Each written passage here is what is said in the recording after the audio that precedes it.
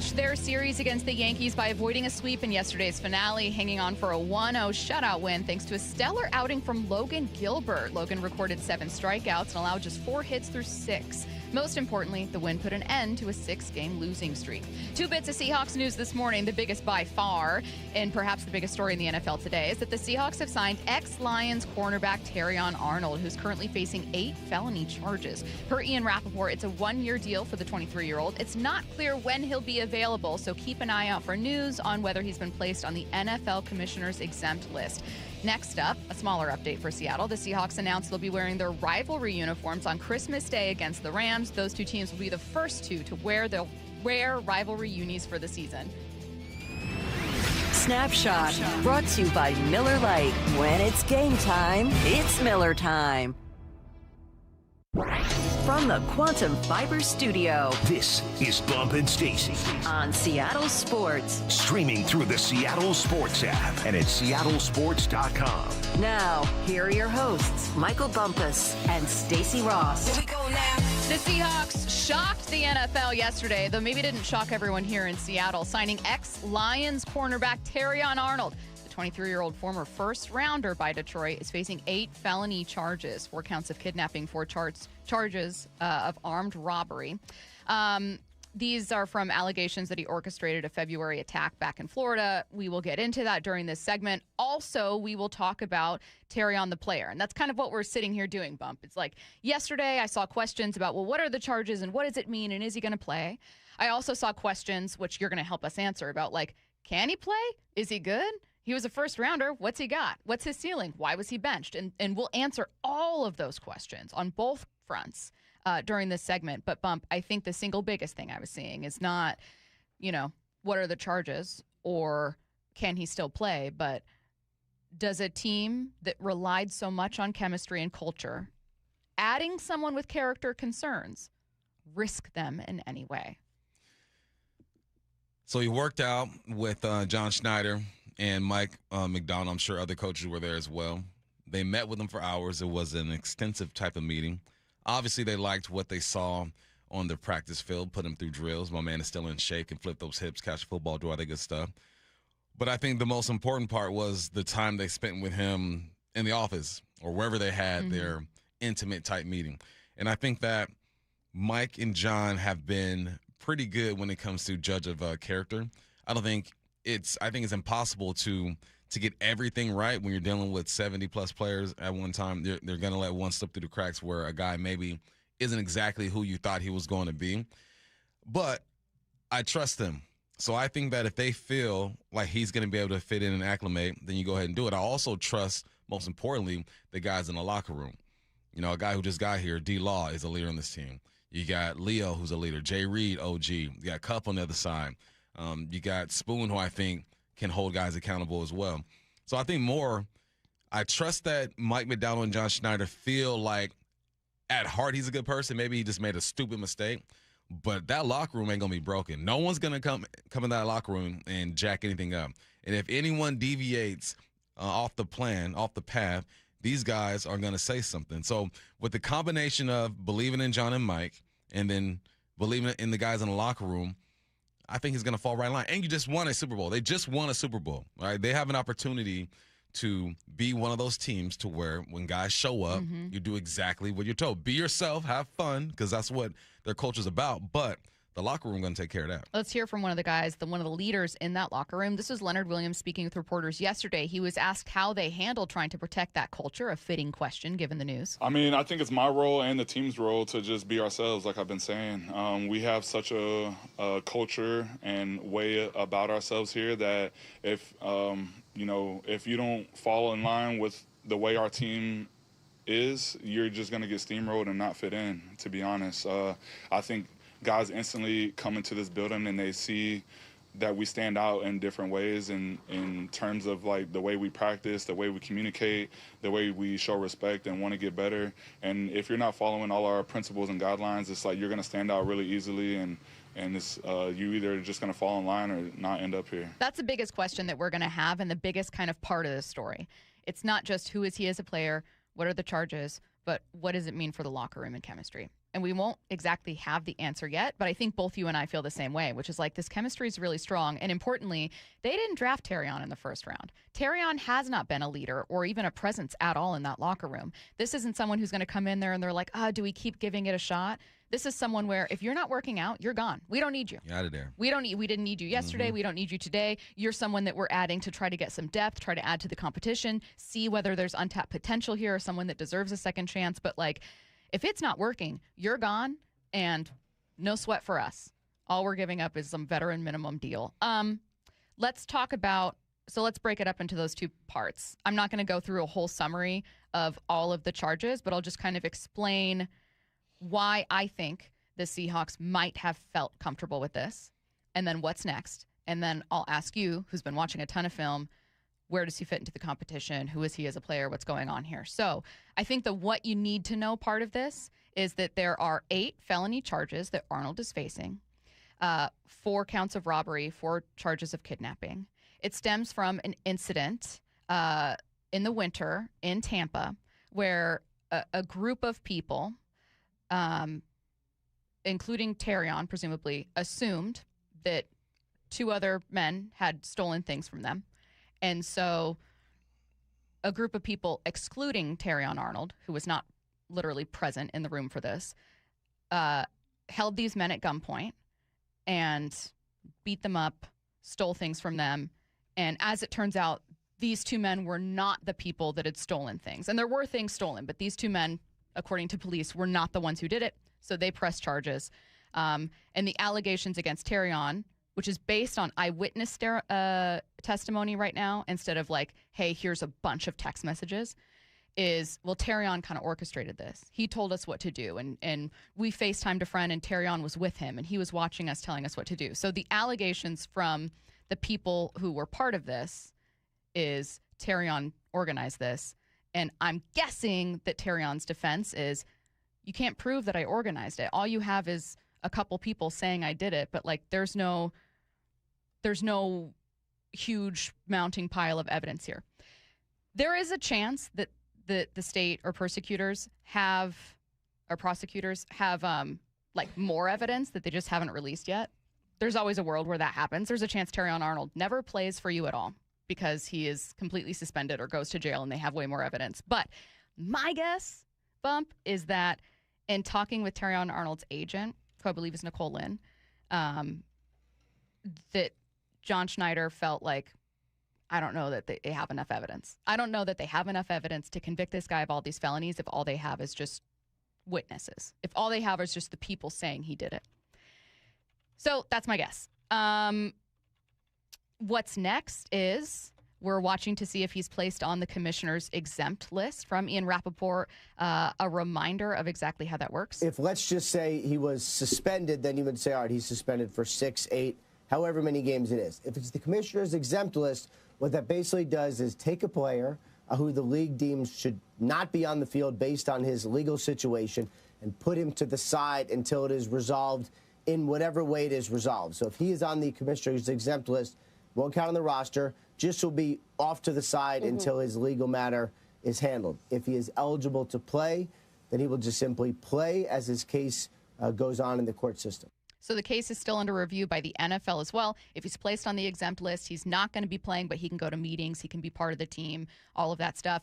And then next up for him, literally, is another hearing October 5th. That requires that he be there in person in Tampa. All right, so let's get to the Terrion the player. What makes him so good? He was a first rounder for the Lions. 6 foot, 195 pounds. Watching film on him the past couple of seasons. In 2024, he played in 948 snaps. Last year, limited to 313 in, 8 games or something like that. 1 career interception last year against Minnesota. Minnesota was probably his best game of the year. 3 passes defended, 1 interception. Had good plays against Justin Jefferson. His next best game last year were 2 passes defended against Cincinnati. Who he is as a player, the negative is he plays a little high against the run. You can run at him. You want to throw screens his way. He's not really the most physical type of corner consistently. He's shown every now and then that he can get physical and get low, but for the most part, he's a little high when it comes to the run game. The best thing about him, I love him in man. His instincts in man are really good. He's patient at the line of scrimmage with his hands, has good hand placement to kind of reroute the receiver, and he reacts accordingly to what the receiver is doing. Really like him against man. In zone, he's good as well in cover 3 and cover 4. He's one of those players that's fast enough to stay over the top. I saw him stay over the top of Justin Jefferson, Jamar Chase as well. In zone, when he has to be kind of the flat defender, he can kind of get lost in the sauce a little bit. I would say the underneath zone and the run game are probably his weaknesses. But if you're looking for a guy who can line up outside, he can do that. So I'm line up inside with the slot as well. Very versatile on the outside. A guy who's going to keep the ball in front of him. Just got to get better against the screen and the run game. But he can help. You watch the way that he moves, and his movements are elite. Right? His instincts are elite. His hips are elite. His speed is elite. Maybe getting into a different situation will allow him to make more plays on the football. And being around guys like Spoon and Imaware, guys who play close to the box, well, sometimes you get around guys who do something better than you, and you pick up on stuff that they do. So maybe he can become a better the run game there. But I see him as a situational player for this team right now, right? 3rd and long, obvious passing downs. You put him over the top, he'll be all right. So he has not been convicted, but the charges themselves and the situation itself and the pretrial information itself would leave me with some real character concerns. And clearly the Lions felt so uncomfortable with that, and maybe a combination of some bad play that they'd seen, that they felt comfortable enough cutting him. Why sign him if you're Seattle? How could he help you? And this isn't about, we went over the case stuff where it's like, well, we trust that maybe John Schneider has more information than we do, sure. Mm-hmm. But like in terms of just the play that he brings, like if the Lions were comfortable being like, we're moving on, like what makes him intriguing if you're Seattle? Who's he competing with? Does he potentially make you better? Oh, yeah, it makes you better for sure. I think so. It gives you depth, too. Last year, we were looking at this DB room, and we felt good about the depth. This year, we just had some questions, right? Because you Kobe Bryant, obviously, with the Bears. Hope you get better soon, brother. You got Reek Woolen, who's with Philly. So you're trying to just replace some bodies, and you have an opportunity to replace a body with a dude who's elite athletically. I mean, when he's in space, he looks great. I mean, the hips, the angle, the instincts, the speed, everything looks good. So it just gives you more options because right now, I would say you're probably going to go with Job, obviously, on the outside. Spoon, we're going to see where they put those guys. Let's see what ESPN has these guys listed as. It's weird because ESPN will have them listed as something else, but you watch them play, and these guys play another position.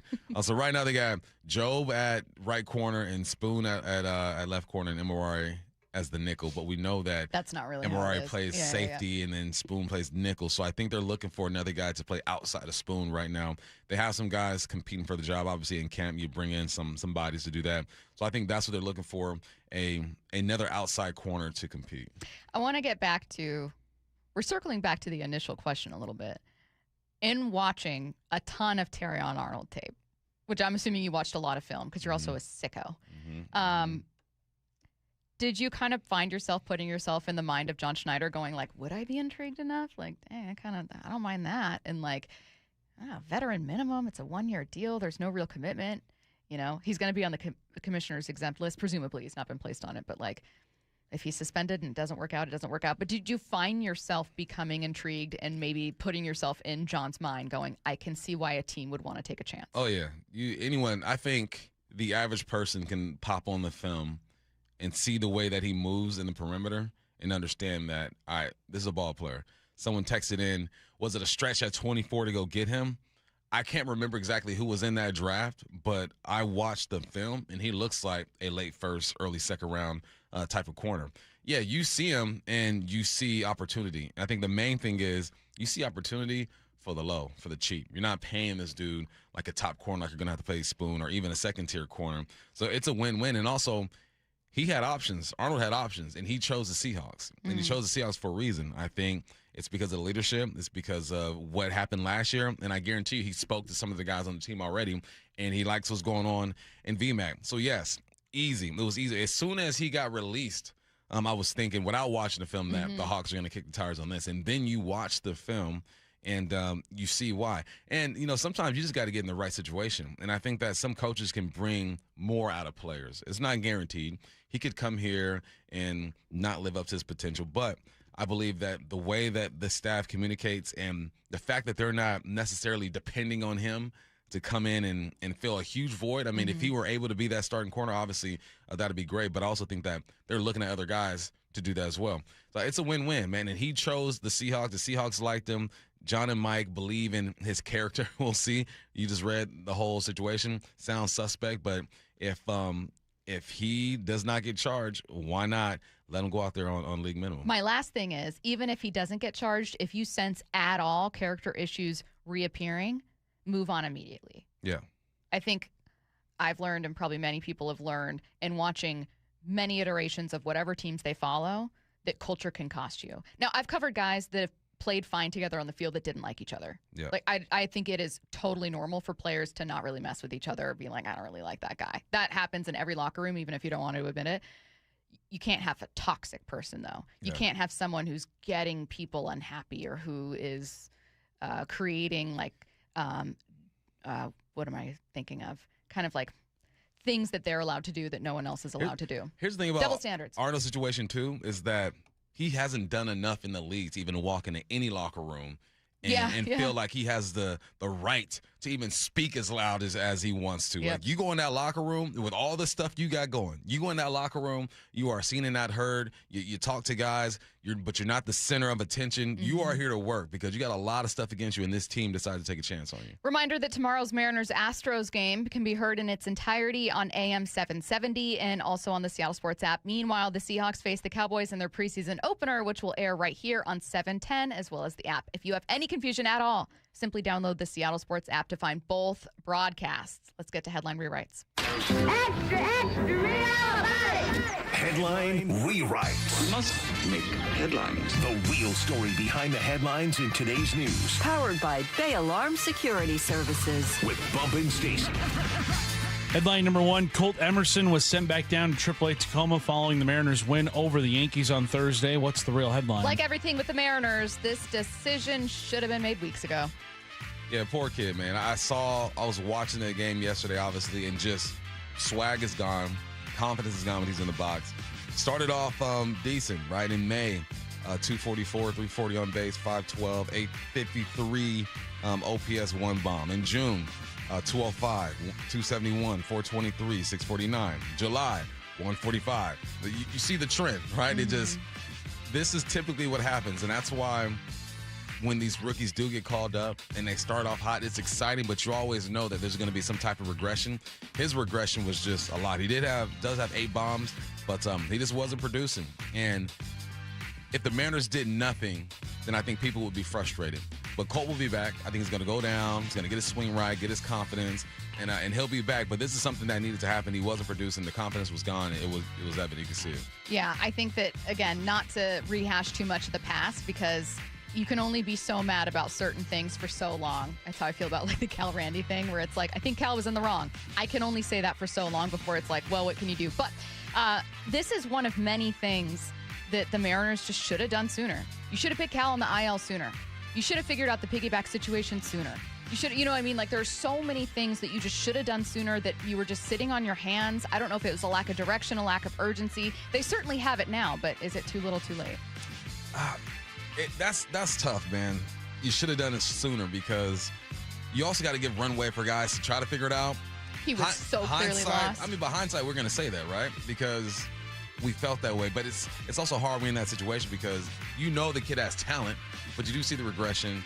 Probably should have been done sooner, but I can imagine being those guys like waiting to push the button. Like when exactly do we push that Colt Emerson button? I feel like this organization as a whole felt for so long like the division was theirs. This is just my assumption that they were a little hands-off or slow-moving with some things because they just trusted that it would work out.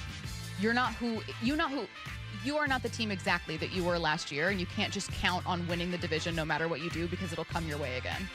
But they weren't just saying, everybody and their mama and grandma was saying. No. And they're not wrong, but like you still need to act a little more deliberately. Like poor communication with the piggyback, leaving Colton way longer than he should have. Even little things like Cole Young is completely like had to leave a game, was still pinch hit. Like give him a rest day. Give Cal a few more rest days. Put him back on IL. I don't even know. But, like, it's this they are saying now they have a sense of urgency, but I just worry that it's been too late and it should have come long ago and that they might have been too confident in what was going to happen. I think it is too late. Yeah. Headline rewrites. Headline number 2, the Seahawks take on the Cowboys Saturday night in their preseason opener. What's the real headline? Bump, I hope you're ready to talk about Emmanuel Wilson. My guy, Emmanuel Wilson. My favorite player, the best player in the world. That's not what we remember. This is the last week we're doing this because I don't want to run into Doing Emmanuel what? and him. I hope everyone succeeds in life. Not Emmanuel Wilson. You made your bed by saying that on air, live. If anyone is fooled by that cut right there, you need to stop listening. You know what? Put social media That's down. insane. So you're going to say that's AI? Put the Facebook down. Put the snappity I know what I chatty heard. down. All of that stuff. Emmanuel, you're my guy. I've been rooting I for hope you. everyone succeeds in life. Not Emmanuel Wilson. You know what I hope? I hope, and Curtis said that he's reached out a couple times to try to book Emmanuel Wilson. I hope we get him on the show to kind of put an end to this. Yeah, squash this beat. I would be really happy to just see you and Emmanuel kind of talk it out. You guys, I hate you guys. Bump's doing a silent I treatment hate you right guys. now. I hate you guys. Next up. Headline rewrites. Headline number 3, the Mariners begin a huge 3-game series against the AL West leading Astros. What's the real headline? No pressure, but the entire season rests on this weekend. You're playing the best baseball player in the world right now. Oh, yeah. Yordan Alvarez is the best hitter in the world right now. 322 average, first. 436 on base, first. 621 slug, first. 1,057 OPS, first. I hate it so much. I'm scared. And he's a big dude. Could you imagine waking up at night and having Yordan Alvarez looking at you in the dark? That's a scary thought. Still see Scary thought. Jordan's home run against Robbie breathing, Ray. just Breathing with a bat over his shoulder. Yeah. I actually don't despise Yordan Alvarez. I hated that moment. It was one of the most crushing playoff moments I can remember, but I think I dislike Altuve a little more. He's the most ethical Astro. That's what I think. He's the most ethical Astro. The Astros as an organization and their fans, they can get the smoke. I don't like. And it kills me, eats away at me. That now from my childhood, I hate the Yankees, but the Astros are a hate that's just been curated and fueled by a cheating scandal that they were never punished for. And I hate that in this moment, they might take this, win the division in the end anyway, with maybe the worst Astros team they've had in 10 years. Yeah, this is a bad Astros team. This is a horrible Astros team. Maybe a little less than 10 years, maybe more like 7-ish, but this is one of the worst Astros team they put together. And Yordan is carrying them through so much. Jose Altuve was just injured the other day. I don't know what his status is. Had to be. How dare both of you? What are you talking about? This is the worst Astros team they put together. It is. They got a lead on us. It is. How dare us talk about but that's what I'm anybody saying. like that? This is the truth. Statistically, How dare us? Well, this is the I worst don't want to hear Mariners that. I offense don't I've care. seen. I don't care. You're in third in the division. You're supposed to be I'm winning. saying, You're that's 5 games that's behind what's this so garbage pathetic team. about it. No. That's what's so pathetic about it, Bump. You are behind. They're better than us. You are behind. They're better than us. They're playing better than They're you. better. But that's how bad this is. That's how awful this is. That an Astros team, and granted, that's also how absolutely phenomenal those rosters were that they put together for their World Series run. This is, objectively, the worst team that they have had in so long. That's fine. And you I can't don't even care. beat I'm not that speaking team. ill on the Astros. Respect the opponent, No, especially when they have a absolutely not. I'll 5-game never lead on you. respect the Astros. Especially when they have Never. the best hitter in the world. Okay, and that's true. I'm going in And this that's game, true. and I'm treating them like a World Series champion. That's the mental that the Mariners need to have. Sure. We got to stop putting out that, but they're bad. They should be winning. No. We are a bad team right now. No, that's what We're I'm bad. saying, though. But that's what I'm saying. I'm saying the Mariners are playing so pathetically that you are that many games behind this team. I can accept that. I didn't like the way you said the first one. Well, it's because I don't like the Astros. I know you I know don't. that I know Yordan you is don't. amazing. I know that the Astros have built. They didn't need to cheat to win a World Series, and I think that helps their fans sleep at night. But you still did it. So, but I'm just saying, this is how bad your season has been. You've been at rock bottom, and you keep digging lower. Mike Burrell had a great article about that. But that's the situation right now. In fact, we're going to talk about the Mariners starting their biggest series of the year next. Seattle sports. home of Brock and Salk, morning 6 to 10. Jadarian Price here with us. You got your alarm set for Hard Knocks tonight? I probably won't watch the Hard Knocks until camp is over. Your phone's going to be blowing up tonight. I was on the phone with my mom last night, and I did not mention that Hard Knocks is coming out, but it's a big message to everyone out there that we heard earlier this week in a team meeting. Like, call your parents, don't text. They want to hear your voice and how things are going. Watch live or later on the Seattle Sports YouTube channel. Are you squeezing every last bit out of your summer? Looking for a fun add to your itinerary? I have the perfect trip. It's already planned for you at Silver Reef Casino Resort. Make a whole weekend out of it. Here's what you need to do. You head up Friday and treat yourself to a delicious dinner at the steakhouse. On your way to dinner, become a free member at Reef Rewards, allowing you discounts on gas, dining, hotel, and the spa. Saturday morning, get yourself a tea time at Loomis Trail. Make sure you get there early. Check out the range or walk around the historic clubhouse. It is beautiful. After your round, enjoy a Saturday night dinner at the Cantina or Red River Cafe before live entertainment. Sunday is for the spa. Relax and recharge with a massage treatment and work out the knots and kinks and just unwind before you head home. Plan your next weekend at Silver Reef, maybe for Crazy Train, Howie Mandel, or Guns for Roses. All you got to do, take the I-5 exit 260 silverreefcasino.com. Fast Home Services is a 5-tool player. One call for it all. Water heaters, plumbing, heating, cooling, electrical. Dave Wyman here, and the same Seattle company that's handled your hot water since 1986 is now handling everything that keeps the house running. One number, one team. Home field advantage for your home. Call 1-800-THINK-FAST to book your free in-home estimate or visit fasthomeservices.com for a virtual quote in seconds for water heaters, plumbing, HVAC, and electrical services. Pests and poor insulation have something in common. One call to Eastside Exterminators takes care of both. For more than 50 years, families across Western Washington have trusted Eastside Exterminators to eliminate pests for good and protect homes from crawl space to attic. With dedicated installation services and the state's only smart pest detection technology. From Everett to Federal Way, one call handles it all. 425-482-2271 or visit eastsideexterminators.com. Eastside Exterminators, family first pest control. Our number one thing with them is always like, hey, welcome someone in and assure them that they're in the right place. We're going to take care of them. Lee Johnson Auto Family, the LJ way. Experience the thrill of the Kitsap Fair and Stampede with heart-pounding PRCA rodeo action. Wednesday through Friday at 6:30 p.m. Saturday at 5. Watch top-tier cowboys and cowgirls compete under the lights in bareback riding, barrel racing, steer wrestling, bull riding, team roping, saddle bronc, breakaway, and tie down. And on Sunday, August 30th, finish it off with the adrenaline-pumping Extreme Bulls at noon. Kitsap Fair and Stampede runs August 26th through the 30th. Tickets and info at kitsapfair.org. Others doubted us. Others didn't believe.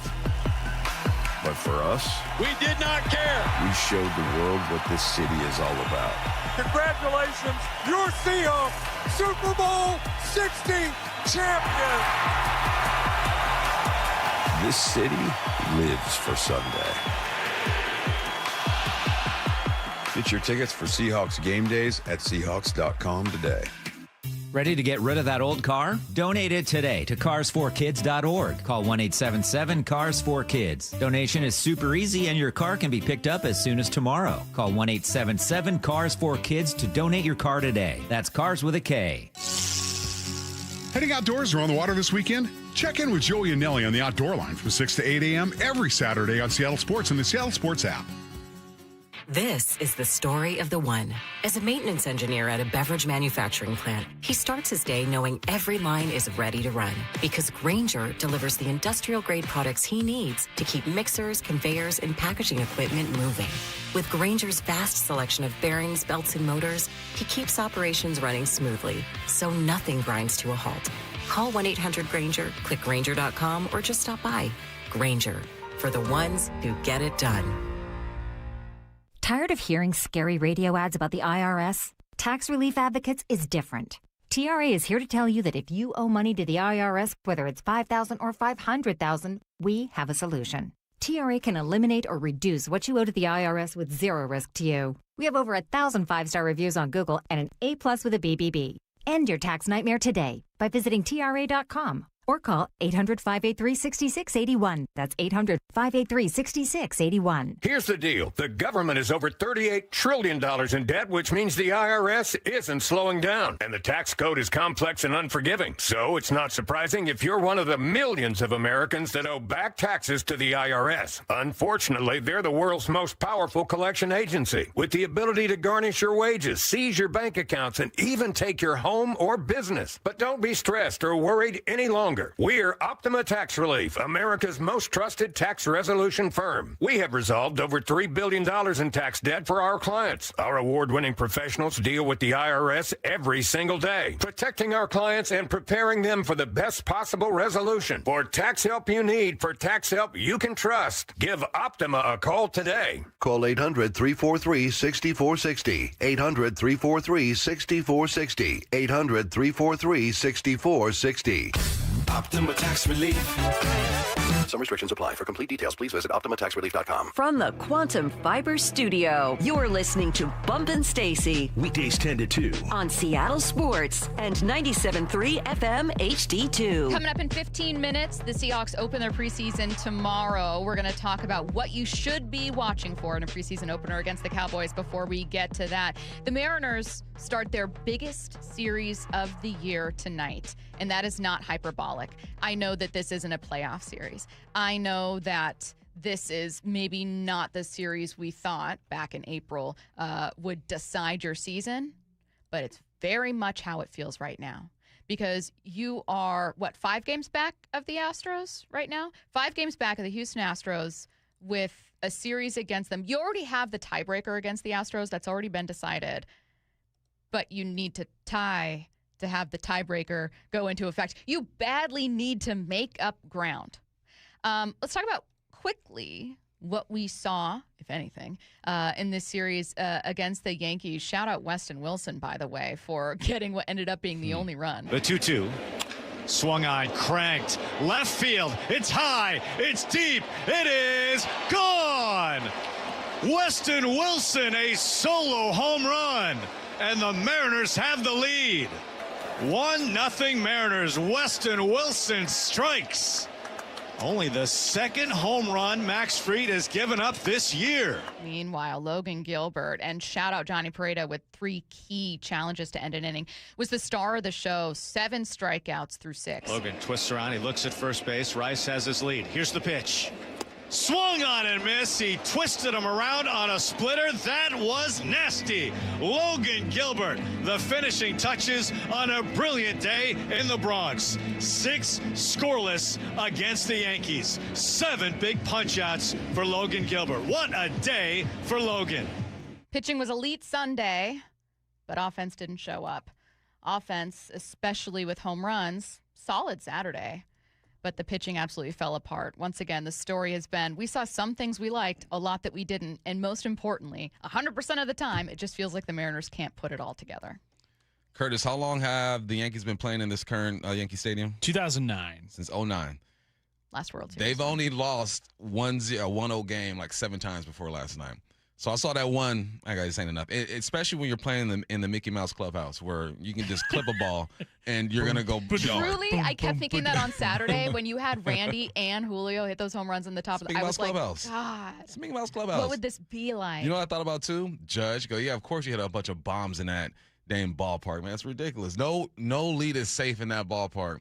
So when they're up 1-0, I go, everyone thought this wasn't going to be enough. Then I heard Goldie talk about, look, since the opening of this new ballpark, they've only lost a 1-0 game 7 times. So you know, or you felt like a run was going to happen, especially with Grisham hitting 2 bombs the other day. Oh, I felt certain of it. Fried was on point. He was looking good. Yep. This felt like a lucky win. A lucky win that had Gilbert do his thing. Bizarro comes in, he's good. Ferrer looks good, and then Munoz looking like the best closer in the game that we saw last year for the majority of the year. It felt lucky, but then it felt dominant on the mound at the same time. I don't know that I took anything, just being blunt. I don't know that I took anything from this series to carry into Houston feeling confident. Now, I can still say, well, the talent's there in theory. I don't know that everyone's fully healthy, but the talent's there, I guess. Like, when you look at the lineup, you have this feeling of, like, God, this. But then you think, this is the lineup you were hoping for in April and May when people were banged up. It's just not working. I was like, let's take Cal. I was encouraged by 105-mile-per-hour exit velo single and 2 walks. I thought, great. And then he looked abysmal the next day at DH. For people that were upset that Cal was DHing, I think that was just the options that you had, especially against a lefty. Like, you're going to use your switch hitter to hit righty against Matt Fried. Young was banged up. Ward was dealing with quad soreness, I think, some kind of leg thing. Like, you just didn't have a lot of options. So, should you have put him there? I don't know. Whatever. I'm not super particular about lineups all the time, but that's why Cal was out there. I know he's bad. But I don't know that I leave this series feeling in any way like Cal's fixed it.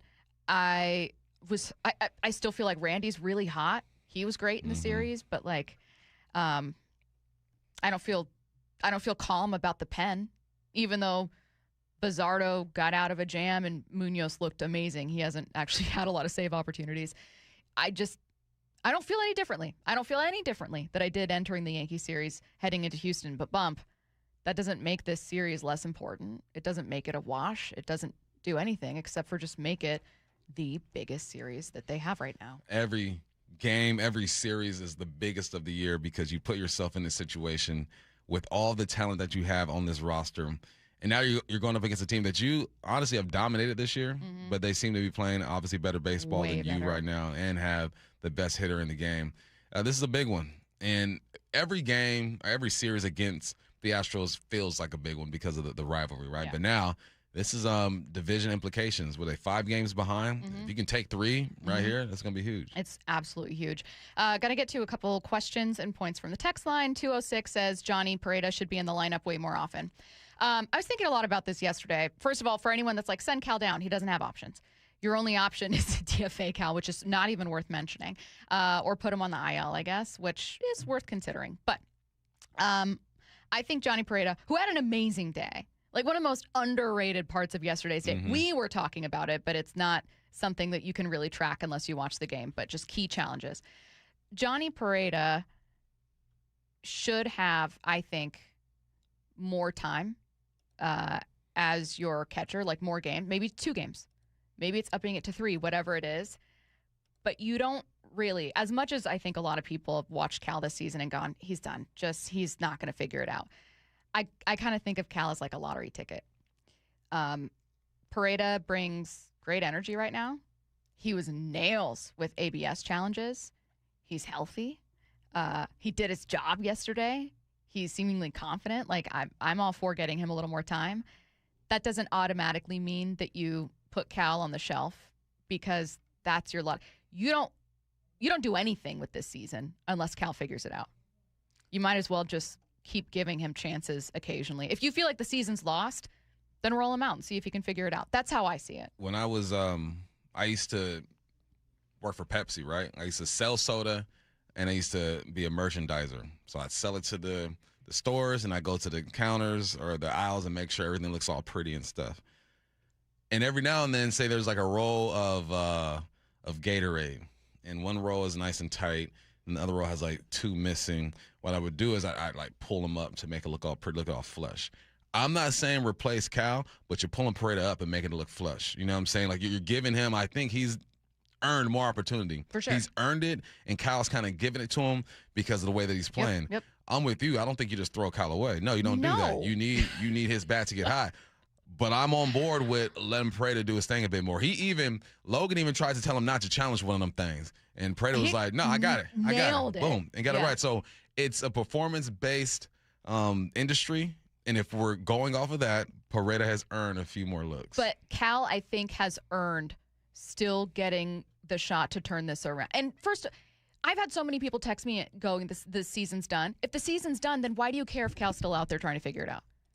If you think it's done and it doesn't matter, then why are you mad he's out there? Now, if you think that they should get to a World Series and you're like, they need to do everything they can to get there, well, then I think the answer is still that you need Cal to figure it out. But one last thing I'll say about Pareda. I want him to get more time. I think he's got great energy. I've said that a million times, and I really want to stress that. I want to caution anyone against just seeing something else and going, oh, that's the answer there. Because Pareda, 30 years old, has played in just shy of 70 major league games. And, like, I don't know that it's fair to him to suddenly make him an everyday catcher for the first time.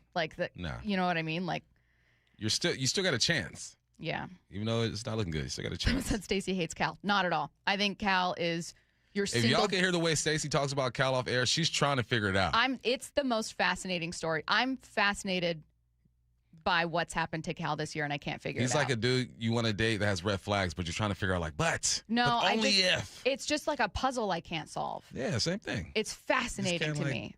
I do not hate Cal. I think he's been wildly disappointing, but I think he's your best bet to salvage the season in any way. And so, to me, it's just a fascinating, like, baseball conversation. Mm-hmm. That's how I feel about it. Yeah. But,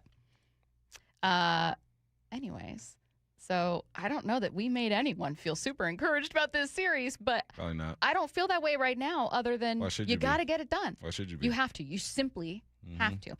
Coming up next, a viewer's guide to the Seahawks preseason opener against the Cowboys. Seattle Sports, home of Brock and Salk, morning 6 to 10. Drew Darwin Price here with us. You got your alarm set for Hard Knocks tonight? I probably won't watch the Hard Knocks until camp is over. Your phone's going to be blowing up tonight. I was on the phone with my mom last night, and I did not mention that Hard Knocks is coming out, but it's a big message to everyone out there that we heard earlier this week in a team meeting. Like, call your parents, don't text. They want to hear your voice and how things going. Watch live or later on the Seattle Sports YouTube channel. August is always a time of excitement because football is back. But anyone that watches practice or preseason games knows how much work needs to be done before the season starts. If you're feeling the same about your home project, Harley Exteriors wants to help you get a head start on making sure your home is ready for fall football nights. $500 off each window, $750 off patio and entry doors, and $200 off your final project. Spend a few minutes with the folks at Harley Exteriors during your free estimate, and you'll realize you have a lot in common. They love our local teams, they're good at what they do, and they'll take care of your home. Use Harley Exteriors to complete your home project this month and receive 12 or 18-month promotional financing. Qualified buyers only. Subject to credit approval and lender terms. Minimum purchase of 4 qualifying windows required. Windows must be 36 by 36 inches or larger. No size minimum on patio or entry doors. Financing subject to approved credit. Offers cannot be combined with other promotions. Offer expires August 31st, 2026. HarleyExteriors.com. The way you met, the moment you knew, the future you're dreaming about together. At Klein Jewelers, we believe your engagement ring should be just as unique as the journey that brought you here. That's why we specialize in custom designed engagement rings, crafted to reflect your style, your story, and the life you're building together. Our experienced team will guide you every step of the way, because when you're creating a symbol of forever, every detail matters. Klein Jewelers by the Fountain in downtown Edmonds. Your jeweler for life. Doug. Hot dog! Get your hot dog! Customize and save with Liberty Mutual. Hey, what are you doing? I like your method. Direct, to the point. A little loud, but... Listen, people don't buy car insurance the same way they do hot dogs. Not yet, but both are customizable. Popcorn! Get your popcorn! Hey, this is a hot dog area. And customize and save area. Get a quote at libertymutual.com or with your local agent. Liberty, liberty, liberty, liberty. This is the story of the one who keeps multiple buildings running smoothly day after day. Plumbing that flows, HVAC that hums, cleaning supplies that keep surfaces sparkling. That's why she counts on Grainger. With easy reordering online and 24/7 support, Grainger helps her keep the products she needs on hand. So shelves stay stocked and buildings stay ready. Call 1-800-GRAINGER, click Grainger.com, or just stop by. Grainger, for the ones who get it done. Nearly 1 in 4 people killed on the road in Washington weren't driving. Pedestrians on our roads are incredibly vulnerable, whether they're facing drunk, drugged, drowsy, or distracted drivers. Pedestrians are defenseless on our streets. That's why Davis Law Group fights for pedestrian accident victims and their loved ones after a crash. Davis Law Group delivers. So if you or a loved one have been injured, call Davis Law Group today at 206-888-8888 or visit davislawgroupseattle.com. This is it. These are the nights. The ones where you laugh until you can't anymore. And smile until your head hits the pillow. where everything feels just right. Because it is. Muckleshoot Casino Resort. Must be 21 and over. Please gamble responsibly. Heading outdoors or on the water this weekend? Check in with Joey and Nelly on the Outdoor Line from 6 to 8 a.m. every Saturday on Seattle Sports and the Seattle Sports app. Others doubted us. Others didn't believe. But for us, We did not care. we showed the world what this city is all about. Congratulations, your Seahawks, Super Bowl 60 champion. This city lives for Sunday. Get your tickets for Seahawks game days at Seahawks.com today.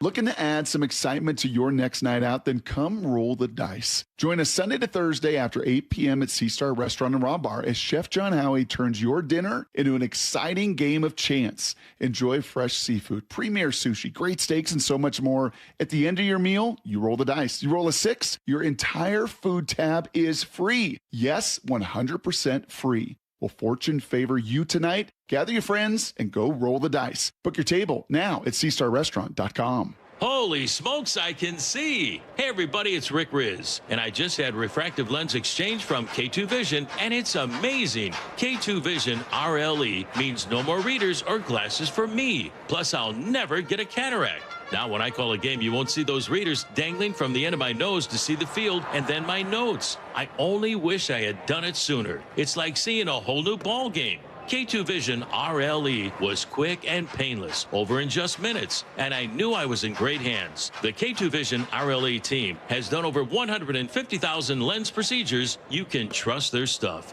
K2 Vision RLE is my permanent solution to a lifetime of great vision. It could be yours too. Enjoy life's good years without readers, glasses, contacts, or cataracts. Get your free Zoom consult now at K2VisionRLE.com. Then you can make the same call I did. Goodbye, glasses. K2VisionRLE.com. From the Quantum Fiber Studio. This is Bumpin' Stacy. Weekdays 10 to 2. On Seattle Sports and 97.3 FM HD2. The Seahawks' first preseason game is already here tomorrow against the Dallas Cowboys here in Seattle. We're going to go over the things that you need to be watching in a preseason opener. Bit different, for obvious reasons, from what we're going to be talking about in Week 1 against the New England Patriots. Bump. Let's get into the viewer's guide, Seahawks preseason opener. What are you going to be watching? How many times does Jadarian Price touch the football? We saw Jeremiah Love play last night for the first time, went out with an ankle injury, but says, coach says he's going to be fine. Obviously, that's going to be a risk, but I want to see, most importantly, what does his run game look like with Price? How is that going to open up things for Sam? Sam maybe plays a series or two, who knows? But the main thing is the run game. Can they get on the same page, and how creative can you be? There's going to be shifts and motions and all that stuff. We know it's going to be a heavy zone team. We're going to see split zone. Will we see a fullback back there? We know that Oots is out. Is Brady Russell going to be back there? There's really what's going on in the backfield. How clean does the run game look? Can you take much of anything about what an offense as a whole is going to look like? Because an offensive coordinator is not going to show their hand in the preseason, and really this is not treated like a game. You know what I don't like about that? Yeah. When people say the coordinator's not going to show his hand. He's got to run plays. Yeah. You think he's just going to go out there? Then there is something we can take away. Yeah, you can learn something, but he's not game planning for this team. He's just running his plays. Okay. So when people say, oh, well, it's going to be very vanilla, the offensive coordinator isn't going to show his hand, he's going to run his stuff. You're not going to go out there and just run super basic things, right? Or just like a high school type of offense. There's still going to be motion. There's still going to be some run, some play action. No, he's just not game planning for a team quite yet.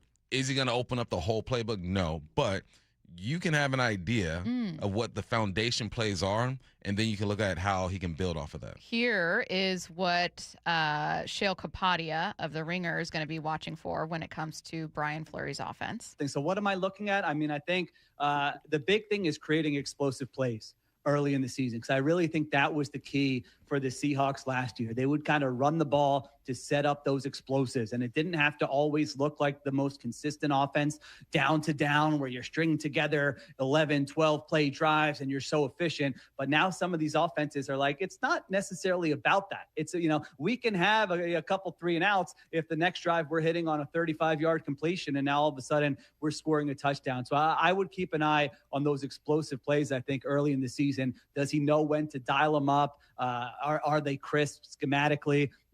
Is the execution good? Because I think if they can hit on those with the defense, they're just going to win a lot of games. I agree big picture with Shale, which is like, I don't know that it needs to be perfect in this game. And like they could try it and fail and like the season could still be a really successful one. But it's one of the most underrated parts of Seattle's season last year. I think with the loss of Ken Walker and with the stretch of performances that he had in the postseason, people are like, oh my God, the run game, they got to replace him. And that's it. And it's like what made this team so elite for like 2/3 of the season was that Sam Darnold was leading the league. I think it was him and Drake May for a little while, but like in air yards, completed air yard. Like he was letting it fly. Yeah. And JSN was the main beneficiary of that. That's what was getting this team going.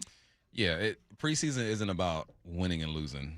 I just looked it up. Last year, the Giants were 3-0 during preseason. The Browns were 3-0 during preseason. It's not about that. It's about starting to put everything together and mold your team, right? Making it real.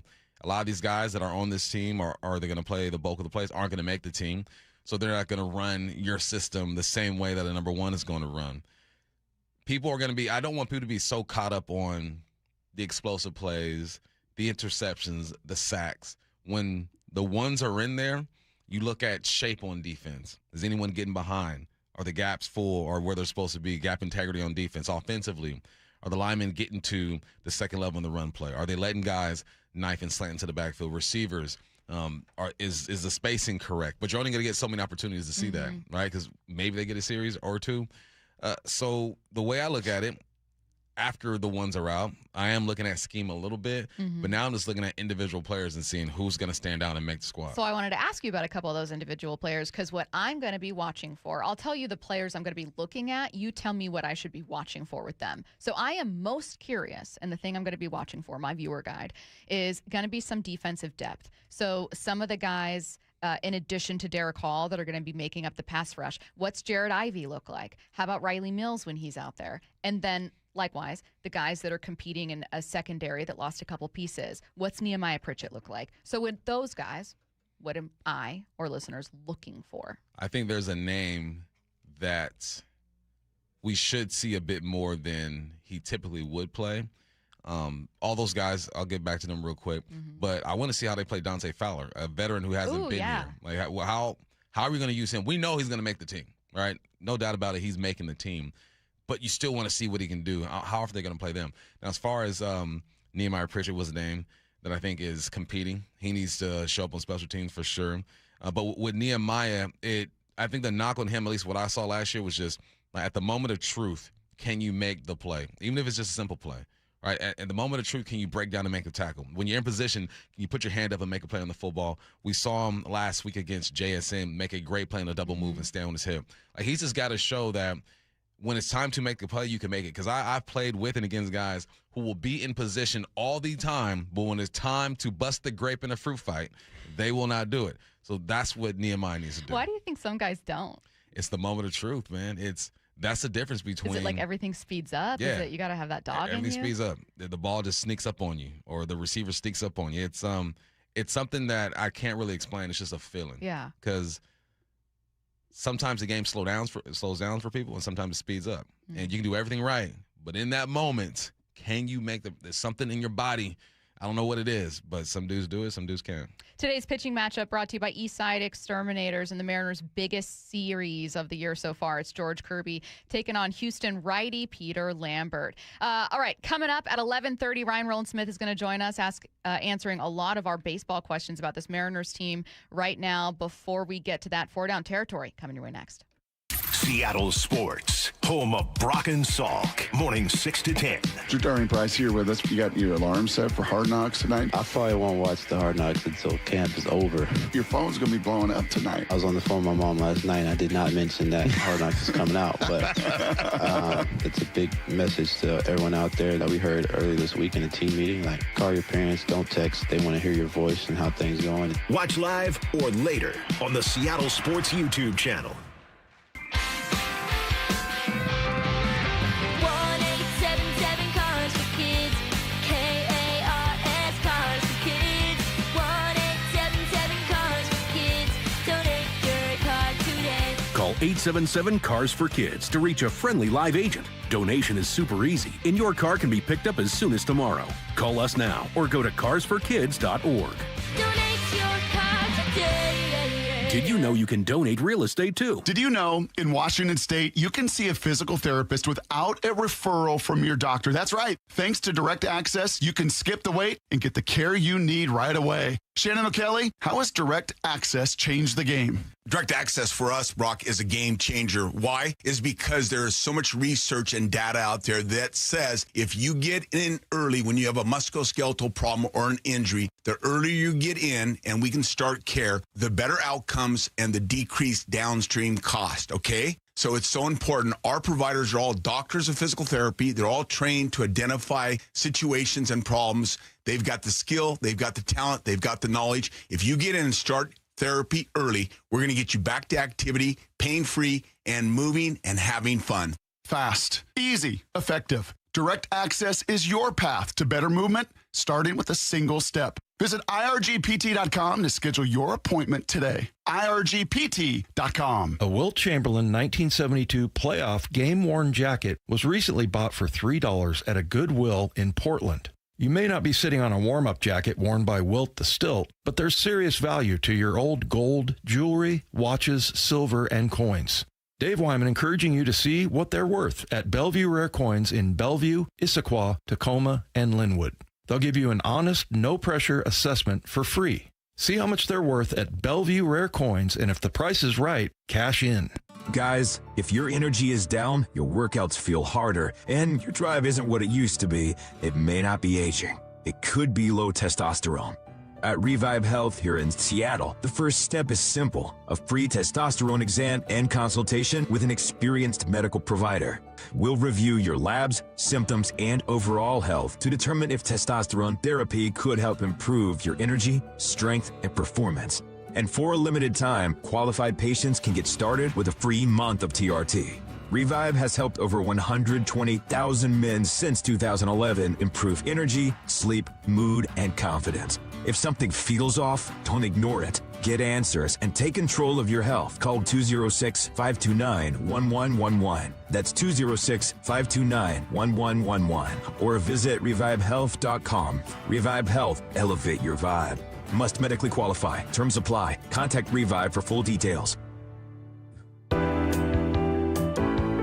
If the customer wants to be met in Seattle, then let's get that car from Kirkland to Seattle so that customer can come in there and transact. The Johnson Auto Family, the LJ way. From whiplash to herniated discs, there are a few car accident injuries we've all heard of. JP Pendergast with Pendergast Law explains that even the most common injuries differ from one another. Pre-existing conditions, health history, beginning of treatment. There are hundreds of factors that make every person and every injury unique. While these variables aid medical treatment, the strongest case recoveries must also take them into account. Can you explain a little bit more? Our team at Pendergast Law is obsessed with turning over every stone to differentiate each case. This requires thorough investigation, diligent listening, and relentless research. We never pursue cases with a one-size-fits-all approach. We built our success by treating every injury and every case with the individualized attention our clients need and deserve. Pendergast Law's individualized approach to even the most common injuries makes the difference in case outcomes. It's another reason why I can't recommend them enough. If you or a loved one has been injured in a car accident, call Pendergast Law. We can help. Seattle Sports has your chance to win 2 tickets to see Gabriel Iglesias live at Muckleshoot Casino Resort on Saturday, August 29th. Go to seattlesports.com/win for contest rules and your chance to win. That's seattlesports.com/win. Georgetown License reminds parents to enroll your kids in a positive youth program. Sports, hobbies, and community activities improve overall health and performance in school. These programs decrease drug use and violence and develop self-discipline and leadership skills. Let's team together this year to help our kids reach their full potential.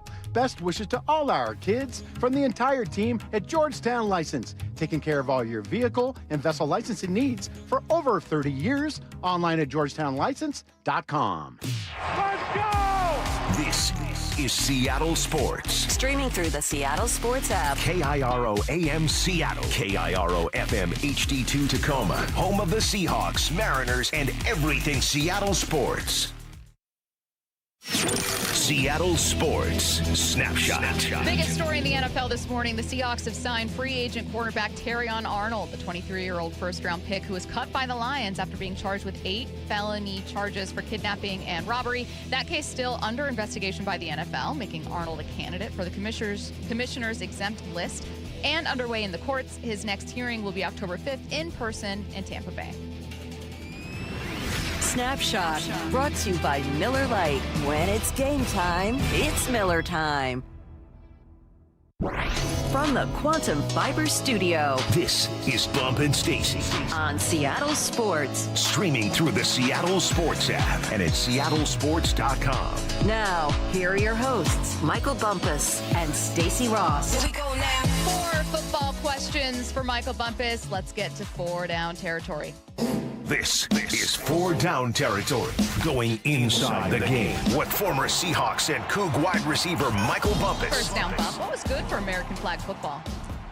Have you ever seen the Yes. the documentary of the Polynesian people and how they migrated to all the different islands in the Pacific? No. It's crazy. I just watched it the other day. And how big the Pacific Ocean is wild. How did they end up in Hawaii? How did they end up in American Samoa? Are you about Why to have am a I talking conspiracy about this? theory? Yeah. I'm talking about this because for the first time in 14 years, USA flag football team lost in a game. It was to American Samoa. And I think that's good for flag football. I think that's good for the U.S. If they would have gone in, they got a tournament coming up in Germany, the World Flag Football Classic, whatever they call it. If they would have gone in without an L, who knows, right? You take that L now rather than in the tournament. But I also said before that the U.S. better watch out because flag is a different beast, and other countries have been playing it for a while now. And I'm not saying they've caught up, but flag football is a game to where if you're not hot, another team gets streaky, and you can get it done. No, I thought it was cool that American Samoa, a small island in the Pacific, got together and beat the powerhouse, which is the United States flag football team.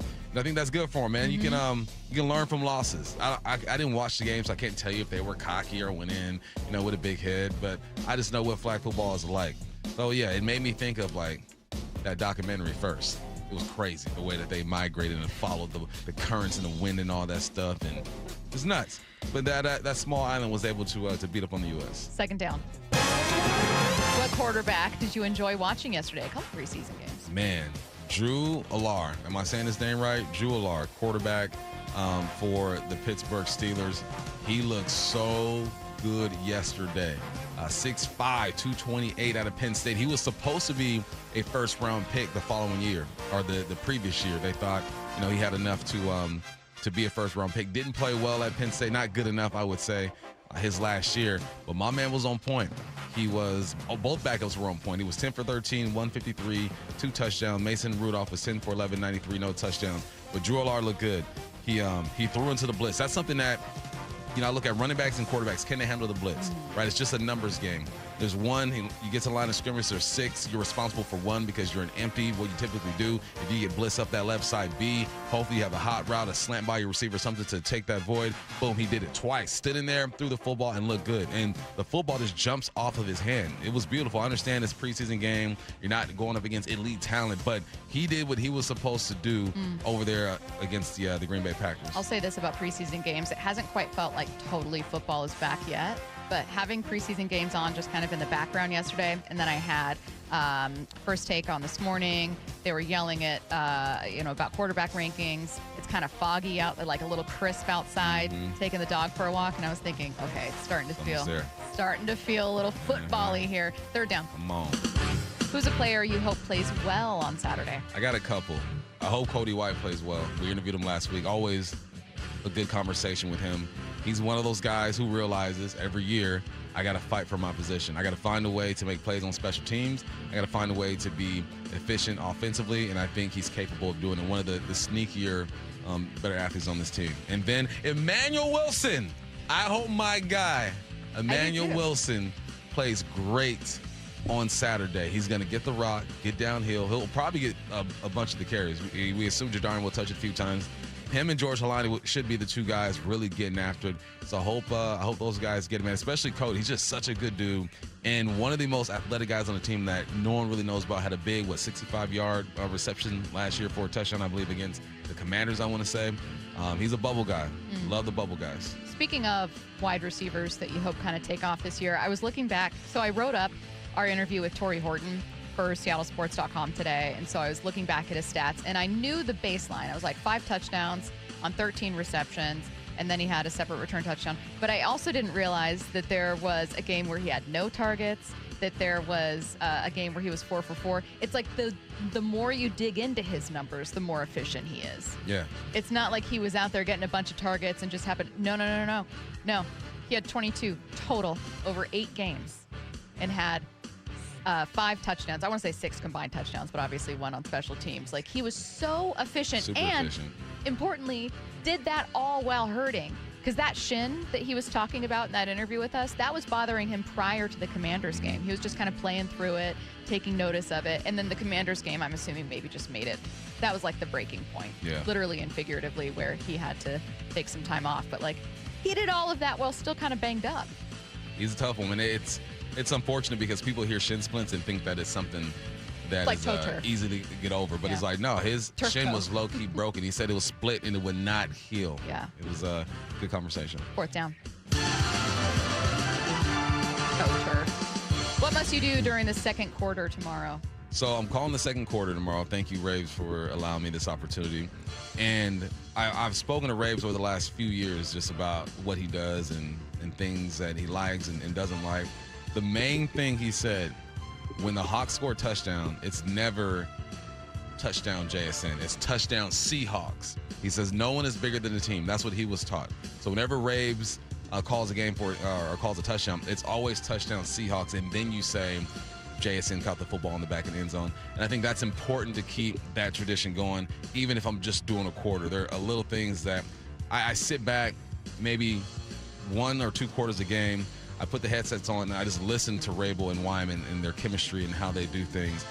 So yeah, that's big. If and when the Seahawks score a touchdown, I must say touchdown Seahawks and then tell the people who the player was.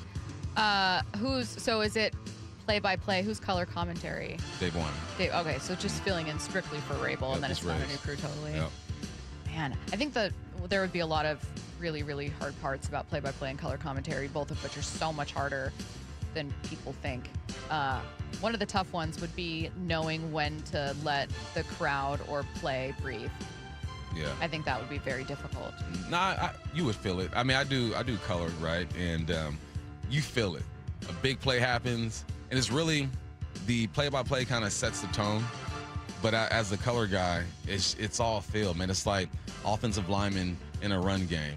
You know, when do I take off the double team and climb to the linebacker? It's feel. So I think if you did it, you would understand it. You would understand, like, this crowd is so loud right now. Let it breathe. Like, let the people feel the energy that's in the stadium. You know how Taylor Trammell thought he hit a home run, rounded all the bases, and then went home before he realized that it wasn't? That's also what I would worry about, where what if I assume that a certain player caught the ball, I'm calling the touchdown, it's an 80-yard touchdown, and I'm like, oh my God, Horton's at the 40, the 30, the 20, and then I realize, like, so sorry, so that was actually, like, what if I've already called it? I think maybe for the other team, that would be difficult, but for your team, you should know. You should know them, but other team, yeah. Yeah, just something I would think about a lot. So, God, I'm excited for it. I mean, I'm obviously significantly more excited for week 1, but I think just kind of seeing this team in action and knowing depth is going to be so important for them too. Yeah. Mm-hmm. Like with those defensive linemen, I think that's what we're watching. Jared Ivey makes sense. You think Derek Hall is going to get much time? Star of Hard Knocks so far? Not a lot. You know who's a receiver for the Cowboys? Remember Marquez Valdez-Scantling? Do I remember MVS? Yeah. I could never forget him. Yeah. Remember when he signed with the 49ers immediately after and people thought, oh my God, is this going to take down the Seahawks from the inside? Yeah, I think people were like, is this mole, this like agent, MVS, going to take the Seahawks down? I got a lot of questions on that, which I thought was initially fair, and then I was like, I think we might be giving MVS too much credit here. For sure. No offense to MVS.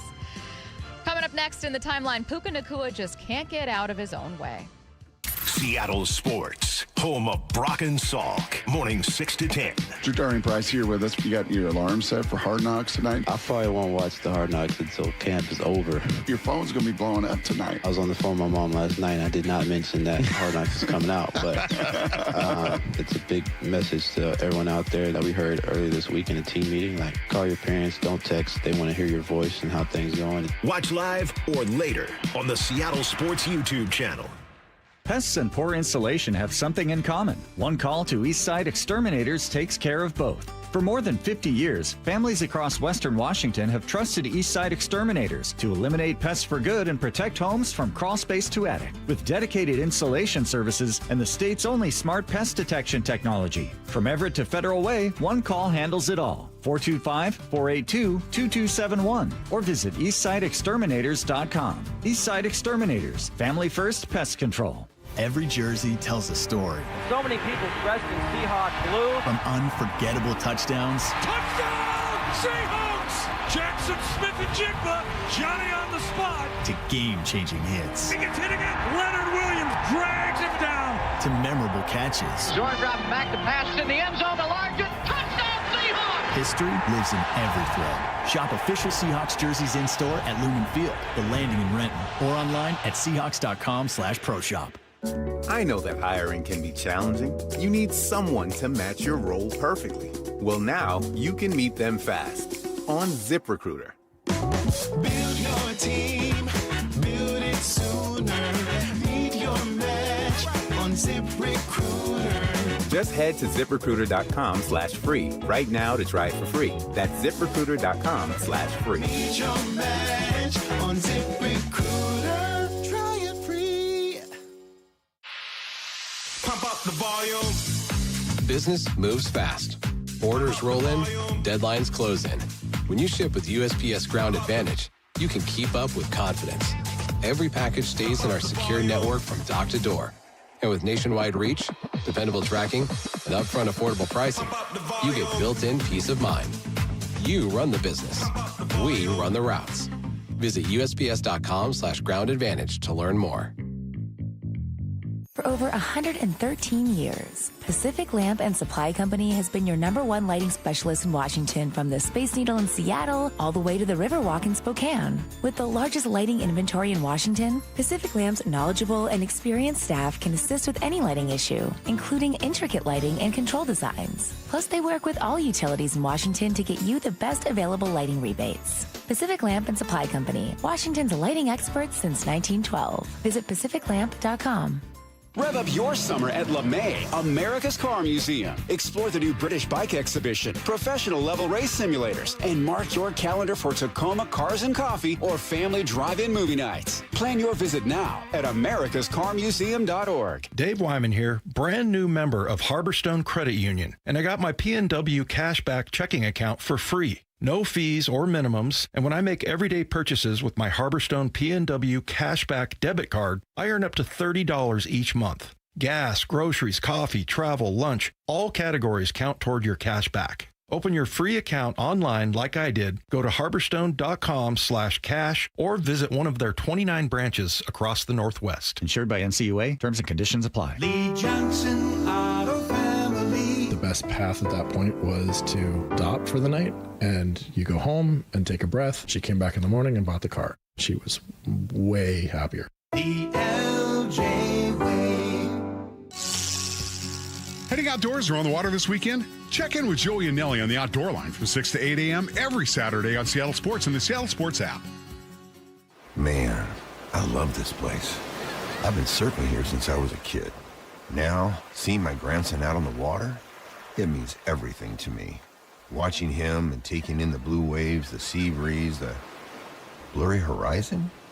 If you have geographic atrophy, or GA, subtle changes in vision could mean it's progressing toward irreversible vision loss. Izervay is proven to slow GA progression and could help preserve your vision for longer, so you may keep seeing the world around you. Izervay, or avacincaptad pegol, is an eye injection. Don't take it if you have an infection or active swelling in or around your eye. Izervay can cause eye infection, retinal detachment, or increased risk of wet AMD. Izervay may cause blood in the white of the eye, blurred vision, or a temporary increase in eye pressure. Do not drive or use machinery until vision has recovered after an eye injection or exam. Ask your retina specialist how you can slow your GA with Izervay. To learn more, call 1-855-IZERVAY or go to izervay.com. Paid for by Astellas Pharma. Is your car's AC blowing warm air? Don't sweat it. Bucky's Complete Auto Care is here to help. Right now, you'll save $50 on any AC service. Whether it's a weekend getaway or the daily commute, you deserve a cool, comfortable ride. For over 50 years, local drivers have trusted Bucky's for honest pricing, expert repairs, and guaranteed work, earning them the Carfax Preferred status. 16 family-owned locations, no appointment needed, and easy financing. For $50 off your cooling system service, visit buckys.com. Does your yard need shade, privacy, or a little brightening up? Look no further than Big Trees. I'm Nancy Penrose, owner of Big Trees in Snohomish. At our 30-acre location, there are thousands of trees to choose from and knowledgeable staff, including a board-certified master arborist, to help you find exactly what you're looking for. Visit the nursery and learn more about Big Trees at bigtreesupply.com. Beauty, privacy, instantly. Big Trees. This is The Timeline with Bump and Stacy. Brought to you by 1-800-DUI-AWAY.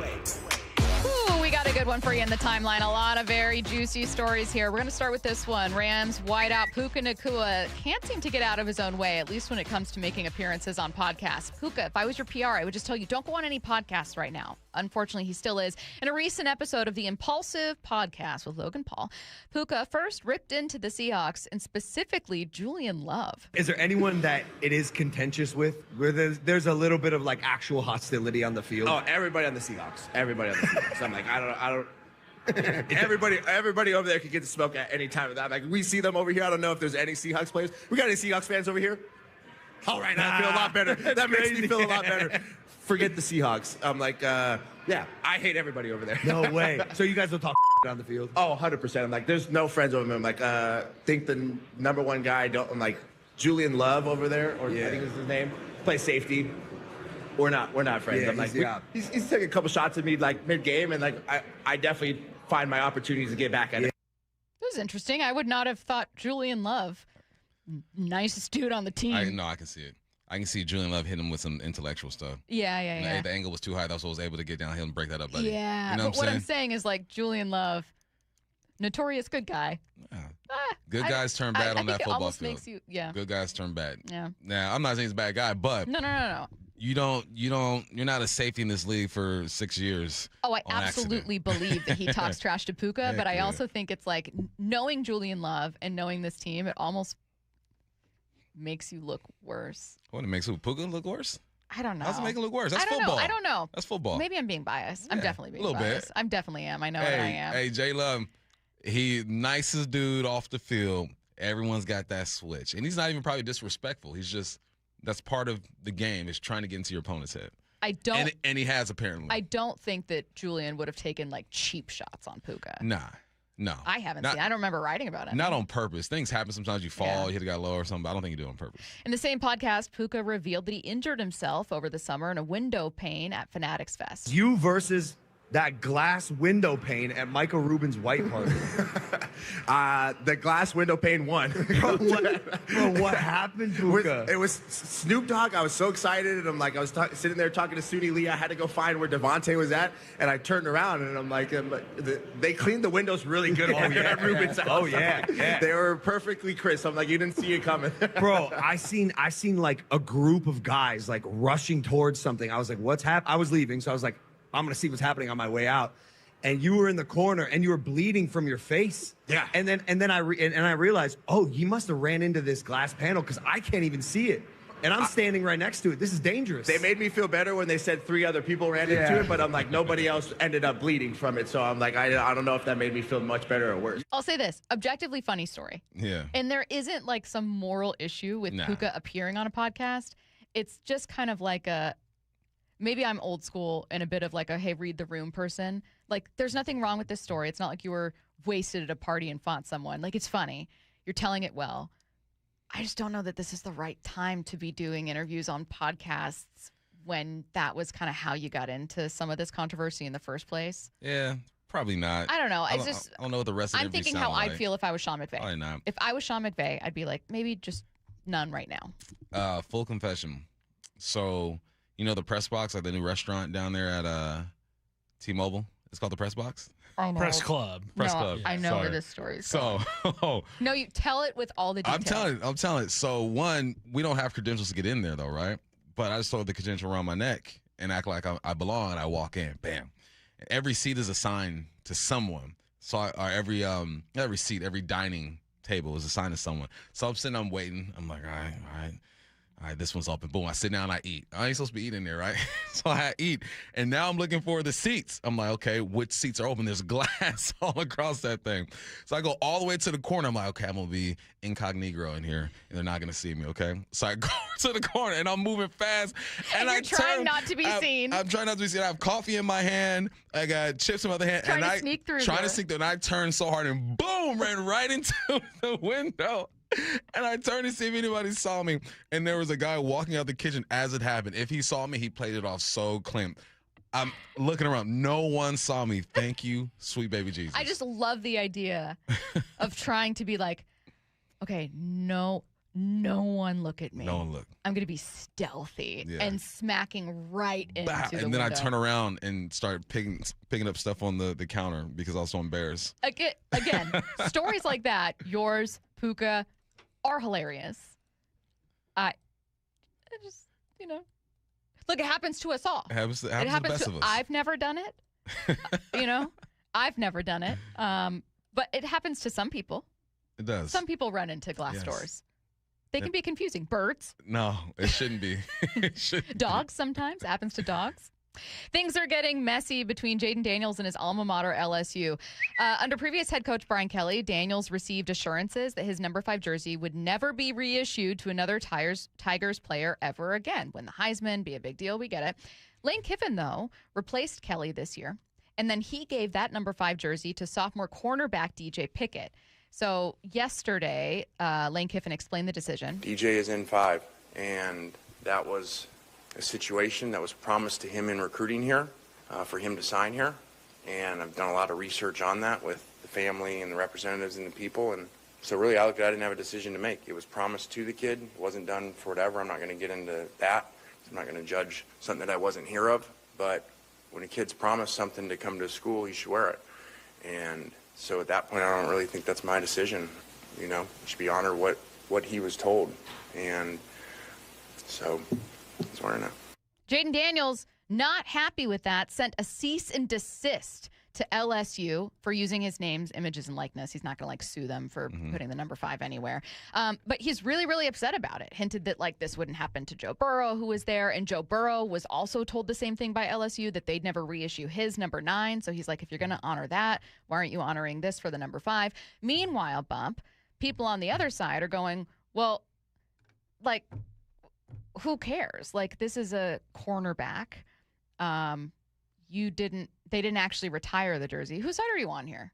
I'm on Jaden Daniels' side. He's a Heisman Trophy winner. They only have 3 over there at LSU. They got Billy Cannon in 1959. Billy Cannon. What a year. You got Joe Burrow in 2019. You have Jaden Daniels in 2023. They were probably going to retire his jersey eventually, and if they told him that no one's going to wear it, then you don't wear it. My jersey is retired at my high school. If I catch anybody wearing that jersey, it's over. Culver City High School, we got problems. So, no, they told him that. He's arguably the best quarterback to come through there. Yeah. One of them. IRG injury report brought to you by IRG Physical and Hand Therapy. Mariners reliever Carlos Vargas, who's been out with that lat injury, has made 2 rehab appearances this week for Everett and Tacoma. J.P. Crawford, dealing with left wrist inflammation, is not expected back on this road trip, unfortunately. The Mariners return home August 21st. We'll see if he makes his return from the IL then. Nick Manwari, after having ankle surgery, passed his physical this week and is out of his boot. That's good news for the Seahawks. Mariners analyst Ryan Rowland-Smith joins us next. Seattle Sports, home of Brock and Salk, morning 6 to 10. Jadarian Price here with us. You got your alarm set for Hard Knocks tonight? I probably won't watch the Hard Knocks until camp is over. Your phone's going to be blowing up tonight. I was on the phone with my mom last night, and I did not mention that Hard Knocks is coming out, but it's a big message to everyone out there that we heard earlier this week in a team meeting. Like, call your parents, don't text. They want to hear your voice and how things going. Watch live or later on the Seattle Sports YouTube channel. Welcome to IRG Sports Injury Update. We're with Shannon O'Kelly, physical therapist and president of IRG Physical and Hand Therapy. And our guest, Dr. Wes Mitchell, orthopedic surgeon at Everett Bone and Joint. Dr. Wes Mitchell, let's talk about dequavariance tenosynovitis. Super common condition. It's wrist pain, kind of on the thumb side of the wrist, just around the base of the thumb. And it's basically, you have 2 tendons, the APL and the EPB. They're 2 tendons that, start on the elbow and they kind of come down the wrist, and they actually attach to the base of the thumb.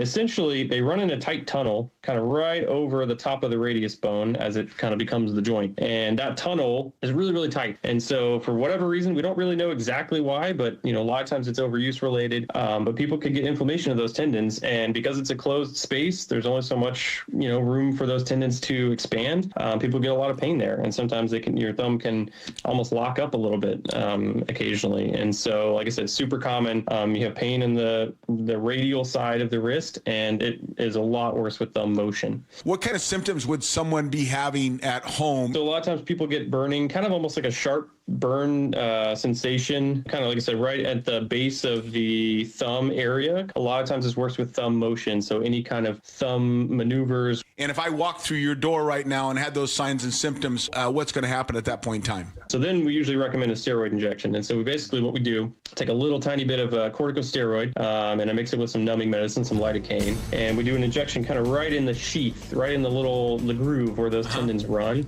And that works maybe about 80% of the time. Like a single shot just takes care of it. It just calms down the inflammation, kind of breaks the cycle, if you will. And so that's typically what we start with. With over 40 neighborhood clinics around Washington, IRG has you covered. Let IRG be your family's physical therapist. Find the location nearest you at irgpt.com. That's irgpt.com. This is the story of the one who keeps multiple buildings running smoothly day after day. Plumbing that flows, HVAC that hums, cleaning supplies that keep surfaces sparkling. That's why she counts on Grainger. With easy reordering online and 24/7 support, Grainger helps her keep the products she needs on hand. So shelves stay stocked and buildings stay ready. Call 1-800-GRAINGER, click Grainger.com, or just stop by. Grainger, for the ones who get it done. T-Mobile is launching something no other wireless network offers. Introducing Nothing. Pay nothing today and walk out of the store with a new phone. What did he say? Nothing. You definitely said something about nothing. Exactly. Go to T-Mobile, pay nothing up front, and leave with a new phone. Wait, nothing rules. She gets it. Hey, thanks for nothing. For the first time ever, switch to T-Mobile, pay nothing. No taxes, no fees, no money down. And walk out with a new phone. There are 250 reasons to choose T-Mobile, and now nothing is holding you back. On eligible devices with qualifying credit plan and 36-month finance agreement. Mike Rowe here with a random fact. More than half of the homes that have basements in North America will experience water damage. It's true. Whether it's basement moisture, flooding, or bowing walls, do yourself a favor. Call Groundworks. I spent some time working with these guys. They're the real deal. Their people are trained and certified to waterproof your basement and stabilize your walls. Schedule a free inspection with Groundworks, the foundation and waterproofing experts. Licensed in all states where work is performed. See website for details. Heading outdoors or on the water this weekend? Check in with Joey and Nelly on the Outdoor Line from 6 to 8 a.m. every Saturday on Seattle Sports and the Seattle Sports app. Hi, I'm Chuck McDowell, the timeshare cancellation guy and founder of Wesley Financial Group, and I want to set the record straight. I am not an attorney. I've never wanted to be an attorney, and the truth is I really don't even like attorneys. If I sound like an attorney, I apologize. But what I've learned in my 15 years in the timeshare cancellation business is you don't need to be an attorney to get folks out of their timeshare. After 15 years and over 50,000 cancellations, I can tell you with confidence, we know how to get you out of your timeshare. Call us today and we'll send you our timeshare exit guide absolutely free with all your options for cancellation. Attorneys, this was meant to be funny, so please don't sue me, especially my friend Kenneth from Black River Falls, Wisconsin. Call now for your free timeshare exit info kit. 800-881-8686. That's 800-881-8686. 800-881-8686. On BritBox, your next hidden gem is right around the corner. If you're going to be bold, here is the place to do it. Get ready for Britain's most anticipated series, streaming exclusively on BritBox. Catch new seasons of favourites, including Ludwig, starring David Mitchell. You want someone to get murdered? And the eagerly awaited new adaptation of Agatha Christie's iconic detective duo, Tommy and Tuppence. Do you think we're actually really good at this? Stream the best of British TV on BritBox. Watch with a free trial. I know that hiring can be challenging. You need someone to match your role perfectly. Well, now you can meet them fast on ZipRecruiter. Build your team, build it sooner. Meet your match on ZipRecruiter. Just head to ZipRecruiter.com/free right now to try it for free. That's ZipRecruiter.com/free. Meet your match on ZipRecruiter. Try it free.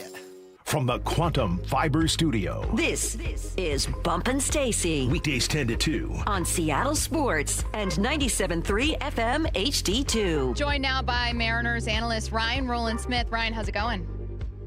Good. How you guys doing? Good.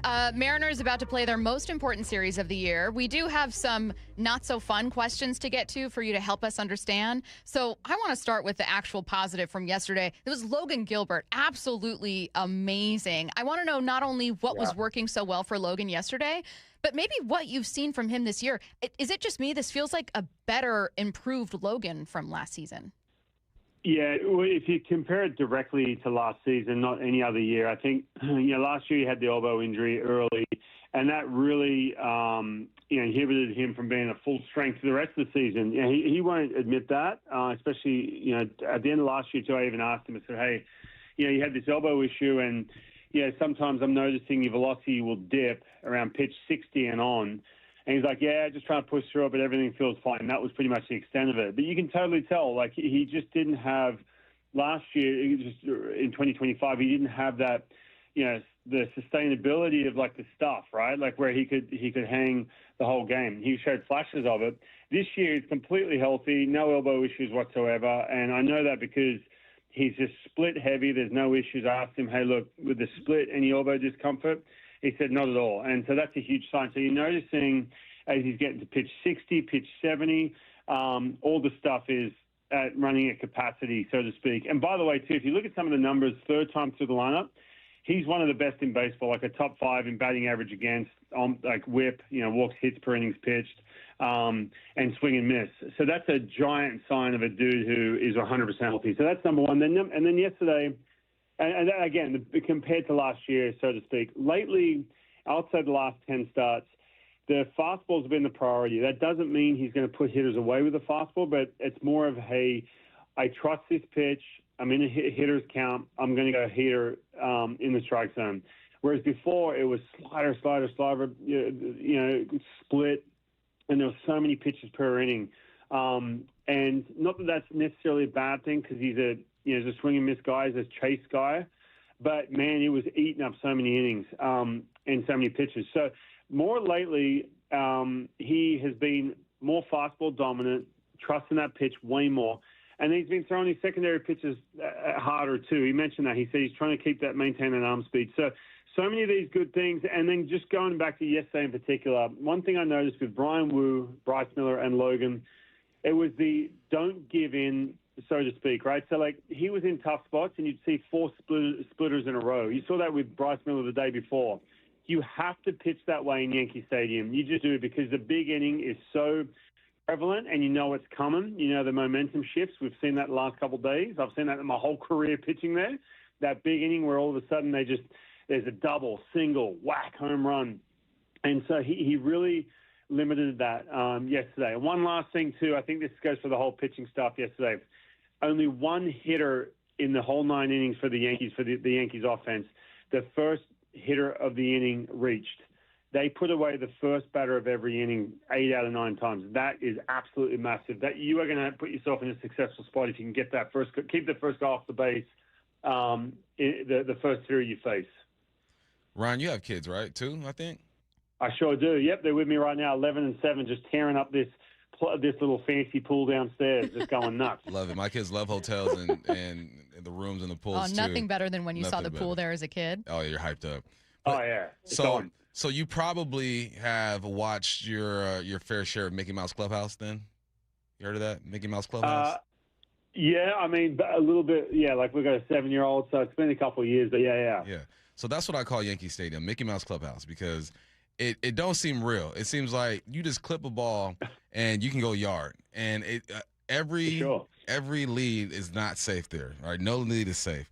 How hard is it as a pitcher to pitch in that stadium? That's why I'm so impressed with what Logan and the rest of the squad did, because it felt like at any moment this game could change.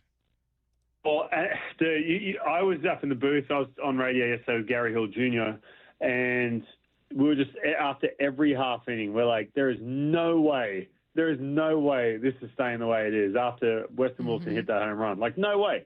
Not in that place, because you're right, man. And you know, too, Weston Wilson at the end of the game was talking to me. He said, man, the ball wasn't carrying to left field that much, so I was kind of shocked that ball went out.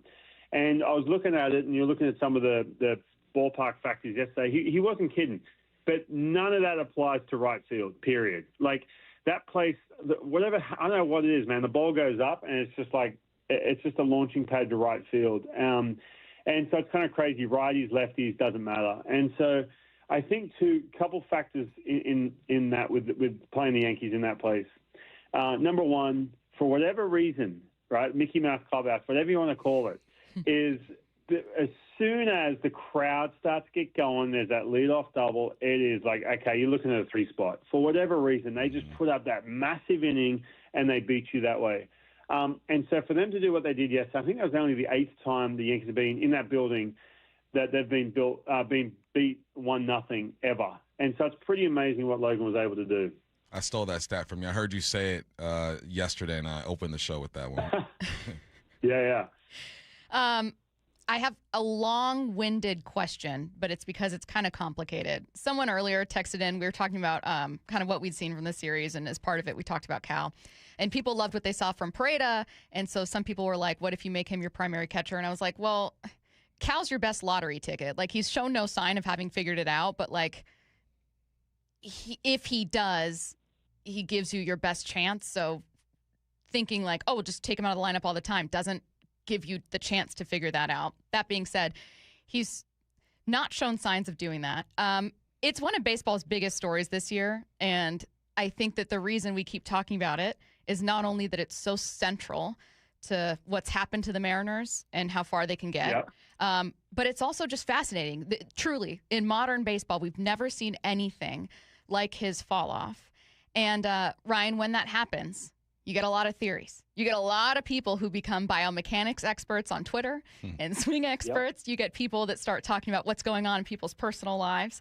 You get people getting mad at a player, saying he's making bad decisions, which I think he is. But I saw something, and I wanted to ask you about it. And then I wanted to ask what multiple things you think are going on, and maybe speak to how it feels as a hitter to try to navigate through that when you've talked to guys. So the thing that I saw that prompted this question is someone who, he was like a swing expert guy. And he said he thinks the problem, as though there's one, but he thinks the problem is that Cal tried to fix a timing issue, moved too far back in the box, and then opened up his stance. And he's like, I think he should move up and square up the stance and attack pitches early and just go for it and live with the strikeouts. It's just one theory randomly out there. But I think it opens up definitely a world where there's swing issues, there's swing decision issues, there's all kinds of stuff, but there's certainly not just one issue. So I wanted to ask you, 40 games to go in the season, kind of what you're seeing in your conversations with Cal, what are you hearing? And then what did you think about some of that stuff about, like, hey, the changes he's made may not have been helping him? Yeah, Stacey, first of all, great question. And I'm going to give you a lengthy answer. I'm going to try and summarize this the best I can. Perfect.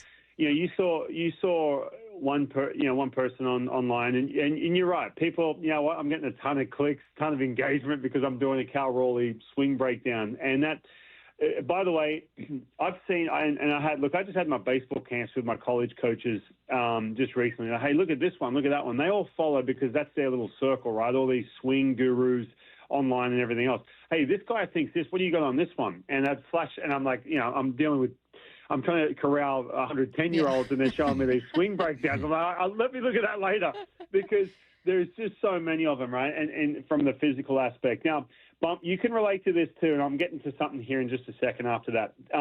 There is all kinds of different little swing, nuancy, timing, cues that all these experts, they're trying to sell a product or sell their hitting facility and stuff. So if you just did this, you'd be fine. So parents go, oh, man, I need to go work with that guy, or I need to follow him online. So it's very easy when you're in that space, as opposed to being with Cal in person, to throw out some theory and whatnot. And it's very easy to selectively pick things you see. I'll give you an example. I did a breakdown on Sean Burke on MLB Central the other day, and he's a pitcher with the White Sox. I'm sitting there going, I don't want to be this selectively just cherry pick things that I think that he's doing better this year because he's having a really good year. Because you've got to look at the whole picture, and it's all one giant thing that goes down, right? So in regards to Cal, who, by the way, you asked me if conversations and things I've seen. Okay, I'll give you one example. We did this home run derby on Friday. Supposed to get in the cage. I don't want to throw Cal under the bus here, but it just goes to show how hard this dude's working and how hard he's taking it. So after the game gets done, we're allowed to use the cage. Well, the cage was blocked off. We get down there, and you got guys like, man, I need to get in the cage quick because we only got 20 minutes before they start this home run derby. You know why it was blocked off? Because Cal was in there getting after it, working hard, trying to fix his swing after the game. Now, when you're going right and hitting 60 homers, you're not in there getting extra swings, wearing yourself out at 10 o'clock at night trying to find your swing. And so that just goes to show how much he's trying to search and find it. That sometimes is not a good thing, because when you're an elite player, and Bump, you can speak to this too, man, the nuancy things with your swing that you can try and correct. When you are really athletic and you're flowing through your swing or whatever you're doing athletically, whatever athletic movement, pitching mechanics, or football or basketball, whatever, a free throw, whatever it may be, all these little things start to connect and click regardless of how many little nuancy things you can change with your swing. And so the more you keep searching and trying this and trying that, you just keep going. Your pendulum keeps swinging back and forth and never gets to that place where you feel right. And I think Cal's caught up in that. And it's hard, man, because you can't sit there and go, oh, you know what? I'm just going to get out there and let it fly. I'll give you an example. Like Sean Casey, who did this funny breakdown on my swing. I said, hey, man, what are you seeing with my swing? He goes, dude, just get out there and just let it fly. Now, that's just some, muppet like myself trying to hit home runs in that derby. But the same thing goes when I was pitching, and I try all these different positions with my hand, head tilt, timing on my back leg, all this crap. Guess what? When I was punching tickets and feeling great, getting soft contact, I tell you what, my mechanics probably weren't even the best they could be. But everything's clicking and connecting, so it doesn't matter. So Cal, as hard as this is, man, has to get to a place where he is just simplifying things like he's telling an 8-year-old what to do. And that's, I think, when he gets back to that, and very difficult when you've got the whole world, social media, TV, us, all trying to break down what is this drop-off, what is going on. It's very difficult to do that. But he has to, and again, any elite athlete will say the same thing. I need to get back to what would I tell the 8-year-old version of Cal Raleigh. If I had a little 8-year-old Cal sitting in front of me, little dumper in front of me, the 8-year-old version of myself. I say this all the time. How do I speak to the 8-year-old version of Ryan? I'm not going to be hard on him. I'm not going to do all this nuancy crap. The only way I'm getting back to where I want to get to is simplifying and just letting it fly.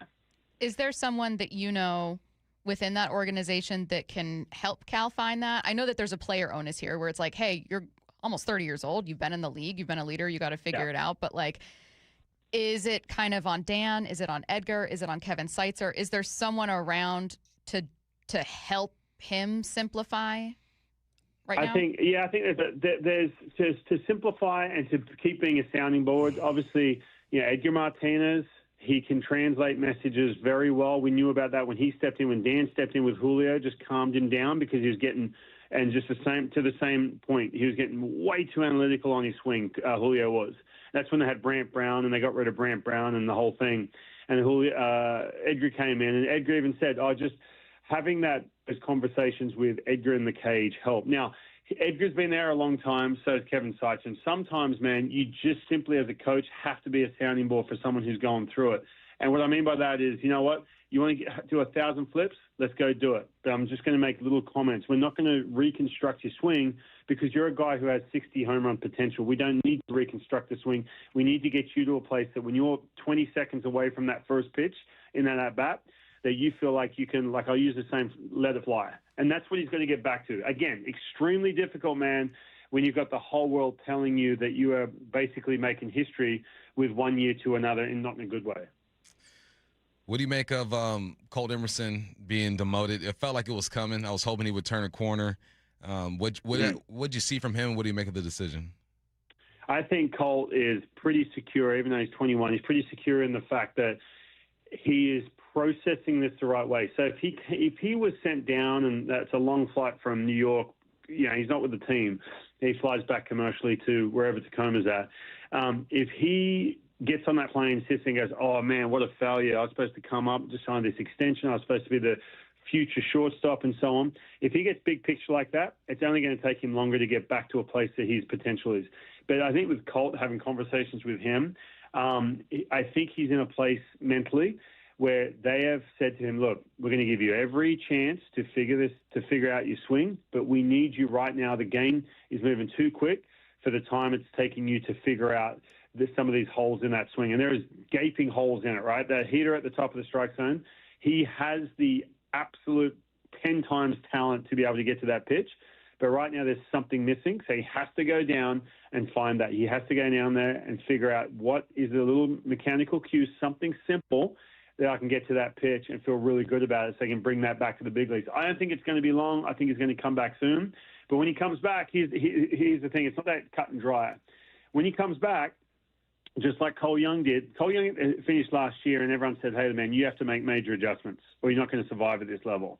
Right now, I know Colt's a little different. He signed the extension and everything else, but that's what it's going to come to. When you go back to the big leagues, Colt, that your lottery tickets go less and less and less, right? In regards to you having the time and the space to figure this out, because we need results faster and faster every time you go up. So he knows that. It's a 5.5-hour flight back from Newark, New Jersey, back to wherever Tacoma's playing. He just has to sit on that plane and go, you know what? I am not going, oh, no, big picture here, 30,000-foot view. I failed when I went to the big leagues, or poor me, or sulking. He has to get on that plane, maybe write some notes and say, heater up, can't get to it, have to fix it. Watch this video. What am I doing? Why am I behind this pitch? And that's it. When he gets that, man, he's going to be so dialed in. It's going to affect his defense in a good way. It's going to affect his mentality, his confidence, all that. So I think that's the number one goal for him right now. How do you think you'd balance working in some new faces? For instance, Pareda crushing it with ABS challenges yesterday. We're all wondering when, Cade could get called up or if Michael Arroyo makes his debut. So it's like for any of those guys, there's someone else kind of in the way and you've got to work out time. So I'll start with Pareda and kind of how much time would you want to see him get, especially with Cal with that oblique? I push back against anyone who's like, Cal's done, shut him down for the season. I'm like, well, then you might as well end your season. That's kind of your lotto ticket again, like I said. Absolutely. But he does have good energy again with those ABS challenges. That was so central to what they did yesterday. Huge. And then how would you work out maybe Michael Arroyo if he were to come up? Yeah, it's interesting. So, first of all, with Cal, just back to your point, oh, well, hey, you need to shut down Cal, whatever. No, you know what? You went into spring training saying these are our guys, live and die by them. Cal's not. With all that. So just to address that. Now, Johnny Pareda has earned his way to get playing time, and that's pre him with the ABS heroics yesterday. He went down to AAA when they sent him down, and back to the same thing with Colt.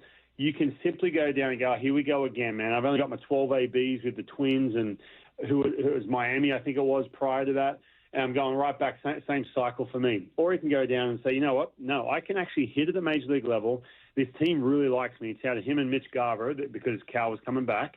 And you went down and just absolutely raked him. Tacoma hits over 300, 400 on base. And they're like, you know what? We need offense, clearly. So Mitch Garver, unfortunately, gets released.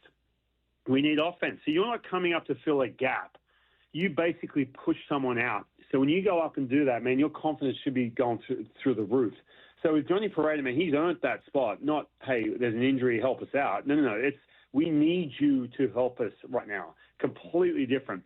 Now, with Michael Arroyo in that situation, he's got to be looking at this going, man, okay, Cole Emerson just went up and struggled, and now there's even more of an opening. Now, I don't know if Michael Arroyo, what the plan is with him coming up. I know they're obviously going to announce that someone's going to be making their debut today. Now, with him, I'm looking at him going, all right, here's a kid who they gave him some time in Tacoma. He's right down the street. He's raking in AAA, by the way, and it's not just a small sample size, 140 plate appearances, something like that, I think it is. I know he's hitting over 300. On base is 380. So he's knocking on the door. Same as Cade Anderson. Cade Anderson went from a place where you have 6 rock-solid starters to now you've got 5, to now you've got guys maybe need an extra day. So come to find out, because there's a bit of decline there and stuff, and they're going to go 4 days rest. So Cade Anderson's got to be sitting there going, man, any day now. And I think Cade's going to come up any day, and it's going to be exciting and fun to watch. So all these guys are in a place now where they're knocking on the door. But just like with Colt, man, you've got to make the most of it the minute you get up here. We saw a theory about maybe moving at some point this season Miller or Emerson Hancock to the pen if you absolutely needed to. Does their stuff make sense to play from that? And would you push back against that theory? Yeah, you know what? If we get to, put it this way, if we get out of this series, you take 2 or 3 from the Astros, you go home, you got the Cubs and the Phillies. Oh, sorry, you got the Brewers. Whoops. You come out of this road trip and into the homestand. God, it's tough, man. Oh, my God. Insane. What a gauntlet. I know. It's insane. I forgot about the Brewers. And I'm on the road trip with the team. You're going. You get in the midst of the Cubs-Phillies homestand, and you're looking at this going, we are like in the thick of it, and there is that sense of urgency, just like we're seeing with Munoz having to pitch in the 8th inning or warm up in the 8th inning at least at times. Then, you know what?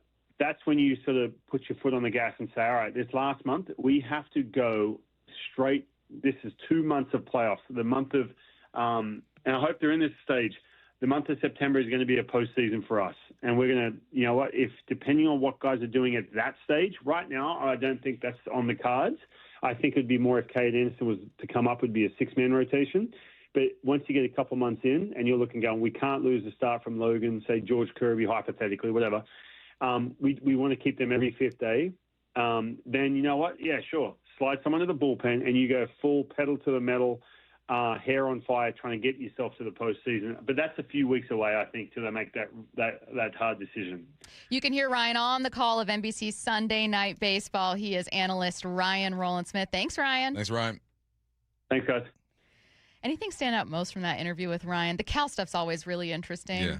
I think I really was looking forward to asking him about the swing mechanics stuff, and I thought it was interesting to hear him say, like... No, that's what stood out to me is that sometimes you just got to be an athlete. Like, stop thinking. Just go out there and do what you've done for the most of your career, because then you start – nothing feels natural once you start tweaking too much on things. Mm-hmm. Like, obviously, I'm not a baseball player. With my golf swing, if I have 10 things running through my head, I'm trash. But I pick one thing to focus on. All right, we're focusing on this today. Mm-hmm. Your body starts to remember the feel, and that's what a lot of it is just feel and timing. So we'll see if Cal can turn the corner. But I love that he's grinding. Right, he's getting those extra hacks and getting to the batting cage, but also it's like sometimes just woosah and relax. That's kind of what I liked about it. Is like it's always a good reminder that the solution sometimes isn't what you think it's going to be. You can't play baseball harder. You could not make errors and not make mental mistakes, but like I see so many kind of like, you know, Julio DJing. He should be getting in the cage, and it's like that doesn't solve your problems all the time in the way you think it does. Like you should be in shape. You know what I mean? You should get a lot of reps, but like sometimes you might be pressing too hard. I was just curious, like, is there someone there being like, hey, Cal, let's not? But to Ryan's point, sometimes you need someone to just let you do it so that you can learn like that didn't help. I don't know. It's interesting. It's a fascinating. The mental parts of sports are the most fascinating to me, something I've never experienced. And so it's just easy to try to dissect from afar. Let me say something before we get out of here. Seattle is just getting into hockey with the last 4 or 5 years. But yesterday, if anyone is big in the hockey world, we lost a legend. His name was Jim Powers. We called him Pops. He's from Alberta. He was a Seattle Totems legend. 737 games, 11 seasons in the WHL, 248 goals, 223 assists, 471 points. A straight legend when it comes to Seattle hockey. Big ups to Pops. Met him maybe 5 years ago. Celebrated his birthday with him last year. He passed away a couple days ago. Let's go around the diamond. The Mariners start a huge 3-game series against the Astros tonight. Pregame at 4 p.m. First pitch at 5:10 p.m. right here on Seattle Sports and the Seattle Sports app. That's Around the Diamond, brought to you by Klein Jewelers Edmonds. What's your single biggest thing with the Mariners right now that you just can't for the life of you figure out? That's next. Seattle Sports, home of Brock and Salk, morning 6 to 10. Drew Darling Price here with us. You got your alarm set for Hard Knocks tonight? I probably won't watch the Hard Knocks until camp is over. Your phone's going to be blowing up tonight. I was on the phone with my mom last night, and I did not mention that Hard Knocks is coming out, but it's a big message to everyone out there that we heard earlier this week in a team meeting. Like, call your parents, don't text. They want to hear your voice and how things are going. Watch live or later on the Seattle Sports YouTube channel. Do you have a special occasion or milestone to commemorate? Come discover Klein Jewelers in charming downtown Edmonds. As a locally owned family jeweler, we combine an impressively large selection with a warm personal service only a hometown jeweler can provide. Whether you're searching for the perfect engagement ring or a beautiful piece of diamond or gemstone jewelry, you'll find plenty to love and no pressure along the way. From life's biggest milestones to those just because moments. Klein Jewelers by the Fountain in downtown Edmonds. You're a jeweler for life. Hey there, Dawn Riley with Olympic Hot Tub. It's our 49th birthday, and we're celebrating by giving you the gifts. Outstanding savings on saltwater hot spring spas, free Bluetooth music, and interest-free financing for 3 years. Plus, exciting savings on endless pool swim spas, saunas, and cold plunges. How's that for a birthday to remember? Ends August 24th. OlympicHotTub.com. Better you, better life. Olympic Hot Tub. Hey, you mind keeping it down up there, please? KeyBank will meet you in that I need new neighbors moment. Rick, it's your mortgage loan officer, Beth. I was in the neighborhood and wanted to let you know your home loan application's been approved.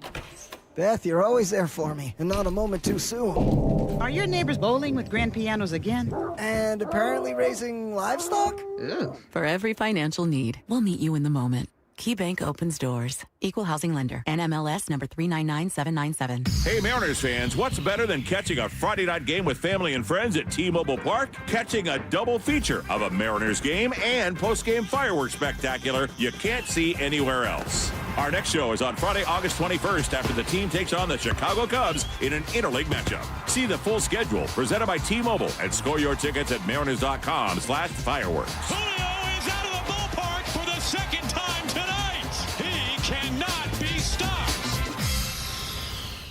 We meet by accident, fixing every last bit, Accurate Auto Body. If you've been in an auto accident, you have the right to take your vehicle to any repair facility. Accurate Auto Body has been family owned and operated since 1994, and they work for you, not your insurance company. Your insurance company may not love them, but you will, because We meet by accident, fixing every last bit, Accurate Auto Body. our work is measured not in numbers, but in the lives made lighter, calmer, and brighter through compassionate care. That's the mission statement of Northwest Ketamine Clinics. And for those diagnosed with anxiety, depression, or PTSD, at Northwest Ketamine Clinics, there is hope. During August only, their Advanced Healing Series is $300 off. That includes 6 infusions, a private treatment suite, and provider check-ins, all at one flat fee with no hidden add-ons. Northwest Ketamine Clinics was the first ketamine clinic in the Northwest, opening 9 years ago. With locations in Seattle, Tacoma, and Bellevue, they've given more than 50,000 treatments. Everyone's path to healing is different. Schedule a consultation today to find out if ketamine therapy is right for you. They have immediate availability, so you can get started this week. Welcome to the Pacific Northwest's most experienced ketamine center. Book a phone or video consult at nwketamineclinics.com. Healing starts here. August is always a time of excitement because football is back. But anyone that watches practice or preseason games knows how much work needs to be done before the season starts. If you're feeling the same about your home project, Harley Exteriors wants to help you get a head start on making sure your home is ready for fall football nights. $500 off each window, $750 off patio and entry doors, and $200 off your final project. Spend a few minutes with the folks at Harley Exteriors during your free estimate, and you'll realize you have a lot in common. They love our local teams, they're good at what they do, and they'll take care of your home. Use Harley Exteriors to complete your home project this month and receive 12 or 18-month promotional financing. Qualified buyers only. Subject to credit approval and lender terms. Minimum purchase of 4 qualifying windows required. Windows must be 36 by 36 inches or larger. No size minimum on patio or entry doors. Financing subject to approved credit. Offers cannot be combined with other promotions. Offer expires August 31st, 2026. HarleyExteriors.com. My goal is what's best for the customer. You know, I truly believe that I won't ever deviate from that. Lee Johnson Auto Family, the LJ way. Ready to get rid of that old car? Donate it today to carsforkids.org. Call 1-877-CARS4KIDS. Donation is super easy and your car can be picked up as soon as tomorrow. Call 1-877-CARS4KIDS to donate your car today. That's cars with a K. Let's go!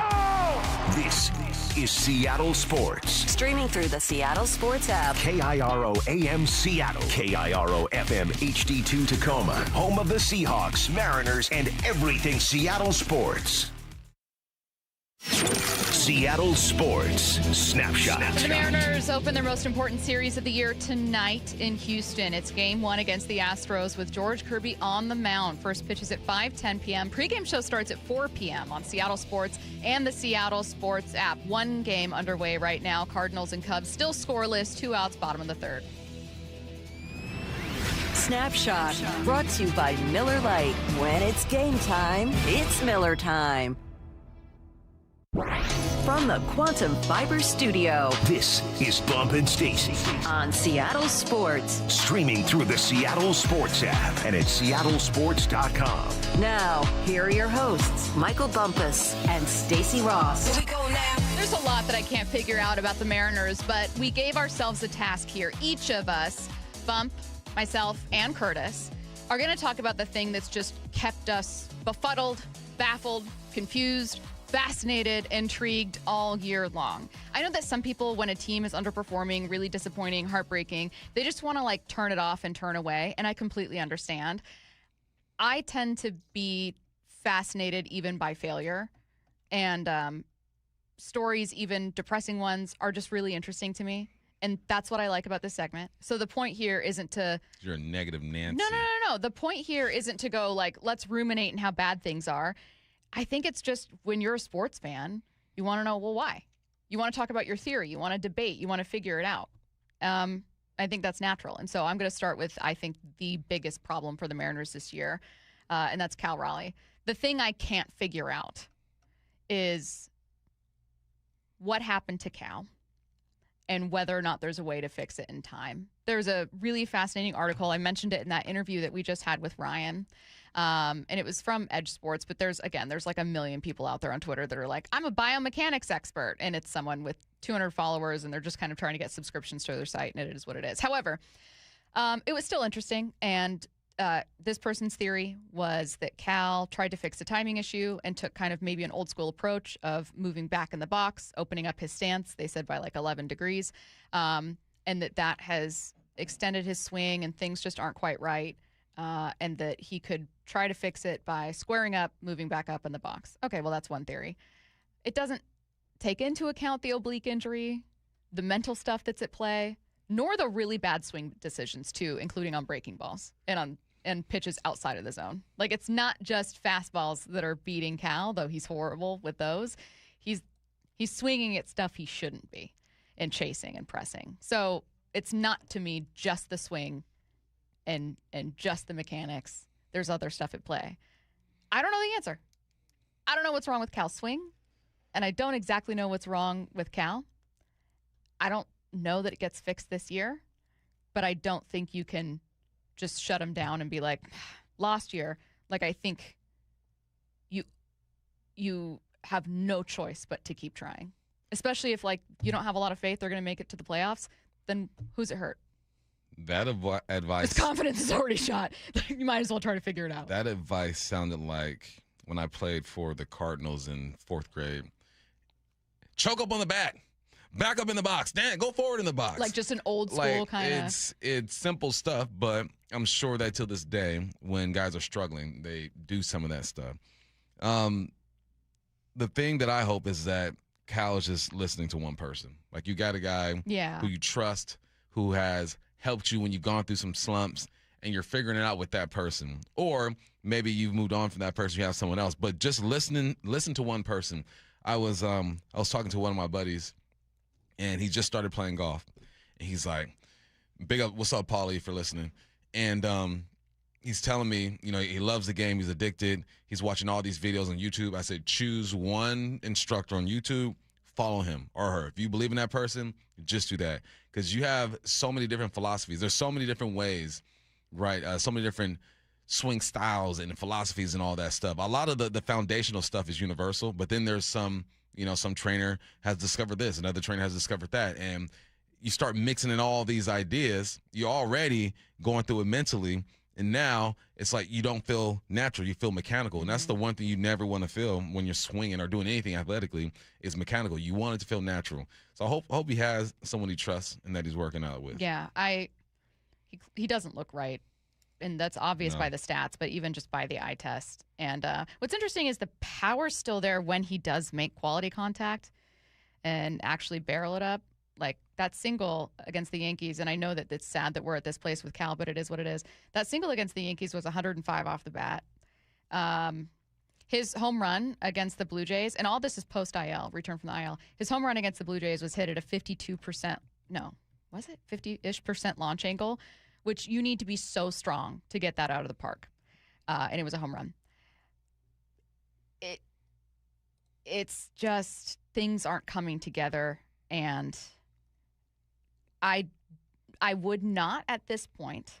I mean, I would consider, like, if it's clearly an oblique injury, put him on the IL for another 10 days and just see what that does. But I would not be like, all right, well, Pareda has just earned the job over Cal, and Cal is awful right now. Like, you need to be very aware of where you're hitting him. He can't be hitting cleanup right now, And also that's adding pressure to a guy that's feeling a mountain of pressure and probably some, like, disappointment and guilt. But I just don't think that solves your issue either. And if you want to talk about the energy that Pareda can bring or the break that he can give Cal, very down for that. But it's not like Pareda's this young prospect you had that you're bringing up to solve the solution. It's like, let's start making this transition. Yeah. And for the record, Jeff Passan wouldn't consider it either. I don't think that is going to happen, and I do not think that makes any sense. Mm-hmm. He's a franchise player. He's like he's your guy. He's your nine-figure contract. He's your leader. He's your captain without a C. And if Cal Raleigh wants to play, you play him. Okay. And you hope that he looks at this in a holistic way. And if he's not feeling, I'm not even going to say feeling 100%, because it's not a fair standard, a threshold for players. There are plenty of guys who play hurt and succeed through it. But if there's reason to believe that sitting Cal Raleigh for a week is going to get his body in the position for the last 5 weeks, 6 weeks of the season to be the time that we expect from him, then yeah, I would. Only way you make a deep playoff run, unless someone else suddenly becomes the hottest hitter in baseball, namely Julio, is for Cal to figure it out. I know a lot of people have given up on thinking that'll happen, but that's also the only way it does. Hope that it does, I guess, is my answer here. But I don't know the answer. It's what I can't figure out. What about you? Something that you just can't figure out? I never call for someone's job, right? But I can't figure out if Dan wasn't who he was to this organization, how they would handle him and the team not performing, right? And not necessarily like firing him, but maybe just applying more pressure, because I know that relationships make you handle things a bit differently. Dan is loved in that organization. Every person I talk to about Dan, he's a nice dude, top 50. The guys believe in him. But because there's so many connections, I wonder if the players would respond differently or if the organization itself would respond differently if Dan wasn't so connected to this organization. It's not a bad thing that he's connected to this organization. It just makes me think. Because I listen to, some of these podcasts and stuff, and obviously it's easier for them to be super harsh because they're not here. We're somewhere across the country talking baseball and don't really have the human connection when it comes to the players and coaches on this team. But how has his relationship affected the potential of this team? Because, but when they're playing well, when they're playing good, I think that connection helps. But when they're not playing good, how's that connection? What kind of role has that connection played in it? It's a fair question. It's like I can't figure out. It's not like why is Dan here? We know why, but it's like I can't figure out what he might still offer, how much true impact he has, especially when it's a failing offense, and maybe like what you do. Yeah. You know what I mean? Like, I can't figure out whether, I get it. Like, I can't figure out whether moving on from him even fixes it for right now. No, I don't think it does. Yeah. I think you are who you are at this point. Curtis, what's something you can't figure out with the Mariners? He's only been here for like 10 days, but I cannot figure out for the life of me Taylor Ward and why he has looked like a shell of himself compared to what he was prior to the trade. And it's not like I'm looking for the 37 home runs he hit last year for the Angels. I'm looking for the on-base machine, because this was DePoto the day after the trade deadline touting his on-base skills and basically calling him an on-base machine. We feel like with Taylor Ward, we got, at least, if not the best right-hand bat that moved at this deadline, and certainly on the short list of the best right-hand bats.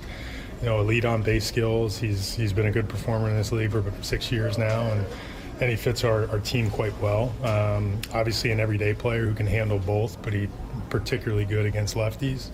Taylor Ward has no walks yet. That's insane. For the Mariners. He led the American League in walks prior to being traded to the Mariners.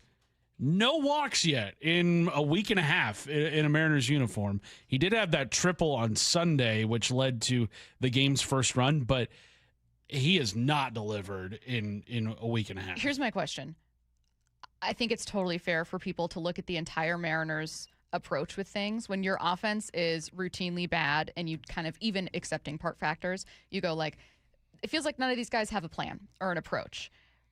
The only thing I'll say with Taylor Ward is, like you said, Curtis, he's only been here 10 days. And as Bump pointed out, it's so hard to change things that quickly, truly.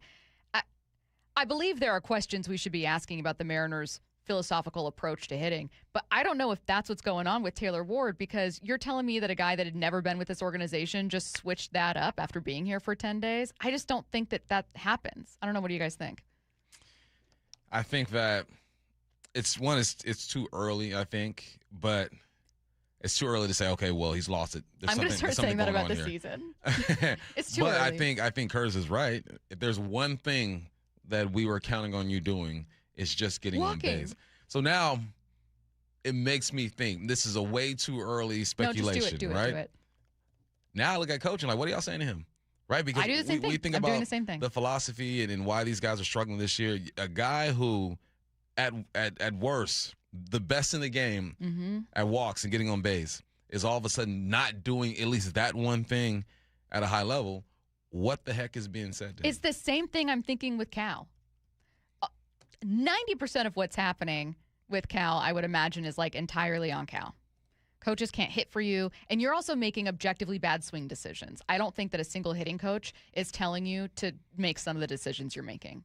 However, we hear that there's maybe like an old school approach sometimes with hitting that, you know what I mean? Like you see some things happening. Even when Ryan was talking to us, I was thinking, well, who's doing that for Cal? Like who's telling him not to get in that extra time in the cage because it's only going to hurt? Who's trying to simplify it for him? Who's, are the changes that are being made to his swing or distance from the box or whatever it is, in an effort to help timing hurting him? And is maybe that an old school approach? I genuinely don't know the answer, but I think it's fair, perfectly fair to wonder the same thing. Curtis, do you think that's what's happening? It's any explanation, I think, is worth considering with Taylor Ward. Now, I looked in his past games this year with Baltimore. There was a stretch in June where he had one walk over an 11-game span. The difference, though, in that is that he had 4 multi-hit games in that stretch. So he was still getting on base at a pretty good clip, just not via the walk. Whereas this, he has not had a multi-hit game yet with the Mariners, only has the 1 extra base hit, the triple hit on Sunday. So even in that 11-game stretch back in June, which would have been right after they had visited Seattle, so June 16th through the 18th, he then started hitting the ball with pretty good regularity, just not getting on via the walk. I need to know what's being told to players. Because, again, there's not a single hitting staff in baseball that would tell players to make horrible decisions, not take walks, be bad. But what approaches are happening to lead to a lack of a plan from almost everyone? And maybe the opposite. You need to give credit where it's due to, like, oh, Cole Young's really evolved. It's not like he did that with a different team, right? Like Randy Rosarena looks great this year. It's not like he's on a different team. Like, I know that you can't just look at what's not working and then not also give credit to a staff when other guys are, but that's a weird stat. I didn't know that. It is a weird stat. AL walk leader hasn't walked a single time with you in 10 games. That's a lot of opportunity. Yeah, it's almost like, I don't want to say the word, this team has a spell on them somehow this year. Cursed. Okay, you said it. And it follows them, whether you bring over a trade deadline acquisition or the guys who remain here. It feels like just something is off. And at some point, you do look at the coaches. You give them some responsibility. But, man, Taylor Ward, you did one thing great. Just keep doing that. Forget what everyone's telling you, what anyone is telling you. You just get back into the mind frame you were in when you were leading the league in walks. I'm fascinated by all of this. And I don't know, maybe he'll get a walk in this series against the Astros. What happened today? We can only pray. Let's get to headline rewrites. Extra, extra, real Headline rewrites. We must make headlines. The real story behind the headlines in today's news. Powered by Bay Alarm Security Services. With Bumping Stacy. Headline number 1, Colt Emerson was sent back down to AAA Tacoma following the Mariners' win over the Yankees on Thursday. What's the real headline? Like everything with the Mariners, this decision should have been made weeks ago. Yeah, poor kid, man. I was watching that game yesterday, obviously, and just swag is gone. Confidence is gone when he's in the box. Started off decent, right? In May, 244, 340 on base, 512, 853 OPS, 1 bomb. In June, 205, 271, 423, 649. July, 145. You see the trend, right? Mm-hmm. This is typically what happens, and that's why when these rookies do get called up and they start off hot, it's exciting, but you always know that there's going to be some type of regression. His regression was just a lot. He does have 8 bombs, but he just wasn't producing. And if the Mariners did nothing, then I think people would be frustrated. But Colt will be back. I think he's going to go down. He's going to get his swing right, get his confidence, and he'll be back. But this is something that needed to happen. He wasn't producing. The confidence was gone. It was evident. You could see it. Yeah, I think that, again, not to rehash too much of the past, because you can only be so mad about certain things for so long. That's how I feel about, like, the Cal Randy thing, where it's like, I think Cal was in the wrong. I can only say that for so long before it's like, well, what can you do? But this is one of many things that the Mariners just should have done sooner. You should have picked Cal on the IL sooner. You should have figured out the piggyback situation sooner. You should, you know what I mean? Like, there are so many things that you just should have done sooner that you were just sitting on your hands. I don't know if it was a lack of direction, a lack of urgency. They certainly have it now, but is it too little, too late? That's tough, man. You should have done it sooner, because you also got to give runway for guys to try to figure it out. He was so clearly lost. I mean, by hindsight, we're going to say that, right? Because we felt that way. But it's also hard when you're in that situation, because you know the kid has talent, but you do see the regression. Probably should have been done sooner. but I can imagine being those guys like waiting to push the button. Like, when exactly do we push that Colt Emerson button? I feel like this organization as a whole felt for so long like the division was theirs. This is just my assumption, that they were a little hands-off or slow-moving with some things because they just trusted that it would work out. You are not the team exactly that you were last year, and you can't just count on winning the division no matter what you do because it'll come your way again. But they weren't just saying. Everybody and their mama and grandma was saying. No. And they're not wrong, but, like, you still need to act a little more deliberately. Like, poor communication with the piggyback, leaving Colton way longer than he should have. Even little things like Cole Young is completely, like, had to leave a game, was still pinch hit. Like, give him a rest day. Give Cal a few more rest days. Put him back on IL. I don't even know. But, like, it's this. They are saying now they have a sense of urgency, but I just worry that it's been too late and it should have come long ago, and that they might have been too confident in what was going to happen. I think it is too late. Yeah. Headline rewrites. Headline number 2, the Seahawks take on the Cowboys Saturday night in their preseason opener. What's the real headline? Bump, I hope you're ready to talk about Emmanuel Wilson. My guy, Emmanuel Wilson. My favorite player, the best player in the world. That's not what we remember. This is the last week we're doing this because I don't want to run into Emmanuel and him. I hope everyone succeeds in life. Not Emmanuel Wilson. You made your bed by saying that on air, live. If anyone is fooled by that cut right there, you need to stop listening. You know what? Put social media down. That's insane. So you're going to say that's AI? Put the Facebook down. Put the snappity chatty down. All of that stuff. Emmanuel, you're my guy. I've been I hope everyone succeeds in life. Not Emmanuel Wilson. You know what I hope? I hope, and Curtis said that he's reached out a couple times to try to book Emmanuel Wilson. I hope we get him on the show to kind of put an end to this. Yeah, squash this beat. I would be really happy to just see you and Emmanuel kind of talk it out. You guys, I hate you guys. Bump's doing a silent treatment right now. I hate you guys. Next up. Headline rewrites. Headline number 3, the Mariners begin a huge 3-game series against the AL West leading Astros. What's the real headline? No pressure, but the entire season rests on this weekend. You're playing the best baseball player in the world right now.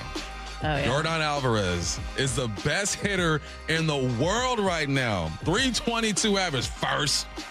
436 on base, first. 621 slug, first.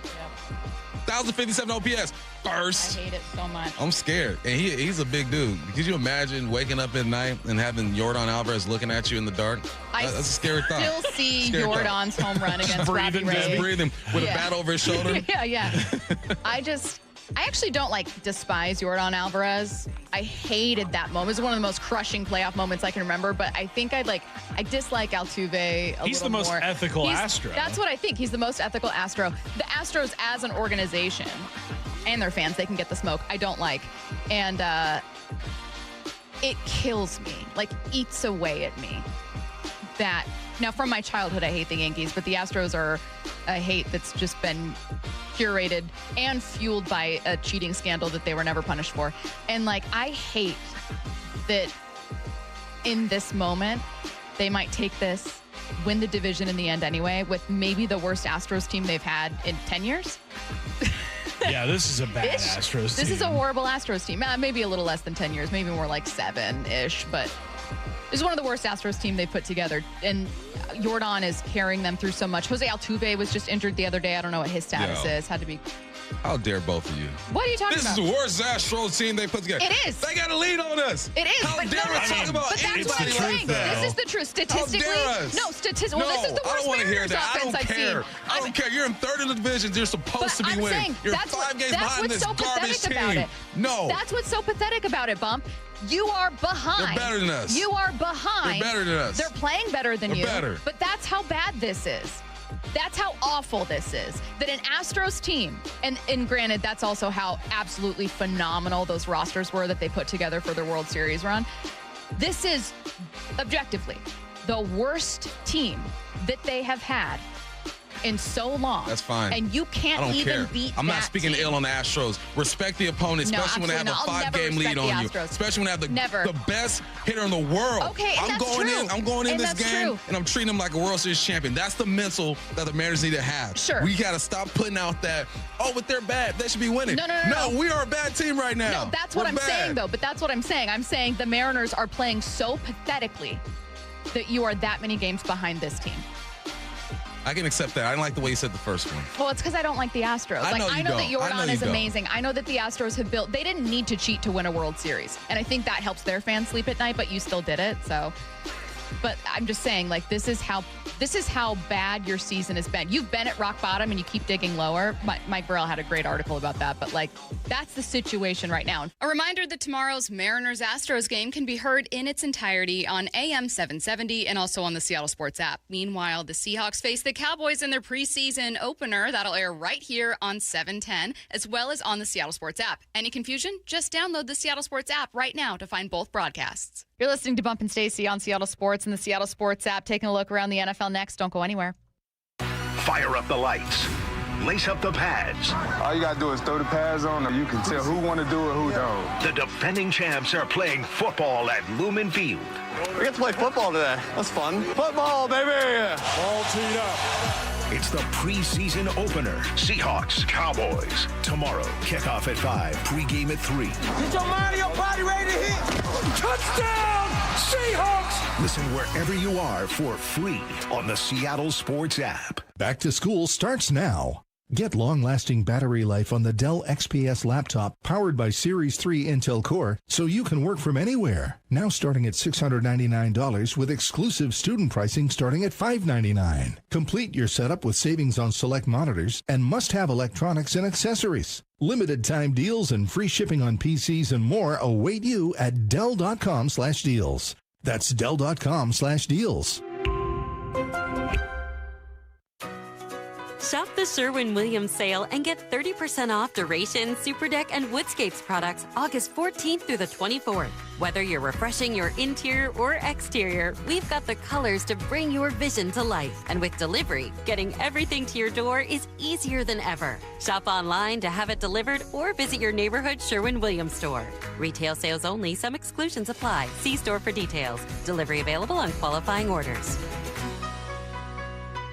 We all hear the radio ads about the IRS. They tell you to be afraid, to be scared, and they try to frighten you into calling. I'm not here to do that. Tax Relief Advocates is different. TRA is here to tell you that if you owe money to the IRS, whether it's $5,000, $50,000, or $500,000, we have a solution. It doesn't matter if you're sitting in your car, at work, or with your kids. No matter where you are, call now. 800-575-8157. Don't lose hope. TRA can eliminate or reduce what you owe to the IRS. Generous programs are now available that can give you a fresh start. Our passion is taxes and helping individuals fix their IRS problems. We have over 1,000 5-star reviews on Google and an A+ with the Better Business Bureau. You don't need to be afraid of the IRS any longer. End your tax nightmare today by visiting us online at TRA.com or call 800-575-8157. That's 800-575-8157. Tax Relief Advocates. Real solutions for real people. What if you could have the most reliable fiber-powered Wi-Fi? And get this, what if you could keep it at the same price for 5 years guaranteed? Now through August 24th, new Xfinity customers can get our best price on gig Wi-Fi this summer before it disappears. Just $50 a month for 5 years. No annual contracts, no hidden fees, and our best equipment included. Plus, get online in minutes with same-day Wi-Fi. It's Wi-Fi that finds and fixes problems before you even notice them. Like super intelligent Wi-Fi with a 6th sense. Plus, it keeps you protected from online threats. And get Peacock Premium included for 2 years. Lock in your price and unlock the possibilities. Get it now at Xfinity.com. Xfinity. Imagine that. Restrictions apply. Requires paperless billing and auto pay with stored bank account. Taxes and fees extra. Speeds vary. Use of fiber coaxial cable. Learn more at Xfinity.com/same-day Wi-Fi. For over 113 years, Pacific Lamp and Supply Company has been your #1 lighting specialist in Washington, from the Space Needle in Seattle all the way to the Riverwalk in Spokane. With the largest lighting inventory in Washington, Pacific Lamp's knowledgeable and experienced staff can assist with any lighting issue, including intricate lighting and control designs. Plus, they work with all utilities in Washington to get you the best available lighting rebates. Pacific Lamp and Supply Company, Washington's lighting experts since 1912. Visit pacificlamp.com. The home of the Mariners. It is gone! Cal Raleigh, 2-run home run! Hear every pitch on 710 and the Seattle Sports app. Here in the Pacific Northwest, windows can be one of the best investments you can make to add value to your home. At Dunn Lumber, we have designated Marvin window specialists who have been trained by Marvin to best serve your needs. If you need help finding the right windows for your home, come by one of our 4 Dunn Lumber window showrooms. Or reach out to me personally, Mike Dunn at DunnLumber.com. Dunn Lumber, building success together. Free consultations, no fee guarantees, 5-star reviews. J.P. Pendergast with Pendergast Law explains the importance of going beyond these familiar offerings. Accident victims want an attorney, Tom, that satisfies their needs. Someone who handles those needs with the highest degree of care. Pendergast Law offers the no-fee guarantees and free consultations, but these only scratch the surface. Okay, explain more. We make sure that every member of our team is genuinely passionate about helping others. Customer service and communication are our top priority. It's how we take care of our clients so they always feel one step ahead of the insurance companies. Our strong reputation for high standards provides comfort and confidence when it's needed most. Pendergast Law offers the free consultations, the no-fee guarantees, and, of course, they are 5-star rated. But what really makes them different is their genuine passion for helping others. I can't recommend them enough. If you or a loved one has been injured in a car accident, call Pendergast Law. We can help. That's PendergastLaw.com. Cascade Machinery and Electric has been the Pacific Northwest's trusted industrial machinery expert for over 100 years. And right now, they're hiring manual and job shop machinists in Northwest, Southwest Washington, and Spokane. If you're a skilled machinist at any level, there is a great career waiting for you. To join the Cascade Machinery and Electric team, visit cascade-machinery.com/careers and apply today. Cascade Machinery and Electric, powering the Pacific Northwest since 1918. From the Quantum Fiber Studio, This is Bump Stacy. Weekdays 10 to 2. On Seattle Sports and 97.3 FM HD2. As the NFL Top 100 list officially jumped the shark, Sam Darnold, congratulations, came in at number 21. Now, we thought Sam Darnold was either going to be way higher than expected or just not on the list at all when you started seeing some familiar, very elite names that are routinely in top 10 quarterback lists show up in the 50s and 40s and 30. Darnold finished 48 spots ahead of Lamar Jackson. I believe he's also ahead of Justin Herbert.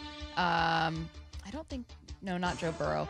There's quite a few names. Like Matthew Stafford's going to be in the top. Patrick Mahomes is going to be in the top. Josh Allen's going to be in the top. But there are quite a few quarterbacks. Brock Purdy that Sam was ranked ahead of. As he should. Finally, get some damn respect. Put some respect on his name. Number 5 in the league when it came to total yardage, right? Super Bowl champion. Number 7 when it comes to passing percentage. All right? Super Bowl champion. Number 9 when it comes to passing touchdowns. All right? I know he led the league in turnovers. Just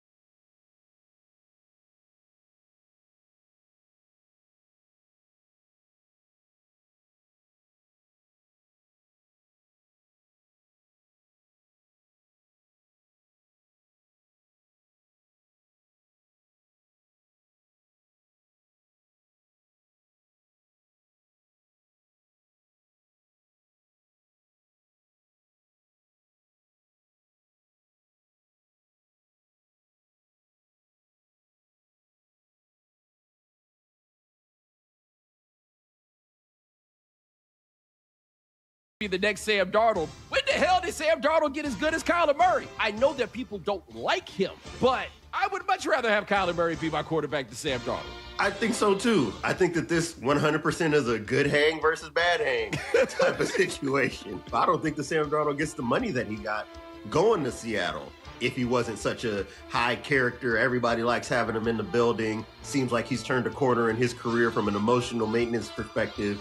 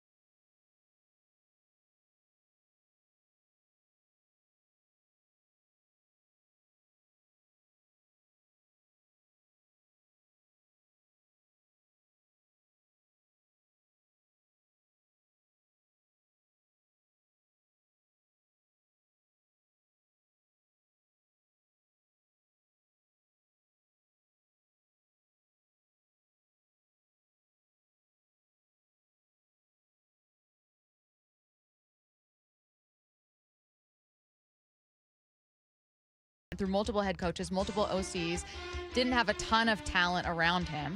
That like, oh, well, not only was he not set up to succeed, but like this guy's so clearly talented in a way that maybe that he has talents that maybe Sam doesn't. Then there's another group of people that go, I mean, when has Kyler lifted up a team? Yeah. When is Kyler, like, I can't remember a stretch of more than, like, I was saying this during show prep, maybe 4 games. Like, there have been stretches where I thought, man, we're sleeping on Kyler right now. They never last long. No. There's never been a full season of me going, Kyler lifted this team or was vital to what this team did. No. I don't know. I think he might. It's not overrated. It's just that I think that. Is he a better athlete than Sam Darnold? Yes. For sure. Can he probably throw it harder and further? Yeah. It's insane But talent. it's about being a quarterback. And Sam, Vikings and after, 2 years. Look at Kyler's 2 years. 2024 was all right. Mm-hmm. Obviously, 2025, he's banged up. I'm taking Sam. But Kyler has an opportunity.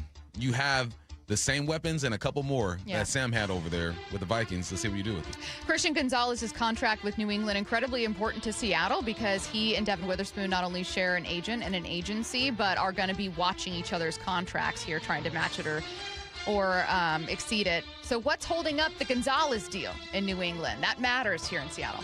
NBC Sports Boston's Tom Curran said he's heard that Gonzo wants to shatter the previous record held by a corner. My understanding is Christian Gonzalez does not want his contract to be obsolete within 7 months. When the new league year comes and the salary cap goes from $301 to $330 million, the first corner who comes up under that new cap is going to sign for $34, $35.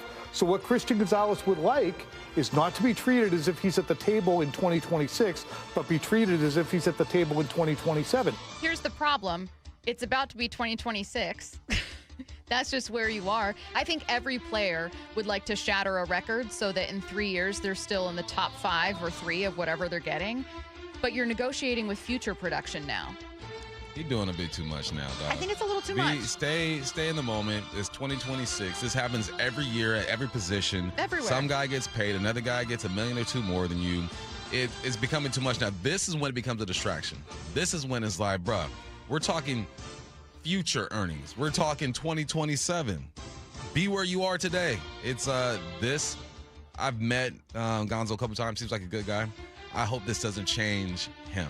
This doesn't sound like the dude that I met, is what I'm trying to say. The dude that I met sounds like he's grateful. Yeah. He's a hard worker, which I think he is. But I'm assuming someone is getting in his ear, his agent, his other people's saying, 2027. No, stay here, 2026. It's not like I know the agent, anything about him, but I wonder if they're overplaying their hand, knowing that they're gonna get both these contracts with Witherspoon and Gonzalez done, and an effort to get Gonzo done, you're going to immediately surpass it, presumably, with Witherspoon. So it's like, well, maybe Christian Gonzalez feels better about that if he gets an additional $3 million over what the current market is. And then if Devin Witherspoon gets, $500,000 more than he does, it doesn't.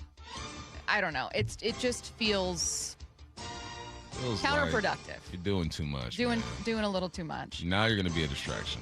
Fernando Mendoza made his preseason debut Thursday night, going 10 for 16 for 97 yards and a touchdown. In his postgame press conference, he spoke about the adjustments he needs to make to the speed of the NFL. Mr. Brady was able to talk to our team last night, and he said, no matter how good of a high school or college player you were, the NFL is a different level. And I felt that tonight, and I have a lot to grow from. The first series, I felt a little sped up, so it was good to come back on the sideline, learn from my mistakes. And then the second series, we were able to score. Third series, I missed a read there. And the fourth series, I thought we had a good thing going. And then, unfortunately, I missed a throw at the end. And then overall, I felt that the group that I was in with, they blocked fantastic. They had great routes. The run game was good, and unfortunately, I let my teammates down today. But it's a growing experience. And, I feel like we're all growing, and it showed me that I need to grow a lot. Can I say something? I know that he can come off as corny to people. I actually thought that was a pretty good answer. I'll give him this. He didn't sound oh my God, yes. He sounded like a pro. Yeah. But it's preseason. You ain't let nobody down, dog. You didn't let anyone down. It's preseason. You're going to make these mistakes. You're a rookie quarterback. I get he's trying to say the right things. Understand that. But also understand that no one really cares if you win or lose. We just want to see progression. You got one game on film. We'll see how you look the next week. I'm just saying, even a little thing we went through here. I missed a read here. I've been to 1,000,005 post-game press conferences, and you rarely get even that kind of detail.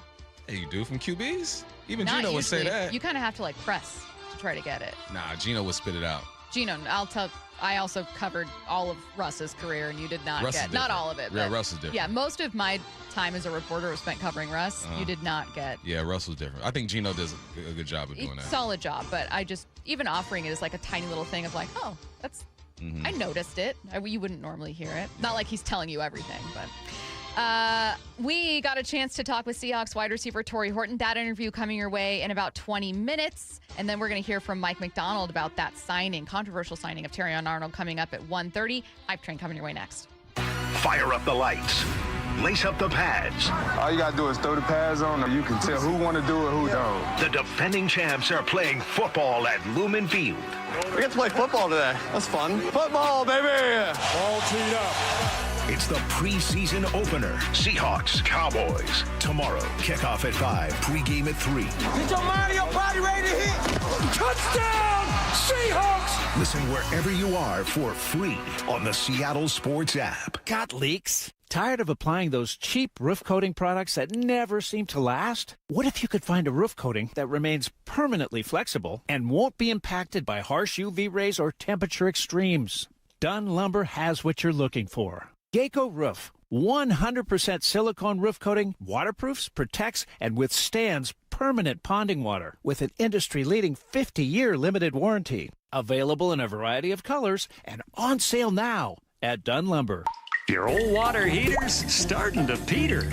DayandNight.net. Day and Night has $150 off installation of any new water heater, including tankless, backed by a free lifetime warranty. Hi, I'm Bruce. When your old water heater leaks or fails, the damage could be catastrophic. Whether you need an emergency replacement or you're planning ahead before it leaks, give us a call and we'll help you get into hot water again. Get $150 off installation of any new water heater. DayandNight.net. The IRS finally caught up with Louie. I hadn't paid my taxes in 8 years. I owed the IRS a lot of money. Louie was in deep trouble. We're going to take your house, put a lien on your bank account, garnish your pay. They don't care. They're going to take your paycheck. Louie found out about Optima Tax Relief, the leading tax resolution firm. A-plus rated by the Better Business Bureau, they've resolved over $3 billion for their clients. Optima Tax, they helped me. They calmed me down. They made me feel comfortable, and I trust them. Louie has a lot to be thankful for. I don't owe the IRS anymore, and I'm able to live a comfortable life, a lot better life. It was because of Optima Tax. For tax help you can trust, call Optima now for a free consultation. Take it from Louie. If you owe the IRS, don't go it alone. give Optima Tax a call. They can help you. Call 800-343-6460. 800-343-6460. 800-343-6460. Optima Tax Relief. Testimonial from an actual client. Some restrictions apply. For complete details, please visit OptimaTaxRelief.com. Guys, if your energy is down, your workouts feel harder, and your drive isn't what it used to be, it may not be aging. It could be low testosterone. At Revive Health here in Seattle, the first step is simple: a free testosterone exam and consultation with an experienced medical provider. We'll review your labs, symptoms, and overall health to determine if testosterone therapy could help improve your energy, strength, and performance.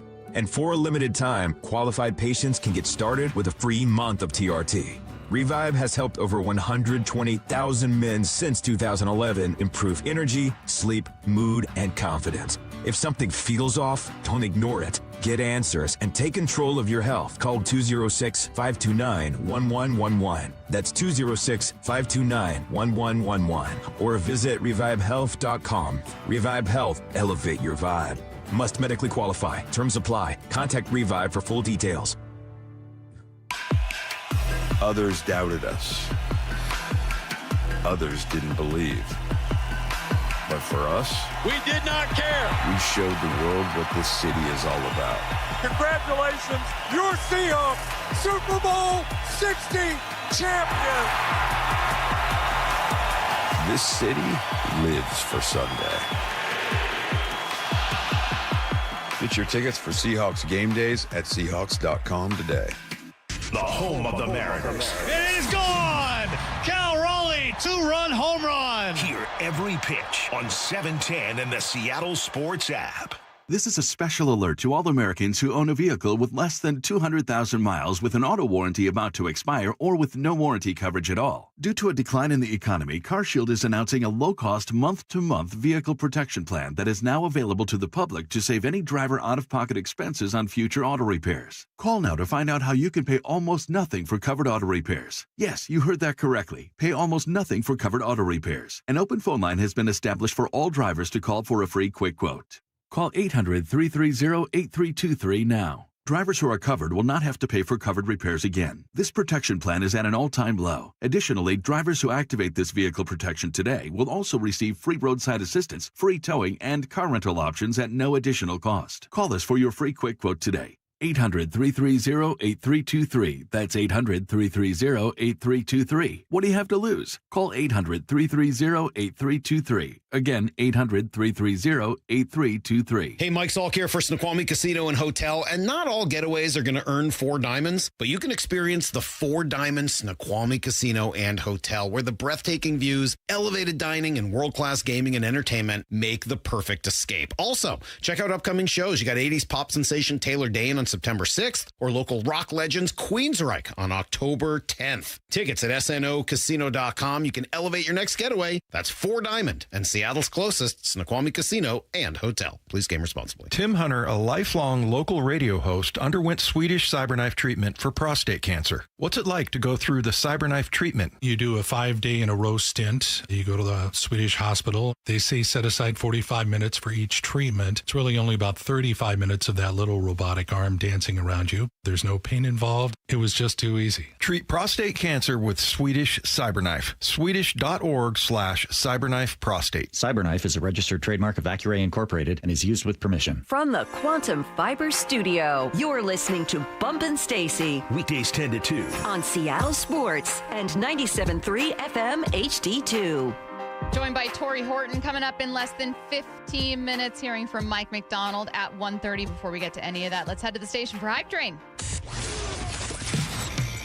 First one's a little spicy. Both are about Terrion Arnold. The biggest news of the day, obviously, in the NFL is the signing of Terrion Arnold. It was a mistake to sign him. That's the first Hype Train. Negative, Ghost Rider. I'm not on that train. I think that after watching film, this dude can help this defense. I think athletically he's there. Hips are good. Run game needs to get a bit better with that. But this just helps. And if he walks away in this situation and doesn't get in trouble, then you just got you a nice little deal. That's like going to Value Village when I found my Aaliyah shirt. I'll go, what? Yeah. This Aaliyah shirt? Fines there. In good condition? Yeah. For $4? Give me that. That's what Terrion Arnold is. Seahawks signing Terrion Arnold is a big mistake. Bump not boarding. Curtis, are you? The only way I think it could be a mistake is if he comes in and is not a good player or is like a locker room cancer. So it's a very low-risk signing because it's a one-year deal, playing on the minimum. I mean, we don't know how this legal situation is going to play out. So because of the low risk that it is in terms of what you're going to pay him and maybe what you're asking him to do, like they're not asking him to come and be a number one starting cornerback. You're just kind of asking him to be a part of the DB depth. I don't know if it's a mistake, so I'm not going to board this train.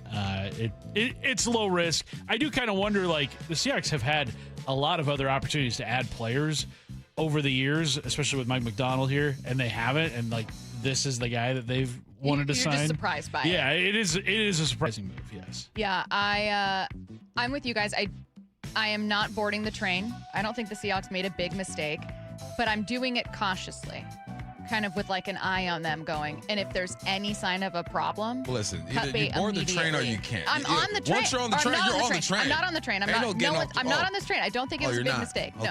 Okay. But I'm saying I'm not like doing it fully confidently. Like I have my own apprehensions about it where I'm like, I would have real character concerns for someone who was caught up in this. And I also think that chemistry is hugely important. The reason I feel less worried about that, though, is that you didn't draft Terrion. He hasn't come up with people. He might have a history with Jalen Milroe, having played with him at Bama, or Carl Scott, who recruited him at Alabama. But, like, this isn't a guy that has a ton of sway in your locker room. And that's when you get yourself in trouble. Say with your chest. Next up, also related to Terrion Arnold. Now, we're waiting to see if he's going to be placed on the commissioner's exempt list, in which case he would not be playing, presumably, but could still participate, like meetings with the team, etc. We don't know yet. So Terrion Arnold is playing for Seattle in the season opener. Nah, he gonna have to sit for a little bit. You gonna have to sit. You don't put yourself in this situation and the commissioner goes, you're good, man, misunderstanding. You had no connection. I know legally you're good. Nah, we can look at what went down and can assume that he played a role in this whole thing.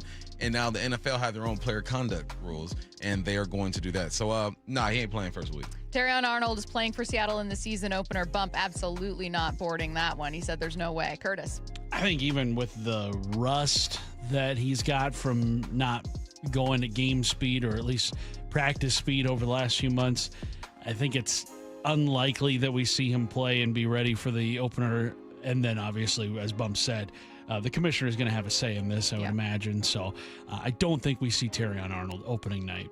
Not boarding. I'm with you guys. No one boarding any trains yet. I think that there's no way that he's playing week one. I would be absolutely shocked. Because, like Bump said, even when you aren't convicted of something, and he couldn't be because the next hearing for him is after like week 4 or something. So he's going to have to wait no matter what. It's still relatively early in the process. The league also just might say, like, we don't even like that you were caught up with it. Yeah. You don't have to get convicted for us to suspend you. We can do that if we feel like you made us look bad. Let's see if anyone boards this one. Next up. The LSU Jaden Daniels saga. Jaden Daniels filed a cease and desist against LSU for use of his names, images, and likeness because he's upset that LSU gave a cornerback his number 5, which he was told under previous coach Brian Kelly would never be given to anyone. New head coach. Now a guy wearing number 5. Jaden's upset about it. LSU is in the wrong. That's your hype train. Well, Lane Kiffin made it seem like the coach prior to him, promised the kid the number already. So Brian Kelly's the one who's at fault right here. I understand Daniel's frustration because there's only 3 Heisman Trophy winners. He's one of them. 40 passing touchdowns, 10 rushing touchdowns. He was dominant, and they praise you. When you're there, they're praising you. No one will ever wear this jersey again. They should have gone ahead and retired that. This isn't on Lane Kiffin in this new regime. That's why I feel like him with the cease and desist letters is a bit much, but I understand him being upset about it. LSU's in the wrong. I'll say this. LSU shouldn't have given his number away. No, they shouldn't have. So what is it? You're boarding. On board if You're he's boarding. wrong? It's your first train that you're boarding. Yeah, I'm on it. LSU's in the wrong. It may not be Lane Kiffin himself or Pickett for keeping the number, but like the overall Jaden's number should have just been either retired or held aside. LSU's in the wrong in the Tigers Jaden Daniels saga. Bump is boarding this one, Curtis. I think everybody's in the wrong in this one. I think so. Yeah, we'll board this train that LSU's in the wrong. I think Jaden Daniels' attorney is going scorched earth on LSU. That was a bit much in terms of a reaction because, like, who was Jaden Daniels before going to LSU? You know, like LSU helped make you, dude. Where'd you go to school before that, Curtis? Forks down, those scum devils. And he wasn't reaching any Heisman heights there, that's for sure. But yeah, I think LSU's wrong for dishing his jersey number out. I think Jaden Daniels and his team, they're wrong for being like, well, we never want anything to do with you again. So, boarding that train. Yeah, I think I'm boarding this one too. So no one aboard two trains and then everyone aboard this one. I think that they just shouldn't, especially when you have the example of Joe Burrow's 9 not being used by anyone else. Yeah. And it's like, look, if you're going to have that standard for one person, who, by the way, was 3 coaches ago at this point, right? 2 coaches ago. Mm-hmm. And you kept it for him. Again, I don't blame Pickett for not wanting to give it up. He's like, I don't know you. Like, I've been playing with this number my whole life. That's what he said. Right. And like you said, if Lane Kiffin's coming in and it's like Brian Kelly promised this to someone, but like LSU as a whole, you need to have the same approach with these guys. So, yeah, I think if you had to choose, the blame pie a little bit more goes to LSU for this one. You're listening to Bump and Stacy on Seattle Sports and the Seattle Sports app. Torrey Horton played just 8 games last year for Seattle before missing the rest of the season with injury, but he's back now, feeling good. So let's talk about how his offseason has been next.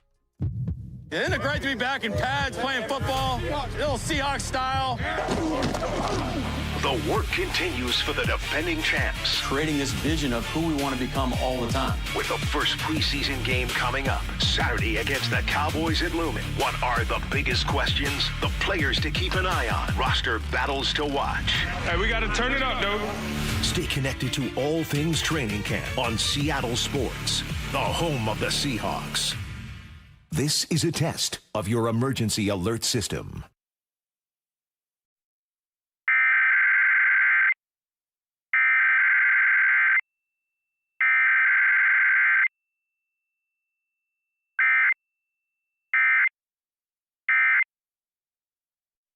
August is always a time of excitement because football is back. But anyone that watches practice or preseason games knows how much work needs to be done before the season starts. If you're feeling the same about your home project, Harley Exteriors wants to help you get a head start on making sure your home is ready for fall football nights. $500 off each window, $750 off patio and entry doors, and $200 off your final project. Spend a few minutes with the folks at Harley Exteriors during your free estimate, and you'll realize you have a lot in common.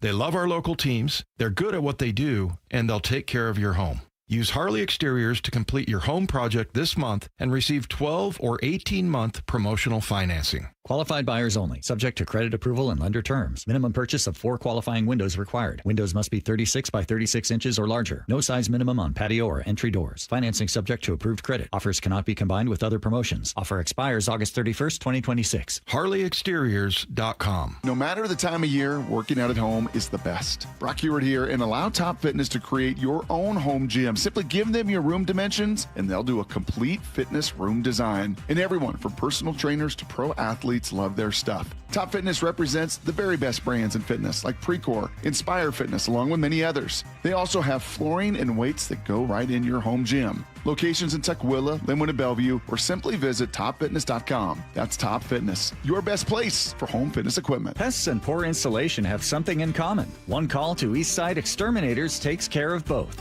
For more than 50 years, families across Western Washington have trusted Eastside Exterminators to eliminate pests for good and protect homes from crawl space to attic. With dedicated installation services and the state's only smart pest detection technology. From Everett to Federal Way, one call handles it all. 425-482-2271 or visit eastsideexterminators.com. Eastside Exterminators, family first pest control. Feeling lucky? Don't miss the Lucky Fall Classic Collector Car Truck and Boat Auction, Saturday, August 29th at Tacoma's LeMay Marymount Event Center. Up to 200 collector, vintage, and classic vehicles, many going to the highest lucky bidder with absolutely no reserve. Get lucky, get local, and get in line. Visit luckyoldcar.com for a list and pictures of auction vehicles, or call 206-467-6531 for bidding and consignment details. This is the story of the one who keeps multiple buildings running smoothly day after day. Plumbing that flows, HVAC that hums, cleaning supplies that keep surfaces sparkling. That's why she counts on Grainger. With easy reordering online and 24/7 support, Grainger helps her keep the products she needs on hand. So shelves stay stocked and buildings stay ready. Call 1-800-GRAINGER, click Grainger.com, or just stop by. Grainger, for the ones who get it done.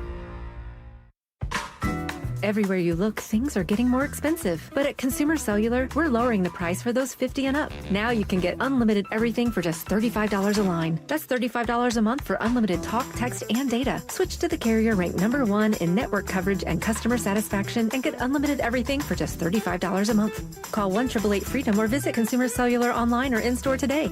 Price includes $5 credit for auto pay and e-billing. Taxes and fees apply. Data speeds reduced after 35 gigabytes. Rankings done by 2025 ACSI survey. Summer is for going big. Julio! Dead center field, solo home run, 4-0 Mariners. Summer is for showing out. Crawford, out of the glove, Emerson to first, what a play! Summer is for Mariners baseball. Cal Raleigh with an RBI double. The big thumper comes through in the clutch. Where else do you get 9 innings of eye-popping swings and snags? Plus fireworks that make your feet dance and your jaw drop. Oh yeah, and the guys have a dance of their own. A wind dance. Party time at T-Mobile Park in the sunshine. Mariners baseball. Trident's up. The action continues at T-Mobile Park all summer long. Don't miss out on 2 great matchups later this month. Julio and the Mariners are squaring off in back-to-back interleague series against the Chicago Cubs, August 21st to 23rd, and the Philadelphia Phillies, August 24th to 26th. Get your tickets at mariners.com. Let's go! This is Seattle Sports. Streaming through the Seattle Sports app. KIRO AM Seattle. KIRO FM HD2 Tacoma. Home of the Seahawks, Mariners, and everything Seattle sports. Seattle Sports Snapshot. The Mariners salvaged their series against the Yankees by avoiding a sweep in yesterday's finale, hanging on for a 1-0 shutout win thanks to a stellar outing from Logan Gilbert. Logan recorded 7 strikeouts and allowed just 4 hits through 6. Most importantly, the win put an end to a 6-game losing streak.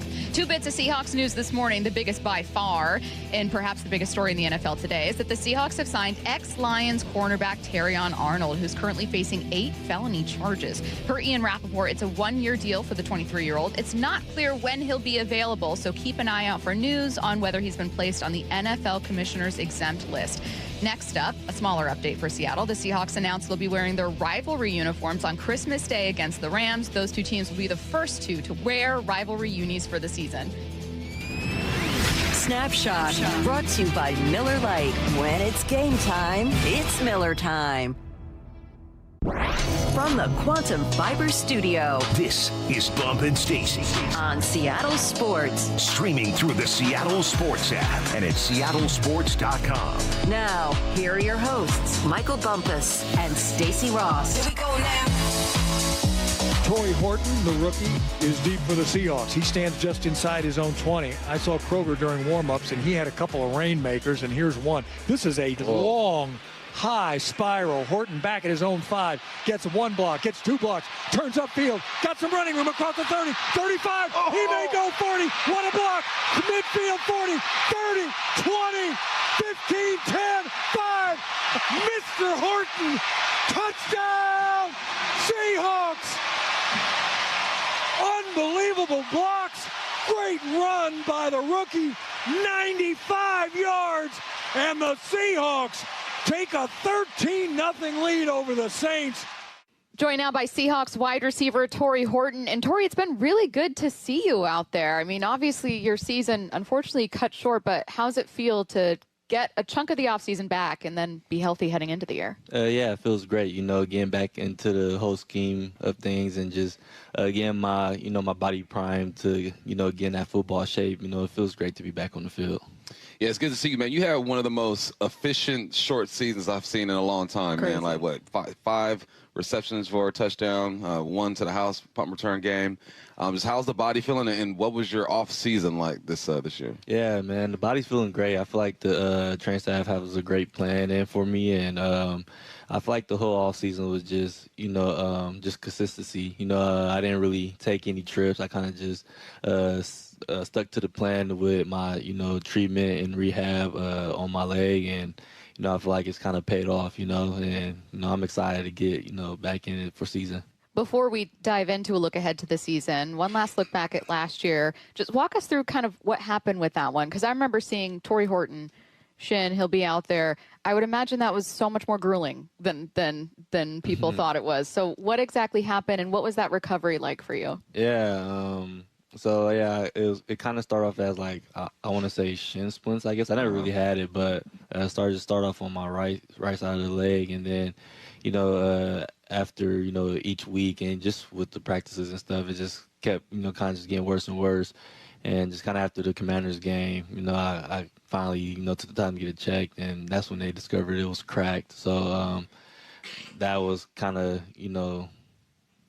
pretty much the reason I was feeling that pain, and the whole mindset of it was like was trying to get it to heal on its own, so it was kind of like he'd be back out, and I actually started like running back on the field again and moving and stuff, and just getting rescanned and things like that, and it just kind of like gradually was never really healing. Even though I was feeling a little better, it wasn't showing, like the results weren't there. So we kind of just took the next step of getting the surgery done. So yeah, it was weird, but yeah. Well, it's good to see you back out there. Yeah, I'm happy to be back out. Yeah, I've never had shin splints, but I've talked to people who had them, and they said it's painful. So yeah, man. I feel you. So now it's you got a new offense, kind of a new offense, right? Flurry's doing some of the same things you guys did last year. And I try to figure out, okay, how's each receiver going to be used? But I see receivers everywhere. I see you in the slot, see you outside, see in motion. I see Jason in motion. How would you describe what you think your role is going to be in this offense? To be honest, I don't know. I feel like it's kind of just wherever they need me, really. We have a great receiver room, a lot of people who can make plays and things like that. And, I just feel like what Brian and, the coach staff have, installed and, just what they want to do with the offense. I just feel like, just kind of just being ready to be anywhere and everywhere around. So I honestly don't know, what kind of role I have. I'm just kind of like,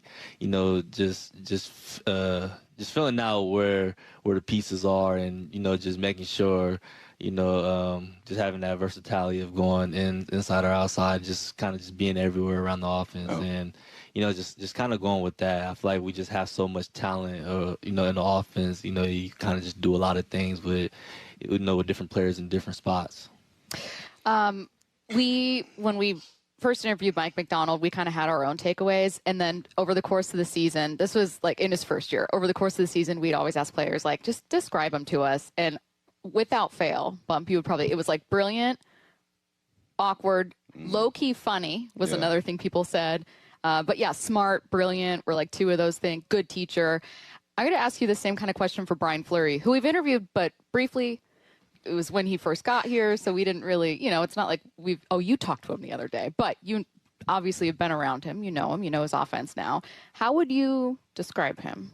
Yeah, probably like just the short amount of time I've kind of been around him. He's very dialed in, of course. That's what coaches are, but I've actually spoke with him, outside of the football aspect of things, and he's just honestly a really chill dude. He kind of keep everything kind of low key. He'll explode here and there, but like you kind of tell like everything's low key on how like how dissective he is on things like that, and he's like he's hammered in on the details and things like that, and that just goes to show like, you know, that's all you really like. That's what you want from, you know, offensive coordinator and coach. You know, real chill, and he's not that. You know, he's not afraid to, you know, pull you and just tell you straightforward, like, So like hey, kind of like, brutally honest. like it's brutally honest, but it's not in a disrespectful form. Yeah. It's just kind of like getting the point across, Yeah. short and sweet. You know, it's not like a whole rah thing to it. It's, you know, like it's just kind of like, hey man, I just feel like, you know, just take it here just because this is how we're reading it, or, you know, just try to speed this up just because of the progression of the concept. And, you know, you could just tell like he's very dialed in, but he's real chill, you know. I feel like he's dialed in, he's locked in for sure. Take me back to your punt return to the house. I was a returner, never had one go 95. I think yours went, but it's weird because at one point you realize, okay, I'm about to touch the zone. Just what was that like for you?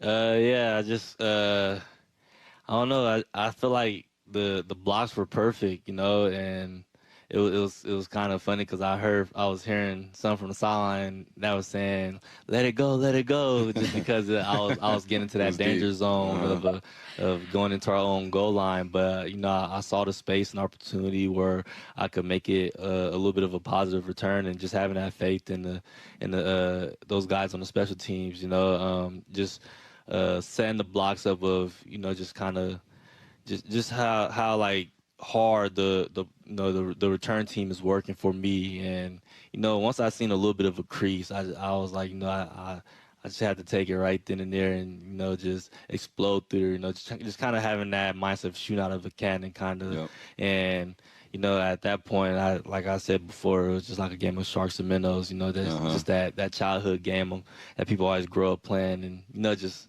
having fun with it, really, you know, just a lot of open space and making the most of it. To me, a return is one of the most natural things in sports, right? Sharks and minnows, we used to play Kill the Carrier when I was coming up, and it was just returns and running backs running the football. That's like the essence of football to me. So whenever I see an athlete able to kind of set up his blocks like that, it's something special. That was fun to watch. How do you balance it as someone starts to become like a much better receiver, though? Like, you want to think about safety, because when I think of guys who are returning, I have memories of like, oh, Devin Hester. Like, it used to be it was like, that's the all-pro, that's a great guy. But now I think people worry about health so much. How do you balance that? I guess it's a question for both of you. Yeah, I kind of feel like it's a huge mindset thing. Like, I kind of try to steer away from like the whole health standpoint and things like that. And, you know, just having the opportunities, you know, just being blessed to have the opportunity to go out there and return and you know, to go out there and play receiver. You know, I don't really try to separate those things.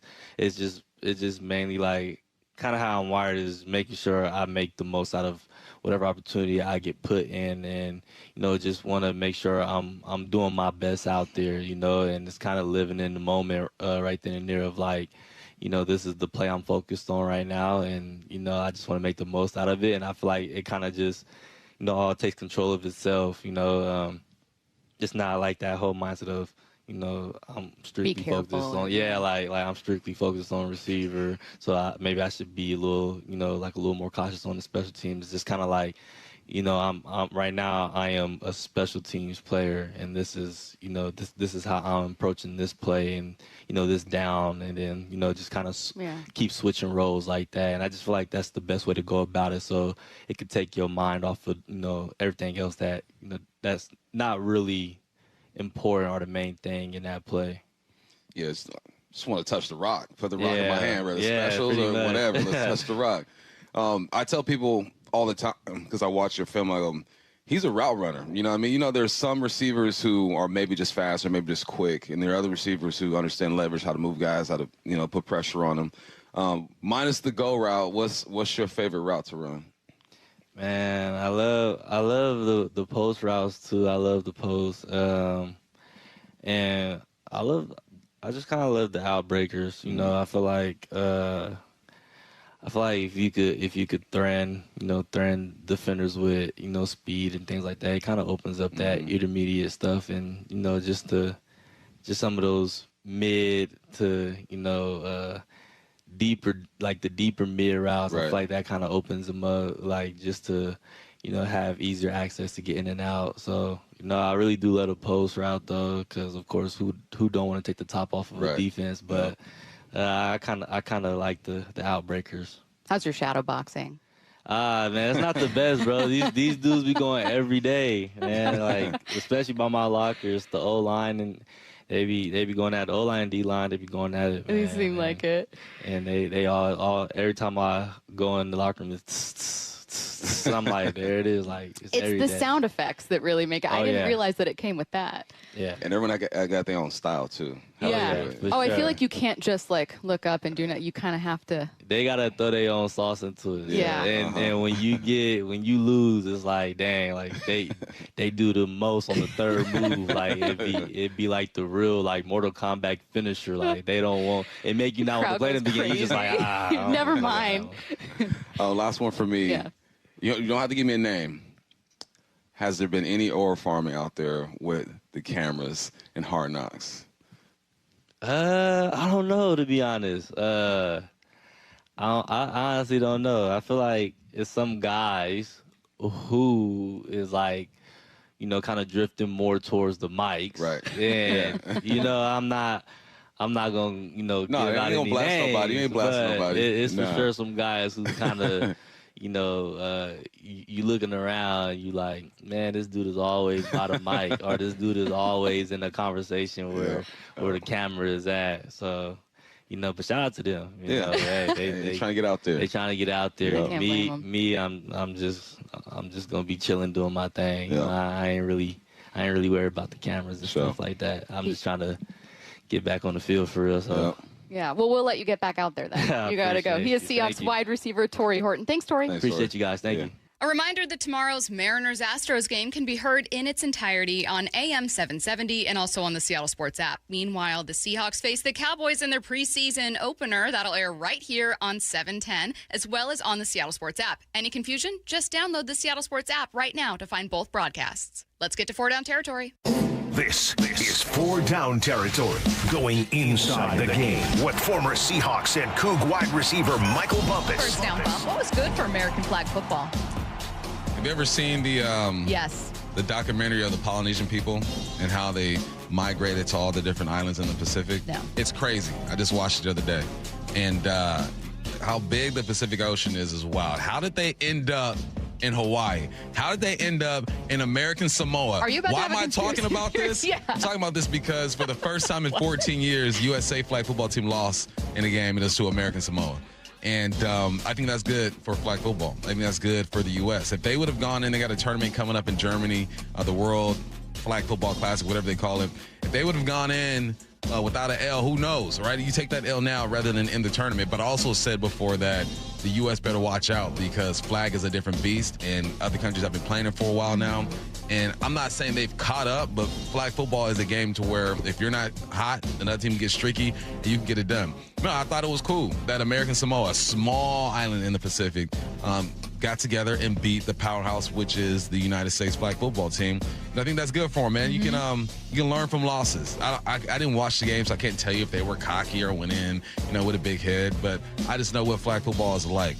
So yeah, it made me think of like that documentary first.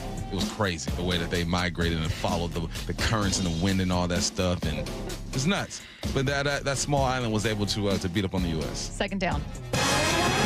What quarterback did you enjoy watching yesterday? A couple preseason games. Man, Drew Allar. Am I saying his name right? Drew Allar, quarterback for the Pittsburgh Steelers. He looked so good yesterday. 6'5", 228 out of Penn State. He was supposed to be a first-round pick the following year, or the previous year. They thought, he had enough to be a first-round pick. Didn't play well at Penn State. Not good enough, I would say, his last year. But my man was on point. He was, both backups were on point. He was 10 for 13, 153, 2 touchdowns. Mason Rudolph was 10 for 11, 93, no touchdowns. But Drew Allar looked good. He threw into the blitz. That's something that I look at running backs and quarterbacks. Can they handle the blitz? Right? It's just a numbers game.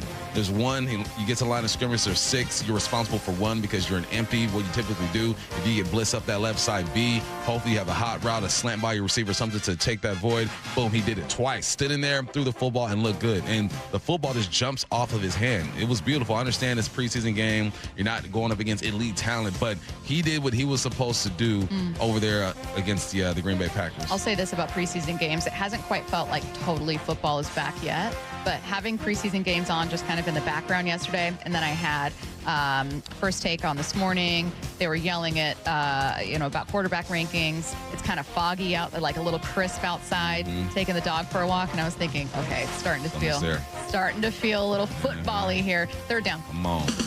Who's a player you hope plays well on Saturday? I got a couple.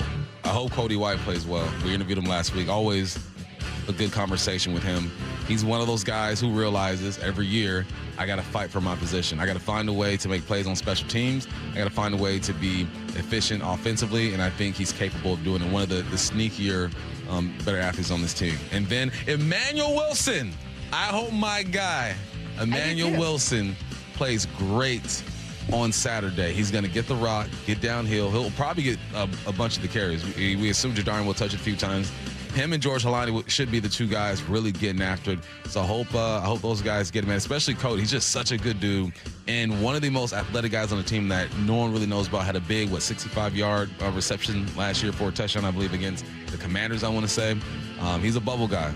Love the bubble guys. Speaking of wide receivers that you hope kind of take off this year, I was looking back. So I wrote up our interview with Torrey Horton for SeattleSports.com today. And so I was looking back at his stats, and I knew the baseline. I was like 5 touchdowns on 13 receptions, and then he had a separate return touchdown. But I also didn't realize that there was a game where he had no targets, that there was a game where he was 4 for 4. It's like the more you dig into his numbers, the more efficient he is. Yeah. It's not like he was out there getting a bunch of targets and just happened. No. He had 22 total over 8 games and had 5 touchdowns. I want to say 6 combined touchdowns, but obviously 1 on special teams. Like, he was so efficient. Super efficient. Importantly, did that all while hurting. Because that shin that he was talking about in that interview with us, that was bothering him prior to the Commanders game. He was just kind of playing through it, taking notice of it. And then the Commanders game, I'm assuming, maybe just made it. That was like the breaking point. Yeah. Literally and figuratively, where he had to take some time off. But like, he did all of that while still kind of banged up. He's a tough one. And it's unfortunate because people hear shin splints and think that it's something that like is easy to get over. But it's like, no, his shin was low-key broken. He said it was split and it would not heal. Yeah. It was a good conversation. 4th down. What must you do during the second quarter tomorrow? So I'm calling the second quarter tomorrow. Thank you, Raves, for allowing me this opportunity. And I've spoken to Raves over the last few years just about what he does and things that he likes and doesn't like. The main thing he said, when the Hawks score a touchdown, it's never touchdown JSN. It's touchdown Seahawks. He says no one is bigger than the team. That's what he was taught. So whenever Raves calls a game for or calls a touchdown, it's always touchdown Seahawks. And then you say JSN caught the football in the back of the end zone. And I think that's important to keep that tradition going, even if I'm just doing a quarter. There are little things that I sit back maybe 1 or 2 quarters a game. I put the headsets on and I just listen to Rabel and Wyman and their chemistry and how they do things. So yeah, that's big. If and when the Seahawks score a touchdown, I must say touchdown Seahawks and then tell the people who the player was. So is it play-by-play? Who's color commentary? Dave Wyman. Okay, so just filling in strictly for Rabel, and then it's not a new crew totally. Yep. Man, I think there would be a lot of really, really hard parts about play-by-play and color commentary, both of which are so much harder than people think. One of the tough ones would be knowing when to let the crowd or play breathe. Yeah, I think that would be very difficult. You would feel it. I mean, I do color, right? And you feel it. A big play happens, and it's really the play-by-play kind of sets the tone. But as the color guy, it's all feel, man. It's like offensive lineman in a run game. You know, when do I take off the double team and climb to the linebacker? It's feel. So I think if you did it, you would understand it. You would understand, like, this crowd is so loud right now. Let it breathe. Like, let the people feel the energy that's in the stadium. You know how Taylor Trammell thought he hit a home run, rounded all the bases, and then went home before he realized that it wasn't? That's also what I would worry about, where what if I assume that a certain player caught the ball? I'm calling the touchdown. It's an 80-yard touchdown, and I'm like, oh, my God, Horton's at the 40, the 30, the 20. And then I realize, like, so sorry. So that was actually like, what if I've already called it? I think maybe for the other team, that would be difficult. But for your team, you should know. You should know them. But other team, yeah. Yeah, just something I would think about a lot. So, God, I'm excited for it. I mean, I'm obviously significantly more excited for week 1, but I think just kind of seeing this team in action and knowing depth is going to be so important for them, too. Yeah. Mm-hmm. Like with those defensive linemen, I think that's what we're watching. Jared Ivey makes sense. You think Derek Hall is going to get much time? Star of Hard Knocks so far? Not a lot. You know who's a receiver for the Cowboys? Remember Marquez Valdez-Scantling? Do I remember MVS? Him? Yeah. I could never forget him. Never. Remember when he signed with the 49ers immediately after, and people thought, oh my God, is this going to take down the Seahawks from the inside? Yeah, I think people were like, is this mole, this like agent, MVS, going to take the Seahawks down? I got a lot of questions on that, which I thought was initially fair, and then I was like, I think we might be giving MVS too much credit here. For sure. No offense to MVS. Coming up next, let's hear from the head coach himself, Mike McDonald, speaking with reporters live at Virginia Mason Athletic Center. Fire up the lights. Lace up the pads. All you gotta do is throw the pads on, or you can tell who want to do it, who don't. The defending champs are playing football at Lumen Field. We get to play football today. That's fun. Football, baby! All teed up. It's the preseason opener. Seahawks, Cowboys. Tomorrow, kickoff at 5, pregame at 3. Get your mind and your body ready to hit. Touchdown, Seahawks! Listen wherever you are for free on the Seattle Sports app. Hey, Brock Hewitt here for my favorite East Side restaurant, Sea Star Restaurant and Raw Bar, and my good friend Chef John Howie, who wants to buy you dinner. All you need to do is make a reservation Sunday to Thursday after 8 p.m. You come in, enjoy your meal as always, and when you're finished, roll the dice. Roll a 6, and Chef John will buy your dinner. 100% of all food charges will be removed from your bill. How fun is that? You feeling lucky? Then come roll the dice. Make your reservation now at SeaStarRestaurant.com. That's SeaStarRestaurant.com. Others doubted us. Others didn't believe. But for us, we did not care. We showed the world what this city is all about. Congratulations, your Seahawks, Super Bowl 60 champion. This city lives for Sunday. Get your tickets for Seahawks game days at Seahawks.com today. Rev up your summer at LeMay, America's Car Museum. Explore the new British bike exhibition, professional level race simulators, and mark your calendar for Tacoma Cars and Coffee or family drive-in movie nights. Plan your visit now at americascarmuseum.org. If you've been in a wreck or a fender bender, you have the right to take your vehicle to any repair facility, not just where your insurance company tells you to go. Accurate Auto Body has been family owned and operated since 1994, and they work for you, not your insurance company. With over 25 years of auto repair work, they'll exceed your expectations. we meet by accident, fixing every last bit. Accurate Auto Body. At Accurate Auto Body, all their work is performed by certified technicians, only using OEM parts to guarantee the safety of you and your family. For the best in auto body collision repair and customer service, give them a call at 425-883-2450 or AccurateAutoBodyWA.com. Your insurance company may not love them, but you will, because we meet by accident, fixing every last bit. Accurate Auto Body. Our number one thing with them is always like, hey, welcome someone in and assure them that they're in the right place. We're going to take care of them. Lee Johnson Auto Family, the LJ way. This is it. These are the nights. The ones where you laugh until you can't anymore. And smile until your head hits the pillow.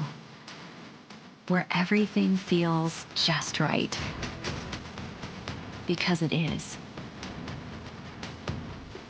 Muckleshoot Casino Resort. Must be 21 and over. Please gamble responsibly. Tim Hunter, a lifelong local radio host, underwent Swedish cyberknife treatment for prostate cancer. What's it like to go through the cyberknife treatment? You do a 5-day-in-a-row stint. You go to the Swedish hospital. They say set aside 45 minutes for each treatment. It's really only about 35 minutes of that little robotic arm dancing around you. There's no pain involved. It was just too easy. Treat prostate cancer with Swedish cyberknife. Swedish.org/cyberknife prostate. Cyberknife is a registered trademark of Accuray Incorporated and is used with permission. The home of the Mariners. It is gone!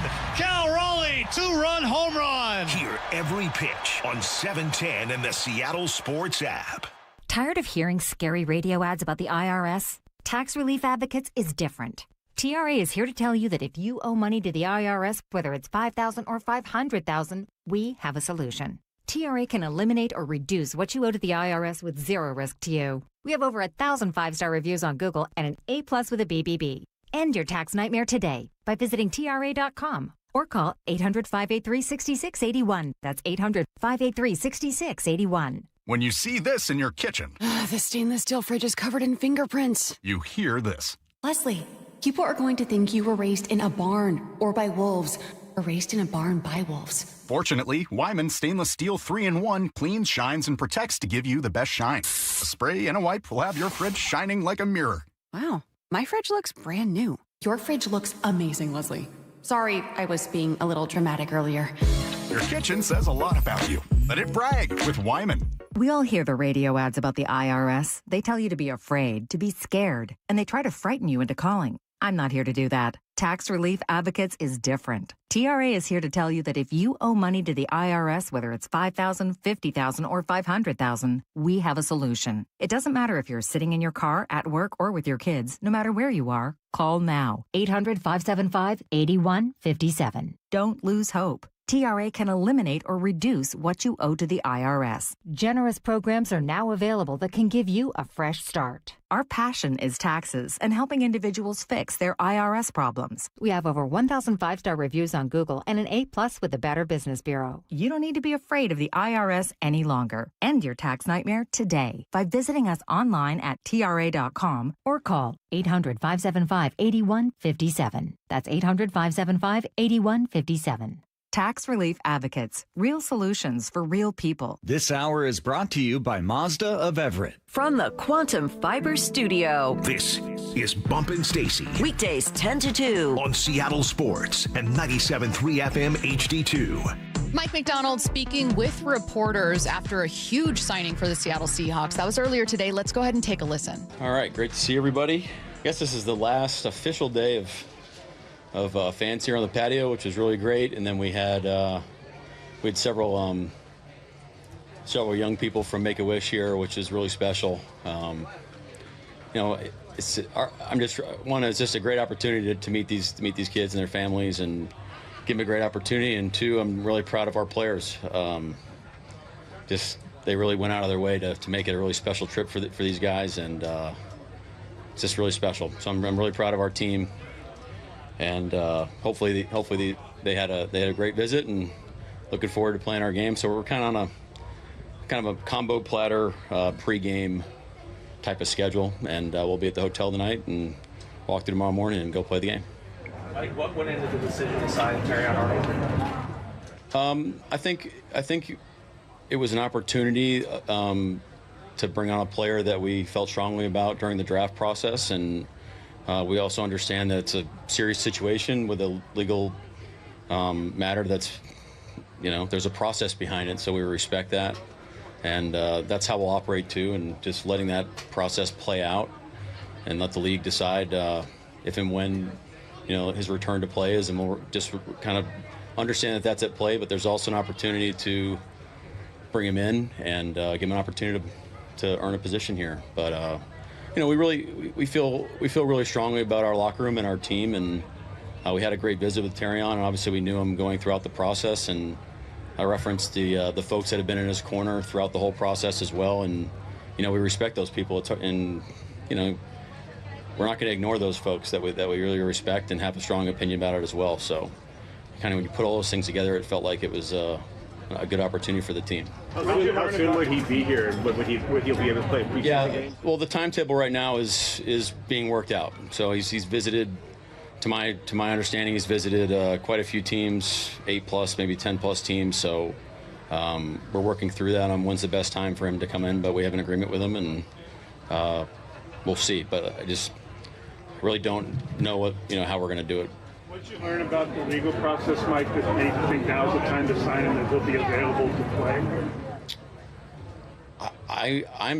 I do not have like the specifics on the dates and things like that. All I know is that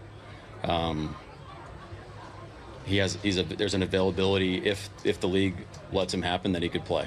So in terms of when that happens and how that goes down, it's just kind of, to me, it's part of that process, So like, what the facts of the case, all those things about the comments of what happened, it's not our responsibility to have a comment on that, nor can we.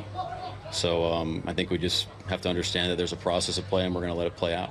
But how much did you look into the criminal allegations to feel comfortable that you could sign him? Well, for us to comment on that right now is not our place, nor should we. So again, it's a serious situation. We understand that.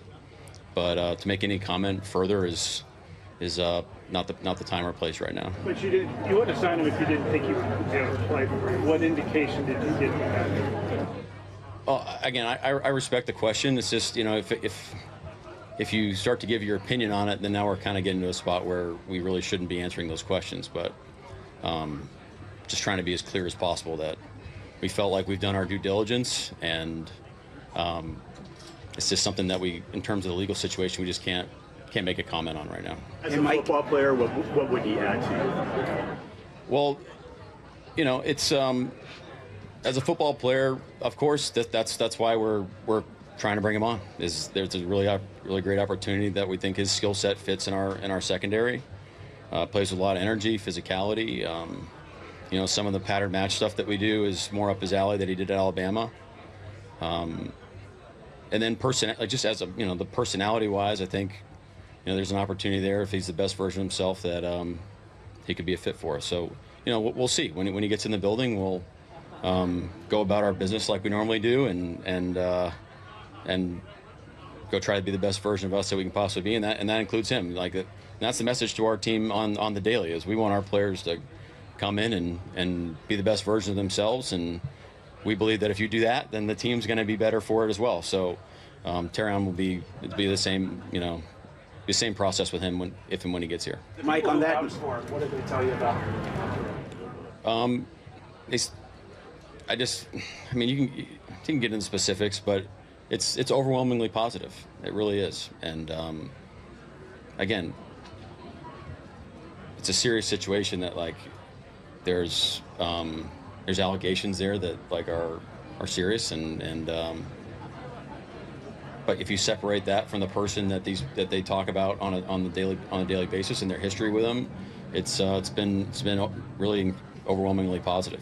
How instrumental was the leadership council or the veterans to be on board with this, and how you consulted this decision? We talked to the players, but it was a little bit more informally, on more of one-on-one conversations, whether it be me and a player or some of other folks and certain players. He played a lot of press man in Detroit, and you guys play a different scheme. How does he fit here better or differently than he did maybe over there? Well, it's tough to comment on what they're asking the player to do. I think you see the movement skills. I think you see the physicality, and that's the stuff that we saw coming out of school, and that's what made us think that he could be a good fit in our defense. And so, similar to really every other player that you're interested in acquiring, is you see the potential, you see the vision for how they could play, and then when they get here, you kind of go through the process and see how he competes and how he stacks up against everybody else, and see if there's a role for him. Mike, speaking of players, what are you looking for tomorrow? No, look, I understand the situation, so I'm glad that we had the opportunity to talk about it. But I'm really excited to see our guys play tomorrow. They've been working incredibly hard, and we talk about layering training camp, right? We start with the ramp process. You go into the stadium practice, you get ones-on-ones, you trade, all these different types of periods. Now we're layering it again with another team, in our stadium. So there's, more conditions, I guess, that you add to the whole training process. And so I'm eager for our team to be us in those situations. So our players have earned the right, in my opinion, that throughout this process to go let it rip, and just trust their training and go have fun. Go play football that they know how, then our brand of ball, and hopefully it comes to life, and hopefully we have some cost of doing business celebration penalties. You guys have a fair amount of injuries in the running back room. Is George Kalani going to get any reps? How do you plan on handling that? George should get some work tomorrow. A lot of our established starters won't be playing. They'll be going through the warm-up and everything, but George should see some action to some degree, and we'll go from there. The quarterbacks, we're going to rotate in some form or fashion. We have an idea how we want it to work, but don't want to be put in a corner there. So, but it'll be great. Both guys will get great experience with playing with different units, and it'll be good. You alluded the other day to maybe doing that differently. What from last year did you? Yeah, normally the quarterback goes until he doesn't go, and then the next guy goes and closes the game out. But this game, I think we're going to rotate him to some extent. Is your thought that Sam's going to play? No, Sam's not going to play. It'll be Drew will start the game, and then Jalen will come in, and they'll rotate to some degree. One more on Terry. You mentioned you had a great visit with him. When you talked to him, what was that like? What was it? We had a great visit. We had a great discussion. It was a real discussion, and we just kept it real. It's just I have a responsibility coming from the coach from the organization about what we expect, and also what our vision would be for him and how it would operate. And so, and he was great. He was great. I appreciated his honesty in those moments, and that's really all you could ask for. What made you comfortable as an organization? You knew you were going to get questions like this today about that signing. What made you comfortable as an organization to take on this kind of controversial signing? Well, I think it's the same thing I said earlier. It's an opportunity to acquire a player that we felt strongly about early in the process, and we also understand that there's a legal system that's a legal process that's underway, and that's under a certain amount of time, and so. We'll respect that in that manner, yeah. Is there a little bit of a bittersweet aspect to preseason where guys can shine, but then maybe play themselves off of your roster? No. When you're around these guys and you realize the amount of work that they put in, nobody is rooting more for them than I think our coaches, because the amount of respect for what they've done every day is just really, it's off the chain. It's just. I'm just begging for them to make plays, because they earned it, and the nature of our world is that not everybody will be able to be on our team. And so I think the number one thing, if you were to ask all of our position coaches, that their players would end up on some sort of roster, some form of fashion.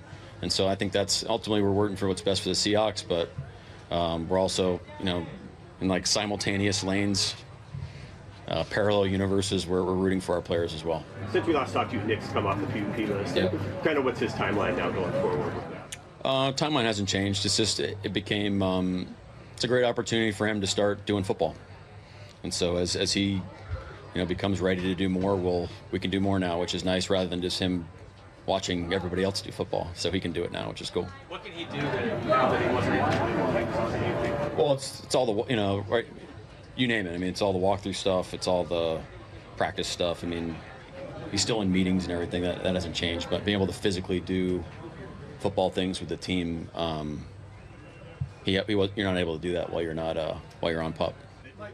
Is Derek Hall okay, or we haven't seen him in the last one? He's working through something right now. It shouldn't be long term. Jadarian Price, is he good to go, ready to go? Jadarian's not going to play in this game, no. But he's on the mend. Forgive me if you already answered this, but the Robbie Utes injury, is that career-threatening, or is he have a chance to come back next year? Yeah, it's an unfortunate situation. It's just someone you're really rooting for. But to our knowledge, there is a recovery process, and this should help his career long-term. This is why we're doing it. That was Seahawks head coach Mike Macdonald. Coming up next, it's What I Need to Know. Get your questions in. Any question, sports, non-sports, doesn't matter. Text it right now. 866-979-3776. That's next. Seattle Sports, home of Brock and Salk, morning 6 to 10. Jadarian Price here with us. You got your alarm set for Hard Knocks tonight? I probably won't watch the Hard Knocks until camp is over. Your phone's going to be blowing up tonight. I was on the phone with my mom last night, and I did not mention that Hard Knocks is coming out, but it's a big message to everyone out there that we heard earlier this week in a team meeting. Like, call your parents, don't text. They want to hear your voice and how things are going. Watch live or later on the Seattle Sports YouTube channel. Certain industries expose workers to hazardous chemicals. If you worked in a paper or pulp mill, or in aircraft manufacturing or painting at Boeing, and have a child born with birth defects, your child may be entitled to legal damages as a result of your exposure to such chemicals. Birth defects have been linked to toxic chemicals, metals, and solvents used in these industries. If your child was born with brain or spinal cord damage, organ or limb malformations, blindness, cerebral palsy, genetic damage, or other birth defects, and you're a past or present worker in a paper or pulp mill, aircraft manufacturing, or painting, contact us now toll-free at 1-866-99-TOXIC. Your children may be entitled to legal damages. If you're a past or present worker in a paper or pulp mill or aircraft manufacturing or painting at Boeing, and your child has a birth defect, call toll-free at 1-866-99-TOXIC. Your call is confidential. 1-866-99-TOXIC. Message authorized by Weinstein Cajano, 600 University Street, Suite 1620, Seattle, Washington. Pests and poor insulation have something in common. One call to Eastside Exterminators takes care of both. For more than 50 years, families across Western Washington have trusted Eastside Exterminators to eliminate pests for good and protect homes from crawl space to attic. With dedicated insulation services and the state's only smart pest detection technology. From Everett to Federal Way, one call handles it all. 425-482-2271 or visit eastsideexterminators.com. Eastside Exterminators, family first pest control. A Wilt Chamberlain 1972 playoff game-worn jacket was recently bought for $3 at a Goodwill in Portland. You may not be sitting on a warm-up jacket worn by Wilt the Stilt, but there's serious value to your old gold, jewelry, watches, silver, and coins. Dave Wyman encouraging you to see what they're worth at Bellevue Rare Coins in Bellevue, Issaquah, Tacoma, and Linwood. They'll give you an honest, no-pressure assessment for free. See how much they're worth at Bellevue Rare Coins, and if the price is right, cash in. Yay to Bruce, the streaming king. With quantum fiber internet, he's gonna binge. He wants more, he's got to have more. More bedtime true crime. More podcasts in the shower. Quantum fiber Wi-Fi has the power. More fast internet speed. He's got the geeks to go big, bring him the game. Right now. And his royal we. More sports non-stop, his quantum fiber's on top. Yay to you. Switch today at quantumfiber.com. Limited availability, service and speed in select locations only. Feeling lucky?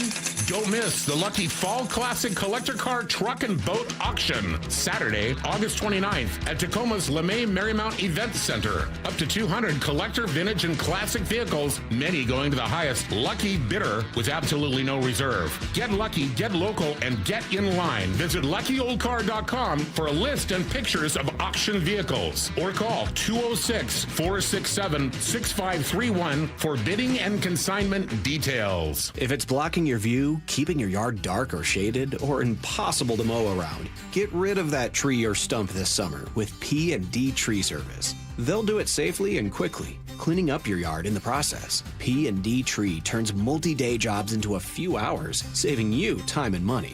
One tree or land clearing, they have the tools and expertise for the job. They specialize in large tree removal. Ever seen a tree removed by crane? PndTreeService.com. The home of the Mariners. It is gone! Cal Raleigh, 2-run home run! Hear every pitch on 710 and the Seattle Sports app. Onyx, I keep having stomach issues. Please make me a doctor's appointment. Okay, are you suffering from diarrhea, bloating, gas, or oily stools? If so, you may want to ask your doctor if it could actually be a problem with your pancreas, called exocrine pancreatic insufficiency, or EPI. My pancreas? How is EPI treated? A prescription medicine like Creon, pancrelipase, is used to treat people who can't digest food normally because their pancreas doesn't make enough enzymes. Creon is the #1 prescribed treatment for EPI. Creon may increase your chance of fibrosing colonopathy, a rare bowel disorder. Tell your doctor if you have a history of intestinal blockage blockage or scarring or thickening of your bowel wall, if you are allergic to pork, or if you have gout, kidney problems, or worsening of painful swollen joints. Call your doctor if you have any unusual or severe gastrointestinal symptoms or allergic reactions. Take Creon as directed by your doctor and always with food. Do not chew capsules, as this may cause mouth irritation. Other side effects may include blood sugar changes, gas, dizziness, sore throat, and cough. These are not all the side effects of Creon. You can learn more at 1-800-633-9110. Before your appointment, visit creoninfo.com. That's CREON info.com. Guys, if your energy is down, your workouts feel harder, and your drive isn't what it used to be, it may not be aging. It could be low testosterone. At Revive Health here in Seattle, the first step is simple: a free testosterone exam and consultation with an experienced medical provider. We'll review your labs, symptoms, and overall health to determine if testosterone therapy could help improve your energy, strength, and performance. And for a limited time, qualified patients can get started with a free month of TRT. Revive has helped over 120,000 men since 2011 improve energy, sleep, mood, and confidence. If something feels off, don't ignore it. Get answers and take control of your health. Call 206-529-1111. That's 206-529-1111. Or visit revivehealth.com. Revive Health. Elevate your vibe. Must medically qualify. Terms apply. Contact Revive for full details. This hour is brought to you by Mazda of Everett. From the Quantum Fiber Studio. This is Bump Stacy. Weekdays 10 to 2. On Seattle Sports and 97.3 FM HD2. Get your questions in for What I Need to Know. Any question, text it now. 866-979-3776. 2 bits of Mariners news here. A roster move, Colt Emerson, who was going to be, it sounds like, option to AAA Tacoma, has instead been removed from the active roster but placed on the 10-day IL with left wrist tendon inflammation. Brock Rodden has been selected from AAA Tacoma. He's going to make his debut tonight playing short for Seattle. Let's go, kid. The lineup is out, and I have it right here. I closed out of it. I got it. Young back in the lineup, which is great news. Arozarena, Canzone in right field. Julio, your DH today. Still getting some time off, maybe post-concussion IL. Naylor, Donovan, Raleigh, your catcher. Robles in center, and then Rodden again making his MLB debut at short, batting ninth. So, sounds fun. That's Mariners Let's news go. there. Let's go, Mariners. 866-979-3776. What I need to know. Well, speaking of, one listener says, is Brock Rodden going to help the lineup? Your guess is as good as mine. Gonna do something. I have no expectations for a rookie at all.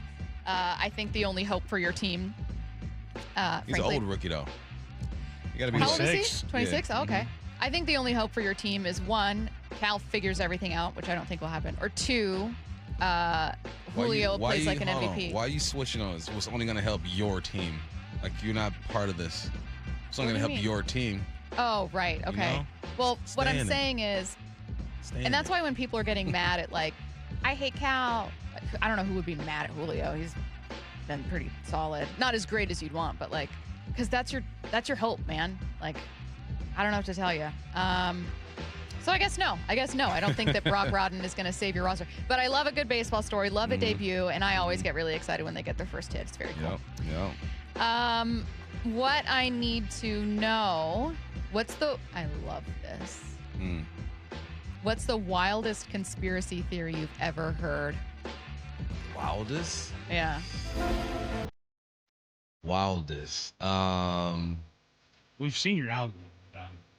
My algorithm be on some crazy stuff sometimes. Yeah. Something about aliens, Bigfoot. Probably something about, yeah. Someone said there was a video of a mermaid that they found. Okay. That No. mermaids might be real. Mermaids. But they might. You ever been to the bottom of the ocean? Well, no, I don't think mermaids are real. So you think we know? There No, we go. you can't even So you pretend. think we know Wow. everything about the ocean, huh? Bump's a big believer We know in more Atlantis. about outer space than the ocean. I didn't think you'd be so, like, Nah, pro I'm on it. mermaids. I'm on it. We don't know what's down there. Curtis, the craziest conspiracy theory you've heard. Craziest conspiracy theory I've heard, Stevie Wonder can see. Oh, I like that one. I like that That's one. a good one. Ooh. I can't think of one right now. One that I have is that Good Will Hunting is just a prequel to The Bourne Identity. But that's not really, that's just a movie theory. It's not really It's interesting. Yeah, it's not really a fun conspiracy theory. I'll try to think of one. 866-979-3776. I'm missing the Professor John Clayton this time of year. Do you have a good professor story? I know both of you probably do. Spent time with him, especially Curtis. Man, one of the funniest ones is Curtis. You might have been there for that. We interviewed him, and he got a cough attack like no other. Oh, you got to specify which cough attack. Well, I've only experienced one with him, and it was violent. And we were like, "We'll let you go." He's like, "No, I can do it. I can do it. I got it." And he would not let us let him go. I'm like, "Listeners don't want to hear this, John." That man would he would power through every cough attack. When we were at the Super Bowl, we had a concierge level at our hotel or whatever that he had access to. And for breakfast one day, he ate 3 grapes and a slice of provolone cheese. You know what? Mine might be the DirecTV thing. The way he would just rip them to shreds. I think yet that's was their my most favorite loyal customer. And it went viral. Oh, yeah. Barstool and Pardon My Take were talking about it. People were like, get this man his TV. It was the Steelers-Ravens game that got rescheduled to a Wednesday. He was aghast. Yeah. Amazing. And then Curtis had the, hey guys, just started my new job at DirecTV. Crazy 24 hours. Miss anything? What I need to know is JP Crawford still alive? JK. If so, though, what's going on with him? He's injured, right? Yeah, he's on the IL. Yeah, he's hurt. Not expected to join them on this road trip. So at least until, when does it end? When's their first day back? 21st? Yeah. Okay. So you will not see him until at least the 21st at the earliest. You know, some Seahawks news. I don't think this is a surprise to anybody, but Yahoo Sports' Jory Epstein, who covers the entire league, says that DeMarcus Lawrence tells her that this will be his last year. Oh, yeah? That's not shocking at all. Yeah. Yeah. He almost did last year. He told us that he nearly retired after last. Yeah. I feel like just in talking to us, he was kind of hinting at I just had to come back and see if we could do it again. That it was the language being used very much hinting toward. I hope he has so much fun this year. He goes, run it back. I want to give Jory a shout out. I did accidentally cut her in line in the bathroom. Jory? Wow. Yeah. In the bathroom at Who's BMAC. that? Jory Epstein. She's an NFL reporter. Yeah. Oh, okay. I just wasn't paying attention, and I just walked right in there. Big timed her. I big timed her. So shout out Jory, great reporter, and I'm very sorry for that. Wyman and Bob coming up next. Seattle Sports, home of Brock and Salk, morning 6 to 10. Drew Darling Price here with us. You got your alarm set for Hard Knocks tonight? I probably won't watch the Hard Knocks until camp is over. Your phone's going to be blowing up tonight. I was on the phone with my mom last night, and I did not mention that Hard Knocks is coming out, but it's a big message to everyone out there that we heard earlier this week in a team meeting. Call your parents, don't text. They want to hear your voice and how things going. Watch live or later on the Seattle Sports YouTube channel.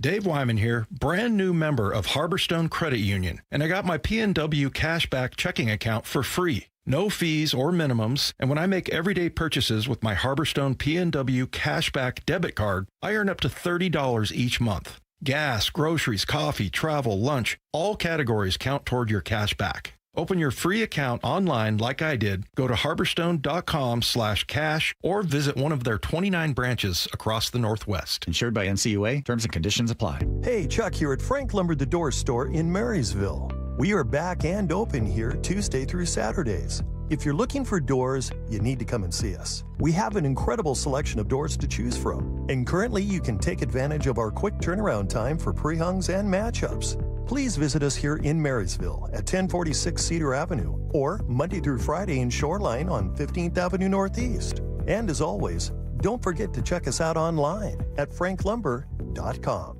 Hey, Brock Hewitt here with my buddy Shannon O'Kelly from IRG Physical and Hand Therapy. So much more than just physical and hand therapy, though, Shannon. You guys, holy smokes, do you have a lot of specialty care? Yeah, Brock, we do. You know, obviously our nuts and bolts is good old musculoskeletal, but we have a lot of therapists that do advanced certifications in specialty care. And that's important because we can treat the whole population. We can treat your neighborhood. We can treat your family. And those specialty services range from neurovestibular care to dry needling, sports medicine, hand therapy, pelvic floor, vestibular rehab, lymphedema, you name it, we have that service. Again, we're about taking care of the whole family and the whole family's needs. Remember, IRG, they're in your neighborhood. I'm talking over 40 locations and new additions in Wallingford and the WAC as well, that Washington Athletic Club. You can find them in person. You can find it online at irgpt.com. That is irgpt.com.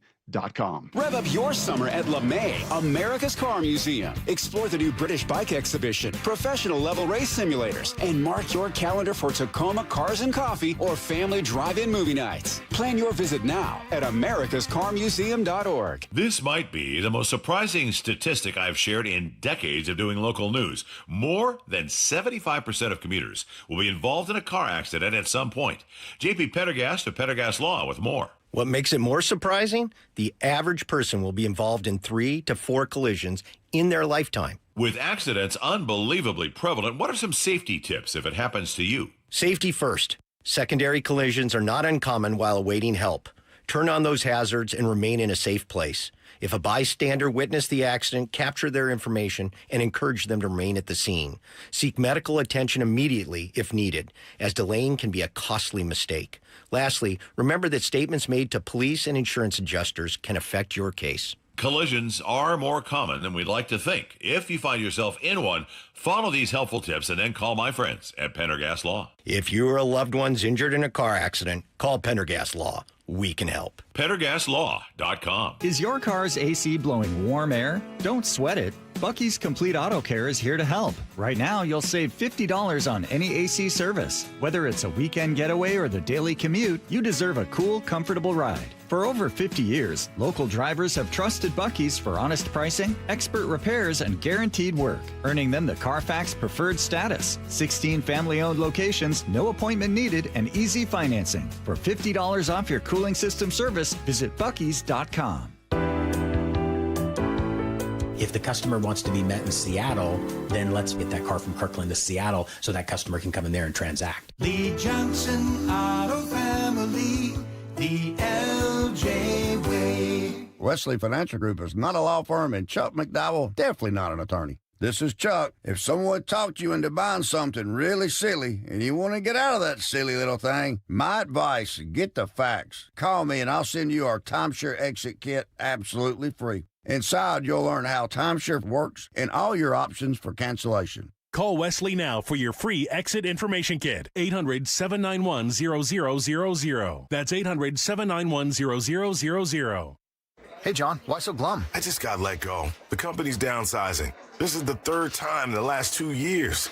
I'm done with this. Have you thought about My Computer Career? I've heard they can train you for a career in IT in just a few months, including cybersecurity and the basics of AI. And you don't need prior training or experience. Now that's a recession-resistant career. Wow, thanks. I'll check them out. Go to mycomputercareer.edu and take the free career evaluation. mycomputercareer.edu, an elite